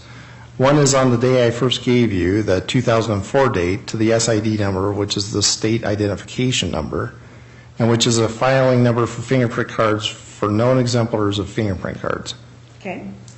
And that came back to another man, or to a man, I don't recall his name offhand, and comparisons were done for latent prints. The identifications were made, and they were made to the card. And then later on, it's called a TLA notification, would have come through. And she sent over this copy back with a new SID number on it from the date of 11/3/2010. Comparisons were made from those fingerprint cards to the latent prints that were unidentified up to this point. Okay, now when you receive this form back and it has a hit, an SID number, you said you do a comparison? Yes. And the comparison is done with the latent print cards that you lifted or received from a scene? Yes. Okay, and if you were able to identify the individual, what do you do with that? I mark on the latent print card the identification with the date, the finger number or palm, right or left palm, the date that they were taken, and my initials. Then I put an identification mark with my initials and date on the fingerprint card, the known fingerprint card. If the identification was made by me, and then I send them to a verifier, someone to verify my work. And if they identify or verify my identification, they mark verification marks on the lift cards and on the fingerprint cards. So, and that's the process you go through? Yes. Now, with regards to the November 3rd, 2010 hit, APHIS hit that you received from Maria, what did you do or what did you receive from her? I should say, excuse me. I received a pair of fingerprint cards with different names on them with the same SID number, and I compared them to the latent prints from the case. And where did you get the latent print cards from? I believe we sent back or called the agency and had them send back to us, and we had them still on in file. I'm not sure. Okay, if I were to tell you that somebody's testified that a detective had received a call from you or contacted you and you had requested him to send those prints, would that sound familiar to you? Yes. Okay, Your Honor, if I could have Exhibit 12B and 12C shown to the witness. 12B and 12C are being handed to the witness. Thank you. If you could look at those items that have been marked as States Exhibit 12B and 12C, do those appear familiar to you? Yes. Okay, and why do they appear familiar to you? My mark is on them, the identification mark, the date, my initials, and the date and initials and verification mark from my verifier on both cards. Plus, I remember the markings where I put up in the corners of them, the lab number with my initials and the date. Okay, and where would you have gotten those cards from? From Maria Uran from BCI. Okay, and how would you have ended up having those cards sent to you from Maria Uran? She would have given them to me And why would she or transferred them to me have transferred those to you? because she had gotten a hit on those two cards Okay, from the latents. and is that the November 3rd, 2010 hit that we're talking about? Yes. Okay, and upon receiving those cards, you would also have received the APHIS inquiry form, correct? Correct. Okay, and then what would you have done after receiving those cards? Acquired the fingerprints or the latent fingerprints and compared those to the cards. Okay, and what determination did you make? I identified two fingerprints, Okay, two latent fingerprints, two fingerprints on these cards. I compared these two cards to each other and I identified them as being from the same person, even though the names are different. okay, and who's the individual that's identified on those cards? On Exhibit 12B, the name is Ralph Roy Compher. On 12C, the name is Brad Scott Compher. Okay, and is that individual the same person? Yes, And how do you know that? because the prints are the same. They're from the same fingers, Okay, and which fingers are those? 1 through 10. Okay, and is there any other identification on those cards that assist you in verifying that it's the same individual? Well, the SID number is the same. Okay, and that's, correct me if I'm wrong, is that the state identification, Yes, something? the state ID number. Okay, ID number. Okay, do you have the latent print cards in front of you that you match to those fingerprint cards or 10 print cards? Somewhere. Okay, Yes. okay, and can you describe into the record what exhibit number those are? Exhibit number 13C and 13K. Okay, and what are the latent print card numbers that you've designated them as? Exhibit 13C is on the latent print card taken from the scene of latent prints 2A and 2B, later marked as item number 64-3. The Exhibit 13K is the latent print card marked from scene as 1A and 1B, and later marked as item number 64-1. Okay, and so you compared those latent print cards to the 10 print cards? The Compher print cards, yes. Okay, and I have so many different names for them. I apologize if I've categorized them wrong. And then after making that comparison, what was your opinion at that point as to your findings? The latent print, one of the two latent prints on Exhibit 13K, which was latent print number 1A, was identified to the number 7 finger, which would be the left index finger of Brad Scott Compher and of Ralph Roy Compher. Okay. Exhibit number 13C, latent print number, let me see if I can read it here, 2B, was identified to the number 3 finger from each of the two cards, Ralph and Brad Compher. These two latent prints are from the inside of the door from the porch of the house on Pauline Road. Okay, and if I can have the witness shown exhibits 4 and 4A through F. Exhibits 4 and 4A through F are now being handed to the witness. If I could have Mr. Kushman, if I could have you look at those exhibits and see if there's one that depicts the door that you're talking about. Exhibit number 4D, yes, it's a picture from outside the house showing the door with doorknobs at the back door of the porch. Okay, and that's, from the address on Pauline Road. okay, and it was, And it was taken in daylight. okay, thank you. That would be the location that you're talking about where the prints generally would have been removed. I know it's not an up-close picture if I'm thinking correctly, but it does depict the door. Yes. Okay, you can hand those back to the judge. That might be, Do you want me to look at all of them? if you'd like to. I didn't know if you looked at them all. I apologize. Some of the pictures in here show the house with doorknobs or the doors with doorknobs, and some of them show it with not doorknobs. All but one of them show the back door of the porch, and one of them shows the side window where the screen has been cut. Okay, and I guess while we're there on the window for a second, if you can have the window exhibit, I don't know what number it is. Thank you. The window exhibit is Exhibit 4. Okay, and is that, where did you say the window was located on the residence at 3617? It's on the north. It's on the north side of the house, on the north side of the porch. Okay, and that's the window that you testified about processing Yes, in September of 2004? and at the lab. Okay, and I guess in talking about the window, I know that you've talked about unsealing it at the lab. Was it in the same condition when you opened the lab as it was when you'd seen it at the scene? It appeared to be, Okay? minus the screen. Okay, just the main part of the window, not the screen? Just the frame and the glass.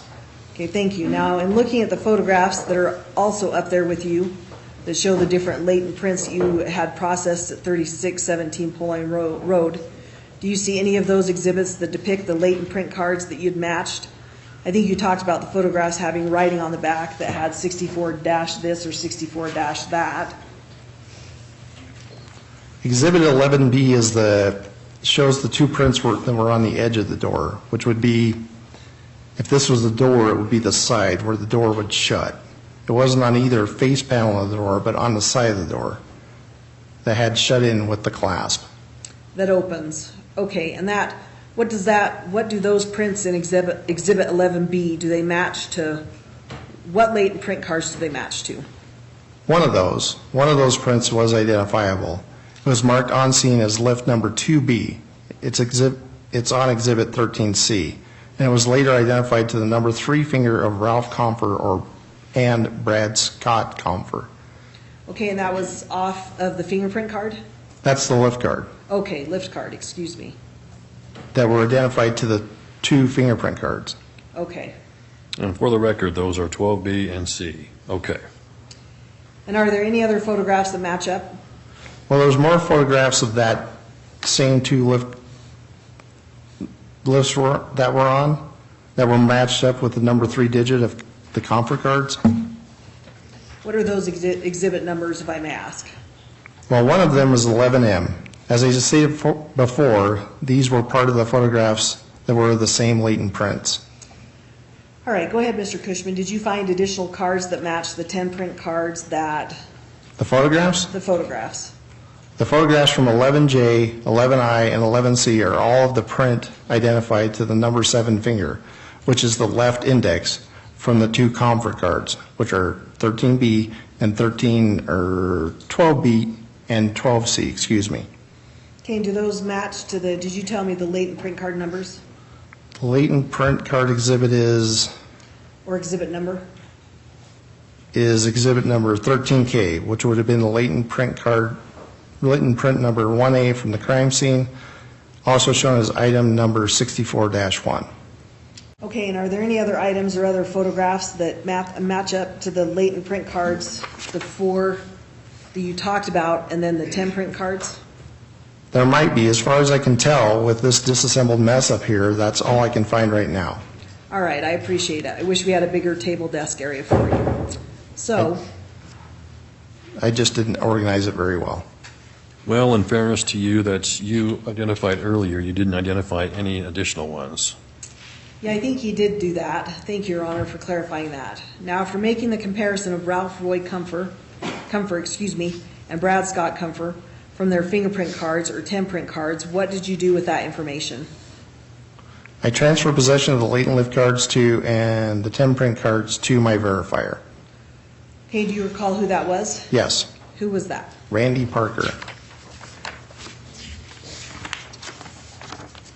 Thanks, Your Honor. Now, Mr. Kushman, after you had made this match and then sent that to your verifier, Mr. Parker, what did you do at that point with the information that after he had sent it back to you?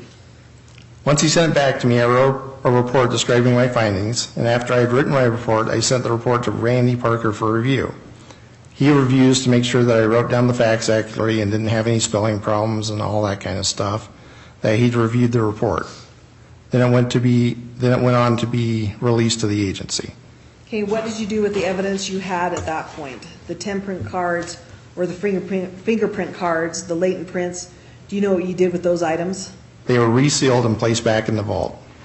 Okay, and then do you have any knowledge as to what happened to them after they were placed in the vault? At some point, they were sent back to the police department in Pocatello. Okay.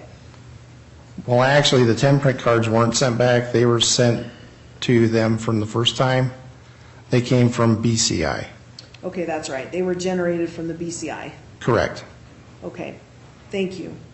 And with regards to the matched prints of Brad Scott Compher and Ralph Roy Compher that you had matched, where were those located on the door of the residence at 3617? Latent print 1A was on the inside of the door. May I stand and show you? Yes, please. And if you can describe it for the record. If this door was in front of me and it was open, I would have touched it this way. That's where the print was come from the door. And can you describe, It would be the number 7 finger, which would be, the index finger. And then on 2B, it would have been on the edge of the door, as if touched this way. okay, and you're holding your hand up. The number 3 finger, I guess to describe it would be you're holding it up in front of you, on the side of the door. your right hand. Okay, and that would be which direction is your belief that the individual was? The right hand's pointing outward, the left hand's pointing downward. Okay, and that was on which side of the door, inside or outside? From the left hand was on the inside. The right hand was on the edge of the door. Okay, And it couldn't have been put there while it was closed, so it had to be open. okay. The door pushed out. Okay, then just to confirm all of this, everything you've talked about, the latent prints, the processing of the scene, as well as the photographs, all of that was done in Bannock County, state of Idaho? Yes. Okay, no further questions this time, Your Honor. Okay. We may want to, well, I guess the defense might want to be able to talk about the exhibits. I was going to put them away, but We're back on the record in case number CR 2014-12727, FE State of Idaho versus Brad Compher, and Mr. Compher is present with counsel. The state prosecution team is present. We still have Mr. Kushman on the stand, and you're tended for cross-examination. Is that right? Thank you. Mr. Kushman, if I may call you Mr. Kushman, Mr. Bushman, it's not intentional. Someone planted that idea in my head. You arrived in Pocatello the evening of September 28th of 2004. I think so. Did you go to the scene that day? Yes. What time was that? I don't know. Was it dark, light? I believe it was dark when I got there, but I'm not sure. And did you have contact with anybody? Yes. Did you go into the residence on the 28th? I don't think I did. I think it was somewhere around midnight. Okay. I waited out there for a while before any processing from my side of it was taking place, as I recall. Right. And then I went in and sometime after the midnight hour was doing print lifting. You were doing print lifting? Powdering and lifting, yes. Midnight on the 28th or? Somewhere around there between late the 28th and early 29th. And who was present when you were doing that besides yourself? ISP detective at the time, Tom Sellers, was there. There was a Lieutenant Stone, or not Lieutenant, Detective Stone from the police department. Okay. There was a What sort of illumination did you have to take the prints? flashlight. Okay. And those were all exterior that you took on that evening? What does that mean? They were on the outside of the house. No. You went inside as well? On which date? The evening, midnight, or the early morning hours, or the late evening hours of the 28th of September, or early morning hours of the 29th of September. It was either on the 28th or the 29th or the 30th. One of those 3 days was when I went into the house. I was down there for 3 days. Right. I don't remember which night I was there, but I marked on the cards as best I could which date they were lifted from. But if I understand this correctly, you arrived in town and immediately went to the scene and started processing fingerprints, correct? I went to the scene and waited. And what did you do after you waited? At some point, one of the officers told me I could start processing from the door and work my way in. And that was in the middle of the night? I believe it was dark. Okay. Did you ever have contact with Detective Huerta? Do you recall that name? Yes. Do you recall any activities you two may have done together? Yes. What would that have been? We walked through a bloody carpet that was left underneath where they'd taken the carpet out and walked across the living room floor or the kitchen floor, leaving bloody shoe prints. Okay, you were not clothed for protecting the scene, correct? I had rubber boots on. Okay, and so were your footprints, and did you walk through the blood as well as Detective Huerta? Yeah, I thought the blood was dry after 3 days, but it apparently was not. And it left enough of the residual blood stain on the shoes that it was found, and it turned up when I immediately black processed the floor in the kitchen. Okay, now you say 3 days? Somewhere in that time period, it was the last thing I did in the house, was do the processing of the Amido Black, after I worked my way out of the kitchen with the Amido Black. With Detective Huerta? Huerta and I were in the bedroom where the victim had been, and I processed part of the wall next to the bed. I processed it with Amido Black. The last day you were there? Pardon? The last day you were in Pocatello? No, I don't know that it was the last day, because I think the last day I was here was during the autopsy in that part of the time frame. That was during the daytime. Okay, so you would have walked through the blood either the 28th or the 29th? Probably. Okay, did you report to anybody that you did that? Yes. No, I'm uncertain about this, and I haven't seen any reports. Did you take other lifts from inside the house? Other than I've talked about on the door and the window? Yes. Yes. In what areas of the house? We processed the fridge. And when you say we, who's we? Tom Sellers and I were doing the powder processing. Okay.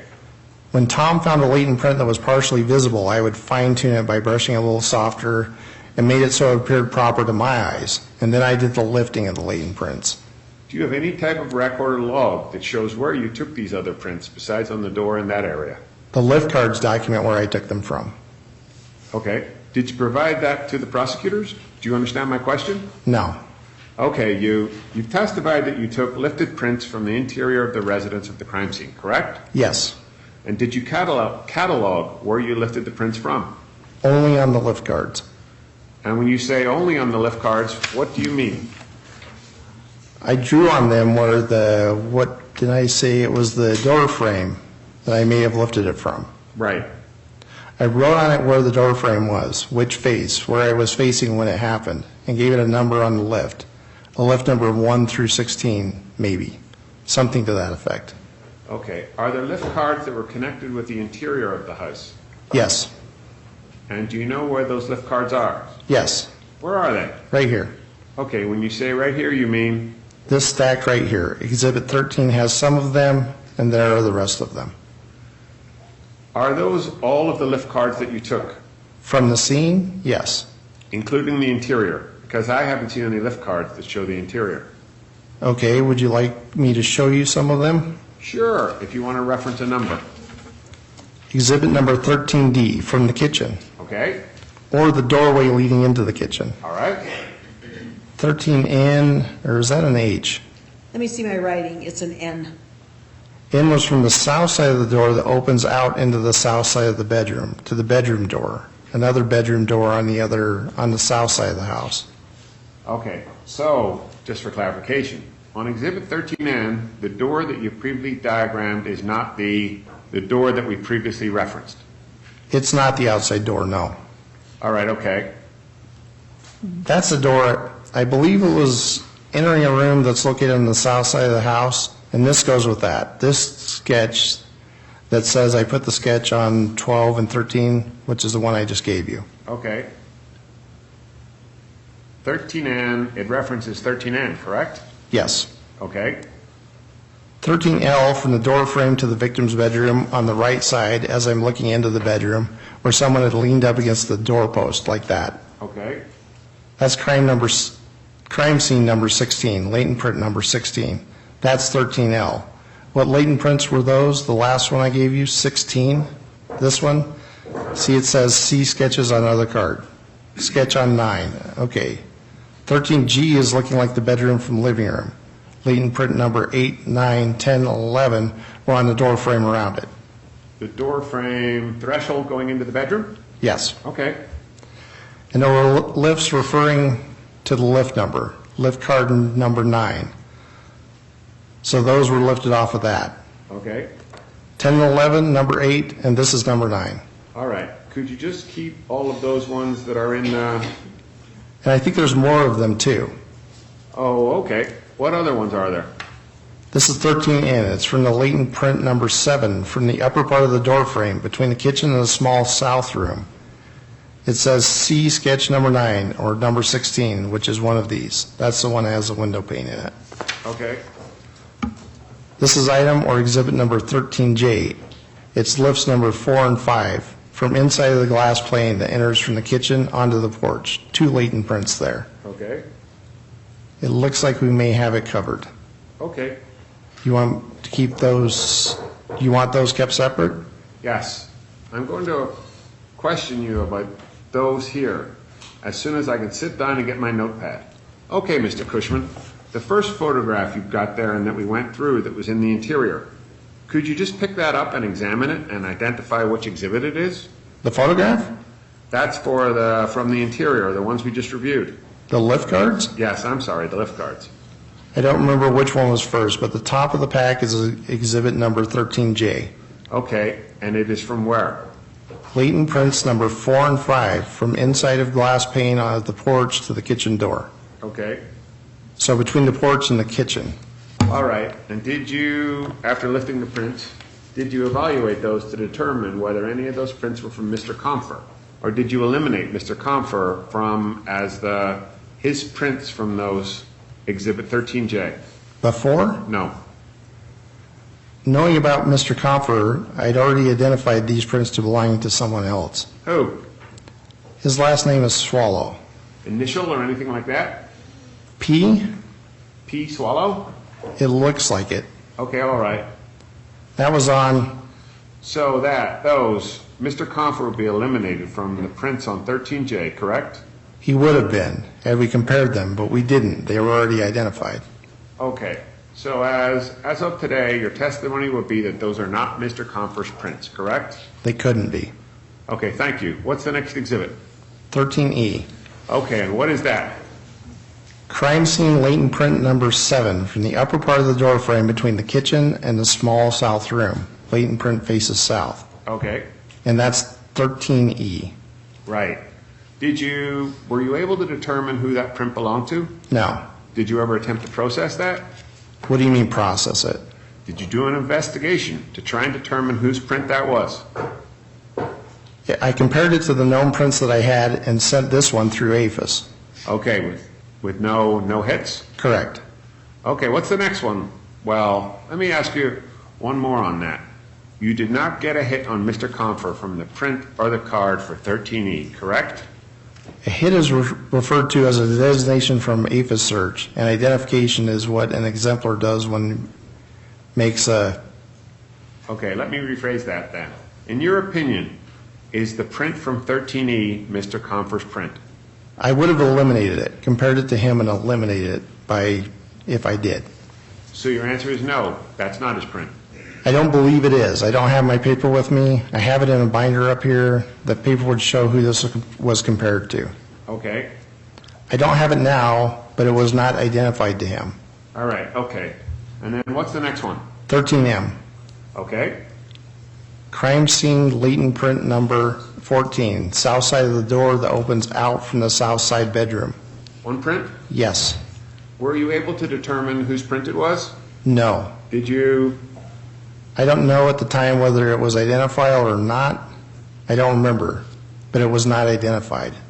So you're saying that you can't testify that that print belonged to Mr. Compher, correct? Correct. What's the next one? 13D, as in David. Okay. Crime scene latent print number 6, from inside door frame in the south, or room south of the kitchen. That would be the living room, the doorway to the kitchen. Okay. And were you able to determine who that print belonged to? I don't know by looking at it if it was identifiable or not, but it was not identified to Mr. Compher.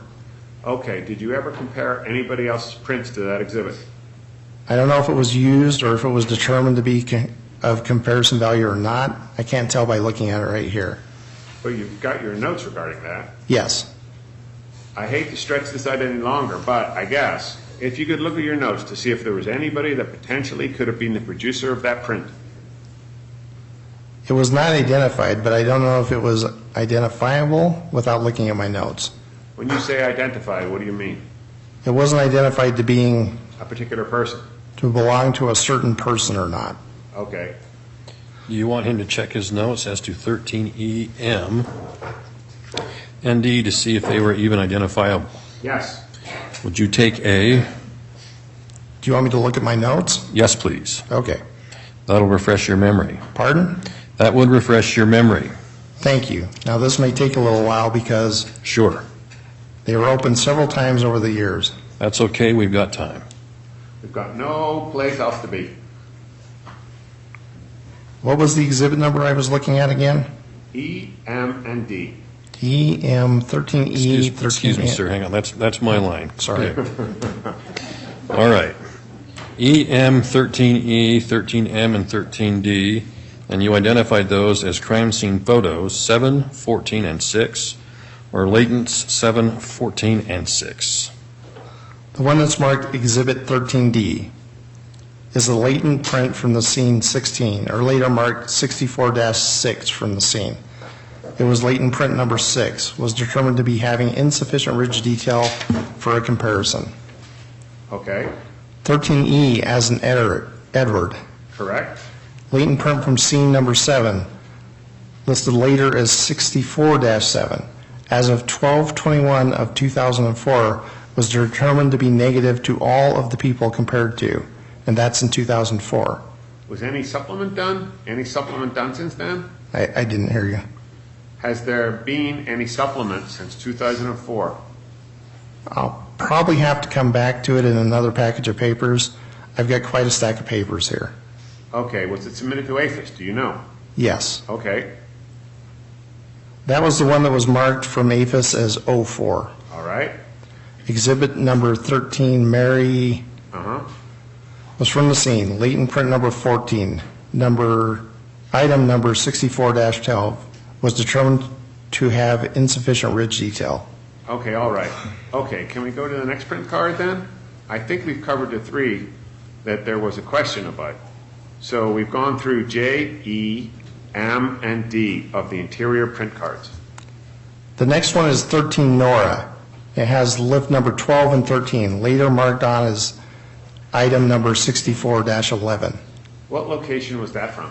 That was the lift print numbers 12 and 13 from the south side of the door that opens out to the south side bedroom. Okay, was that where the deceased was? No.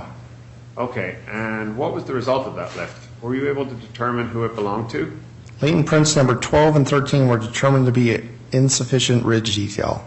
Okay, and what is next? Exhibit number 13L, as in Lincoln. Uh-huh. Lift number 16, the door from the door frame on the outside of the victim's bedroom. I can tell you by looking at the lift right now that there's no detail on it at all. Okay, So it didn't lift. The next one is 13G, as in George. It's lift number 9, item number 64-9. It's from the door frame facing west, doorway between victim's bedroom and the room south of the kitchen, so the living room. okay. That was identified to the left palm of Nori Jones. The left palm? Yes. Okay, Exhibit number 13F, as in Frank, lift number 8, item number 64-8, latent print from door frame outside of the victim's bedroom. I think I've seen the report on that one. It indicated that Mr. Compher was excluded. Is that accurate? I'm not at that stage of reports to check anything from Mr. Compher's comparisons. Okay. I'm still back at the report dated in 2005. Is it 64.8? Is that the, Yes. I don't need to have this marked, but if you can just review that and see if that refreshes your memory, or, Issued in September of 14. yes. 64-8 excluded to Ralph Compher. Okay, so he is excluded on that. That report is one of my reports, and that's what it says. Okay, and what was the location of the print? From the door frame outside the victim's bedroom. All right, and with regard to identifying anyone else for that print, 64-8, have you done any investigation regarding that? Whether it belonged to anyone else? Correct. The notes from 2005 say that it was negative to Nori Jones. It was never marked as identified to anybody. Okay. Therefore, it's a value and has not been identified. It's of value because if compared to some ink print, you could possibly make a determination. There's enough ridge detail showing that if I determined it can be identified. All right, but you have not done so? Correct. Have you submitted that to APHIS? No, at the time, they didn't have palm prints, I believe, for APHIS to be researched. Okay. This is part of a palm. Would you be willing to submit that to APHIS? I could. Okay, we would request that you do so on 13F. The only problem I see with that, Your Honor, is that they are currently in In court. evidence in court. So those are the originals, so we'd have to figure out the process by which to do that. Since that's been excluded, do you want to stipulate to withdraw that particular one, package it? Your Honor, I think it's fine as it is at this point. I think if they want to do a motion, they can go ahead and do a motion for, and then we can create a paper trail for it. Okay. We will do so unless the court wants to exclude it at this point based on the witness's testimony. It's already in. Okay, any other interior cards, lift cards? 13, I guess it's an H. Okay, It could be an N. it's a backwards N. 13H. From where? It's latent prints number 10 and 11 from the door frame outside victim's bedroom, item number 64-10. It's listed as 11 or 10 or 11, and it's got insufficient ridge detail. Okay, any other interior print cards, or is that all of them? I believe that covers it. All right. With regard to the insufficient detail on, I believe, 13M, D, and H, did you ever consider having those transported for laboratory analysis to enhance the print? Having the door frames? Yes, the locations of those, the print cards. 13B? 13M, D as in David, Okay. and 13H as in Howard, I guess, also 13E. Did you consider having those tested in the laboratory at any point? 13 David. David, Edward, Mary, and Howard. I've got 13 David, Henry, and Mary. Okay, Edward. Edward. I think we talked about submitting that one because it hasn't been tested since 2004, if I recall correctly. No, actually, I'd said that I was reading a 2005 report. Oh, okay. I don't know. We would request that you do, sorry, my bad. I don't know what the later reports say. I'd have to dig into them and look at them. All right, so any of those four, would you now, and looking back, consider re-examining those prints in the lab? Against what? Against known prints of either Mr. Compher or other possible suspects? If they were of value, they would have been compared to Mr. Compher. Okay, His prints, they would have been, I can try to look for results of those comparisons if you would like. well, I think you said, testified on 3 of them that there was insufficient. And my question was, would it be feasible to re-examine those in the laboratory to try and enhance the ridges to make a determination? From the latent prints, Correct. the enhancement had already taken place if it was possible to enhance them better. It wasn't a decision just not to do them? I don't know. I'd have to look at the prints and see with a glass what kind of detail they have on them, because I don't recall what the status of the detail was. Okay, all right. Let me follow up with some other issues before we get into other exhibits. Are you able to determine the age of a print when you lift it? No, Okay. not necessarily. What do you mean by that? If someone determined they washed an item and say this was clean and it was not touched, or no prints were left on it as of this date when it was washed, then the prints later on, you can say it's no older than that. Okay. washing. Okay, with regard to the lift cards that you made in this case, was there any evidence to suggest eliminating a time period? No. Okay, all right. Could you refer to 13O as in Oliver? I thought that you testified that there was a match on that print. It was identified to, I can't tell which finger. Mark Mayfield? Yeah, Mark Mayfield.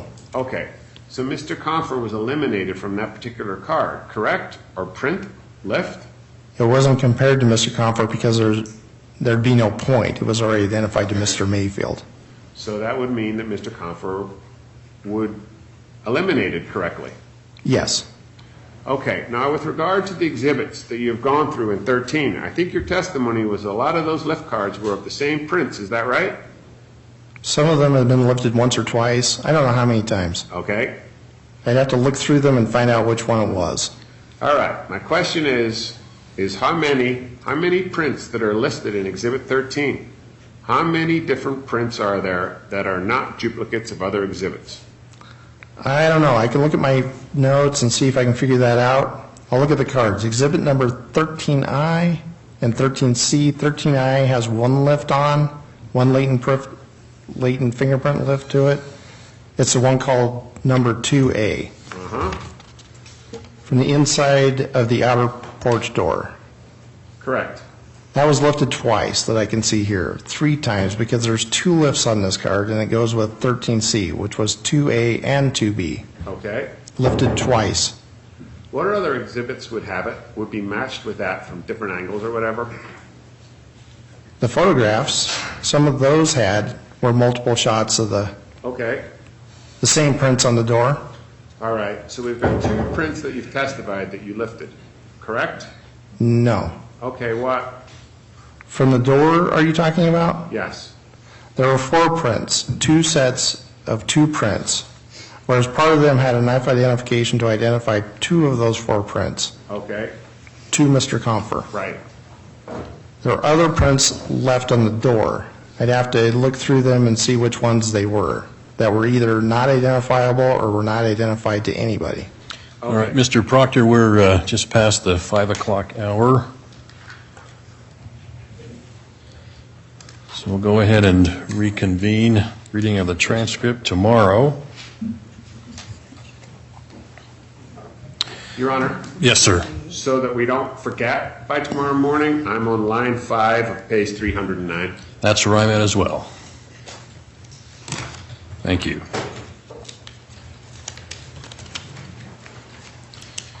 Ladies and gentlemen of the jury, I'm going to excuse you this time for the evening recess. Again, during the recess, you are instructed not to discuss this case amongst yourselves, nor with anybody else, nor to form an opinion as to the merits of the case until after the case has been submitted to you for your determination.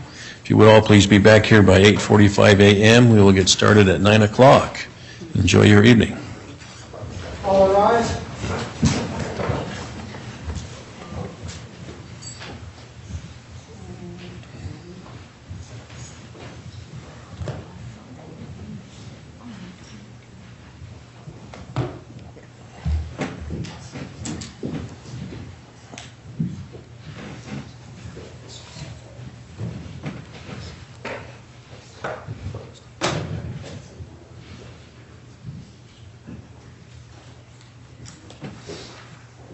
Please be seated. Okay, we're still on the record outside the presence of the jury with counsel for both parties and the defendant present. All right, so the state's lineup of witnesses for tomorrow. Would be finishing with Mr. Kushman, then Randy Parker, Riley Nowlin, Megan Clement, Matt Harris, Scott Long.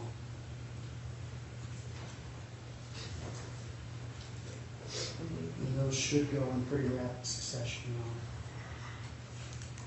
Okay, so with that foresight then, Mr. Radford, will we have other witnesses available if we get through that list that you've identified? So potentially, who would those be?